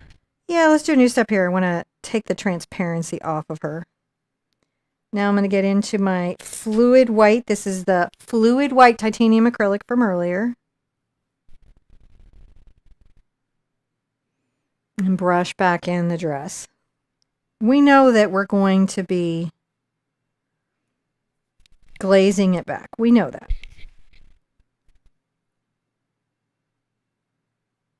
But sometimes you'll do a technique and you're like, dude, that looks transparent.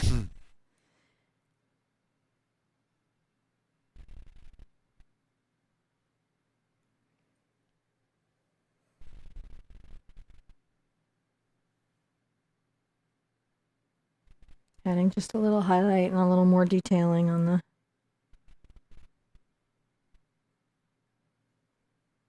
This is a filbert grainer.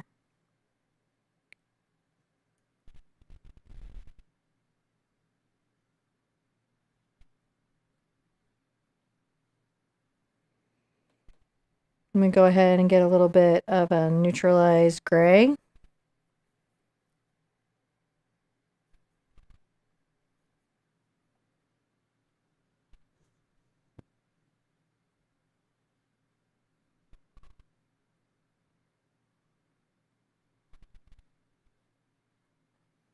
Just make sure that that's there. So when we knock it back, it's got the right shape, if that makes sense. Sometimes what it is you're just trying to make a particular shape or object or something. Now, here's a weird thing we're going to do.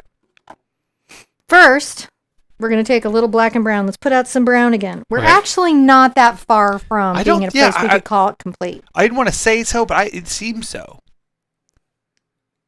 Complete enough. Yeah, for sure. That doesn't mean people can't spend more time on it if they want. They can. I'm going to take a little bit of my black and brown together again. And now, starting here, I'm going to come behind. I'm going to go along this little edge here.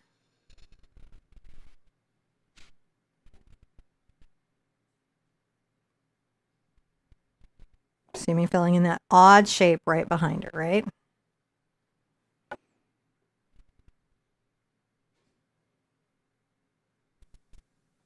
Now I'm going to wiggle this back and forth.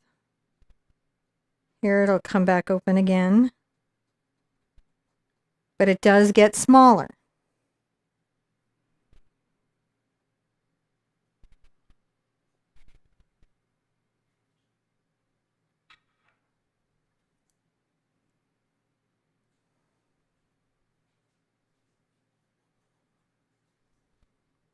Let's just bring that back. Let's just bring it back. You guys can do it. You're okay.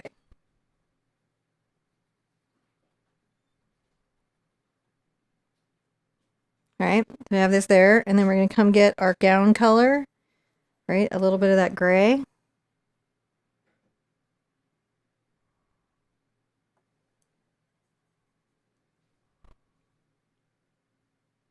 I'm running that along there while it's still wet, aren't I?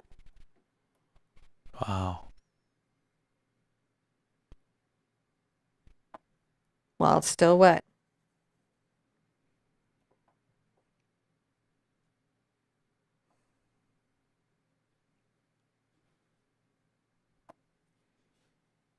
And get a little bit of white.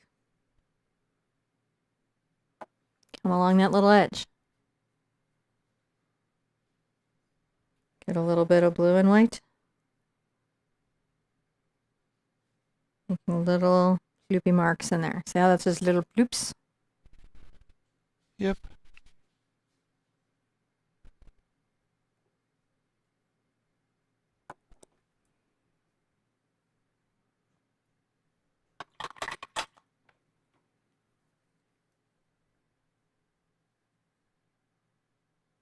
I'm going to start with a little bit of cad red and cad yellow. If you have very cheap paint, actually, this would be tough painting to do with inexpensive paint.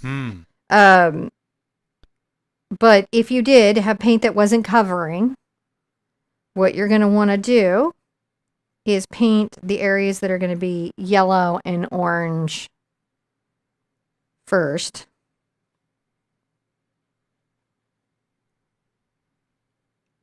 Oh, I did that in the wrong spot. The reflections can only go deep out, not at the ripple.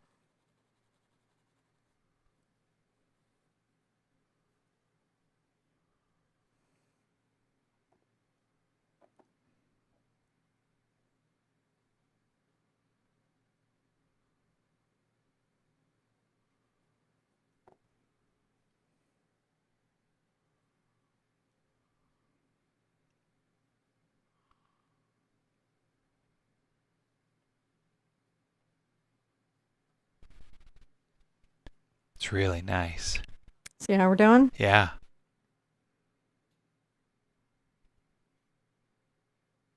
This is stunning.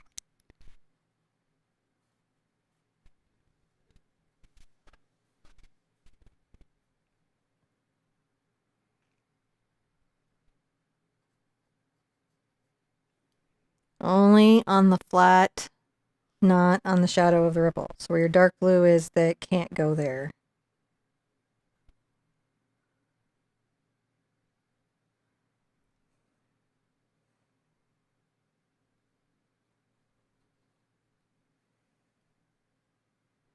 And again, it's just the start of it.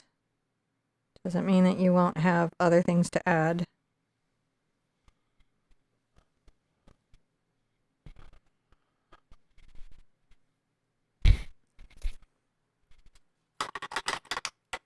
Yeah, we don't hate it. Yeah, no, not Let's at all. dry it. Not a new step, but just a drying. Right, just dry. Just dry.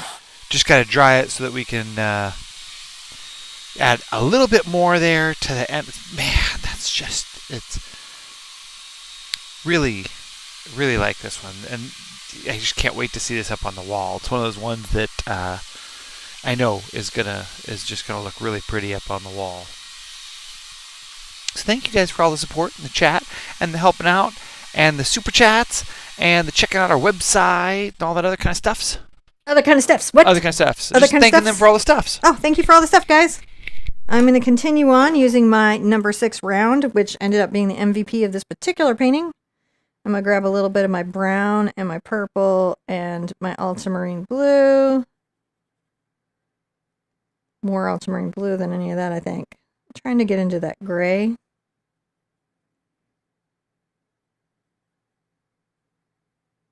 There we go. So once I have that completely done, I'm going to take just the smallest amount on my brush. Smallest amount. And if it needs to be more blue, I will make it more blue.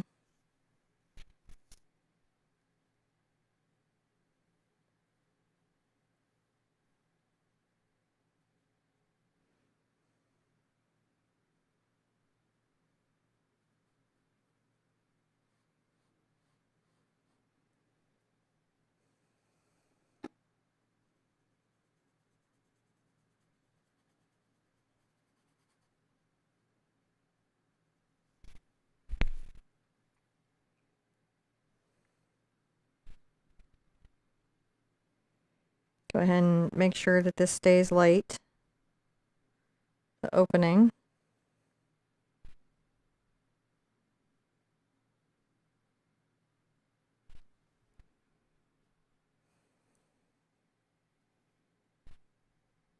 And then a little bit of glaze again.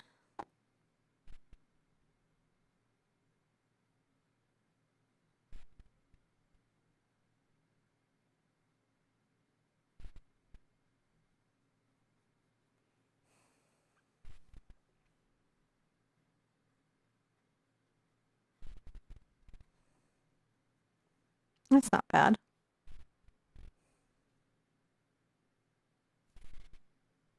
Oh wow, man! I just Hmm. is that how good this is turning out? Oh, I'm so glad you feel that way. All right, I like that. That's much, much, much better. Okay, so we have to keep coming along here, doing all this wild nonsense, which is burnt sienna and Mars black.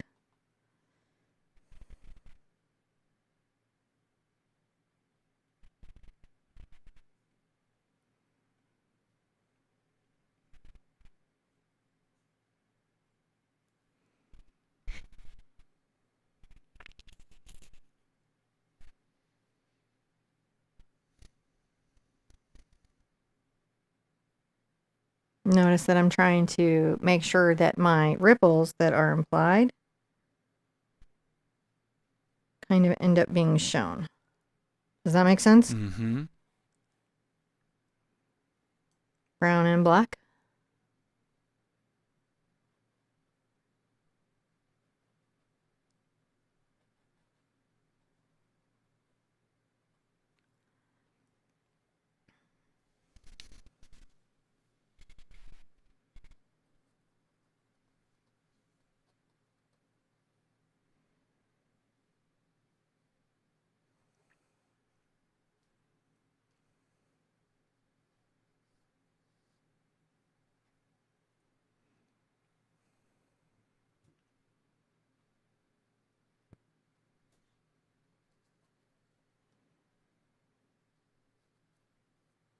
So what you're seeing is how shadow, light, and water work together, you know, to create the idea of this reflection around this figure. Mm.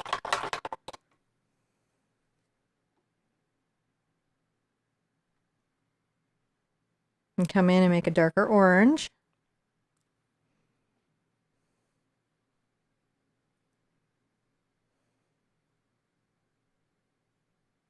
I'm going to tap that around a few places, not everywhere, just some depth.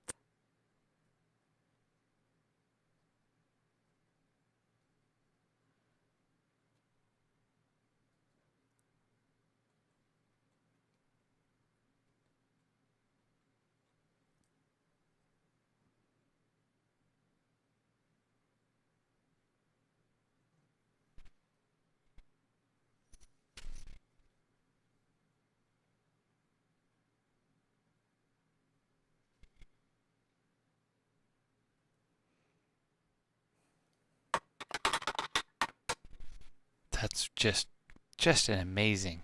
Now I'm going to take a little bit of my yellow.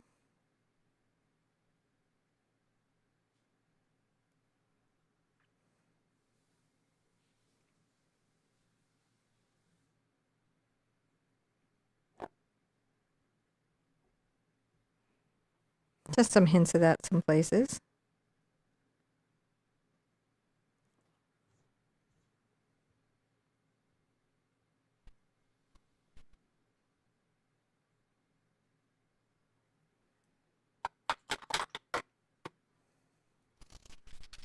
Back to my burnt sienna and my Mars black.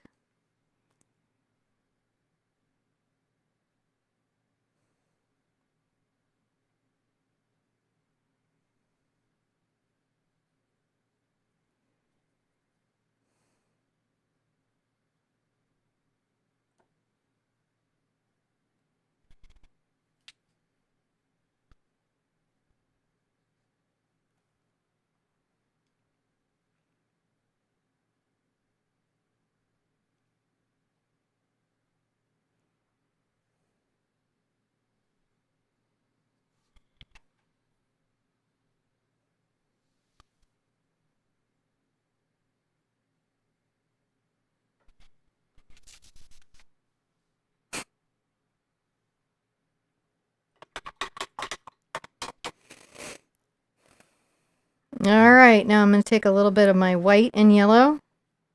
And babe, if you need to go eat and do something, No. I'm good here while I'm painting. I'm really good. Okay. Yeah, no, this is really White nice. and yellow.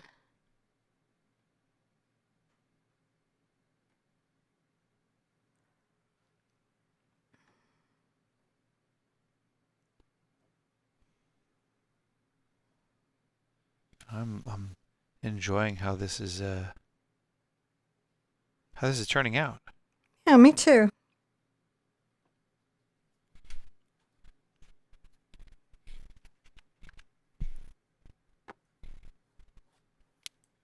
Alrighty, now let us go on to the next step.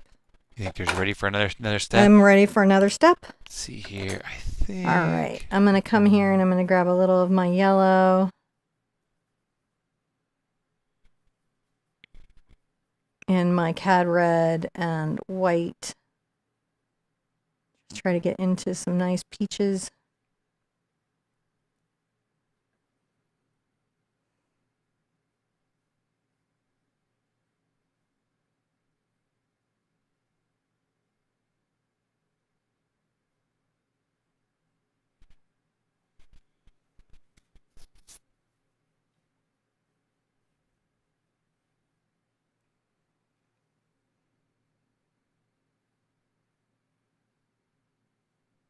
Just kind of lightly ellipsing in a little of the pink light.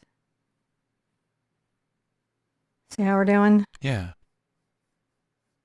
This is got a glaze and the brush pressure super light. Like we're not pushing this Very at all. light, yeah.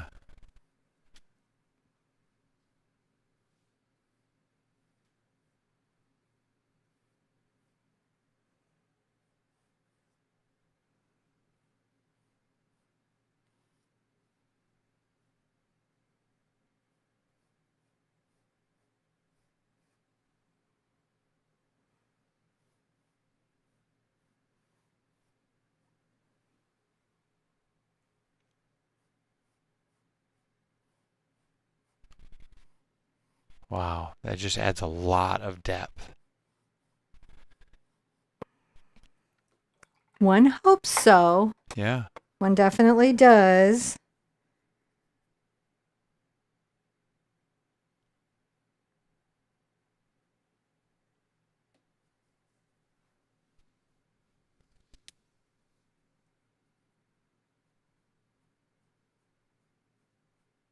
Just a glaze.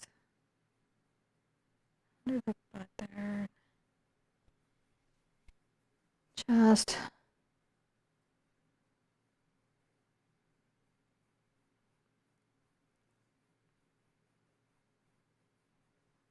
there we go. Just a little turquoise there.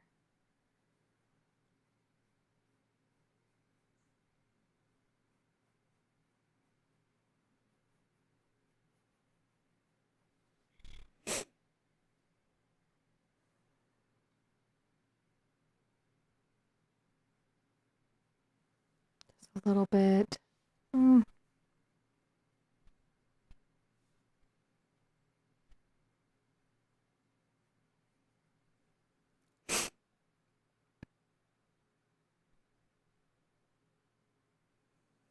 Okay. Then we're going to come through here. Mm-hmm.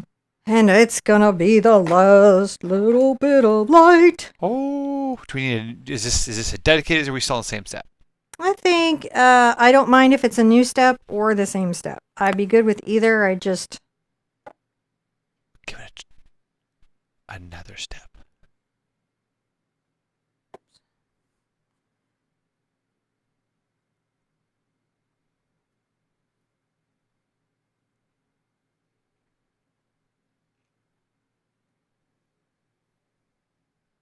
That was a little yellow and white, and then I'll come back through with just a little bit of white. See how that makes the light connect? Yep. Just finding a way to wind the light around her allows it to connect to everything that's behind.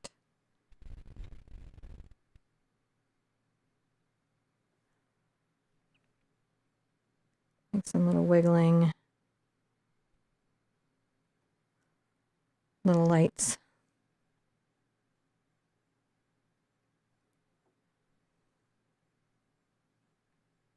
Man, I think we worked hard today, guys. It really is. This is so nice.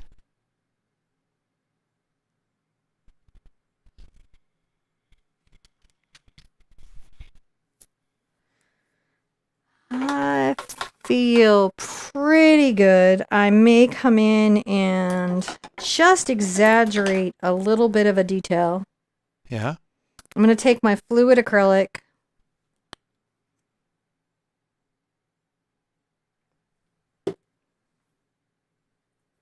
And my number 4 Raphael Precision, your 1 monogram liner would be fine too. Just a detail brush. And I'm going to go ahead and add just a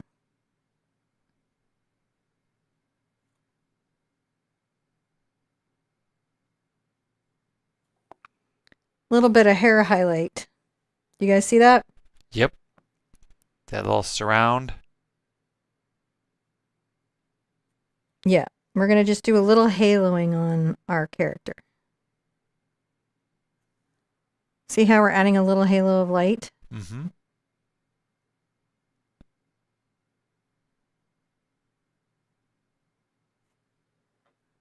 Because the light would halo through the plants and different elements.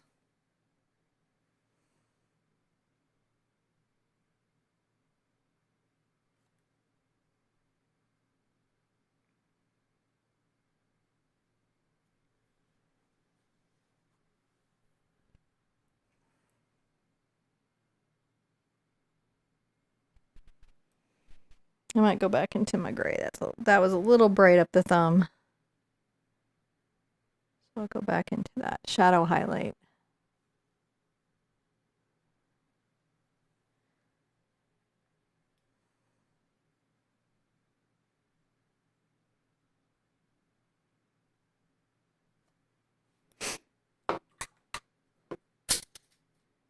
Brushes are falling. It's just a mess. That's all right. Little highlights on the fingers. Yeah, sometimes I find that helps. See how that makes it feel like there's a little light peeking through? Yeah.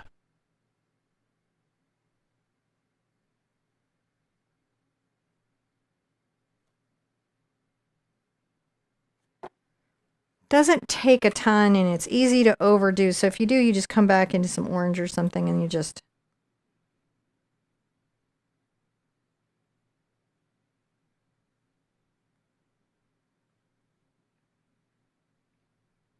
chill it out a little bit, you know? Yeah.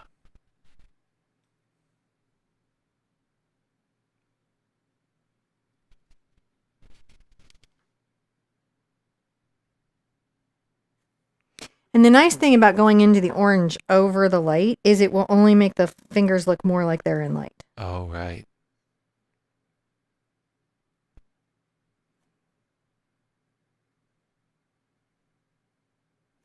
Doesn't take a lot to make it work too.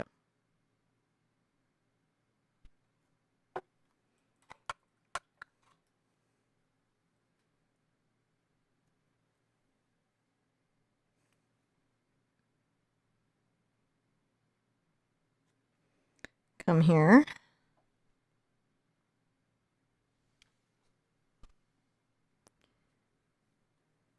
Might be too much. Just tap it with my finger. You guys will notice that like when I work on my own, I work with my hands maybe a little bit more Uh-huh. than I do as a teacher, just generally like when I'm in deep thought. And that's just because I have a responsibility of setting you guys up in good habits. But today's been a long class, so it just went where it went.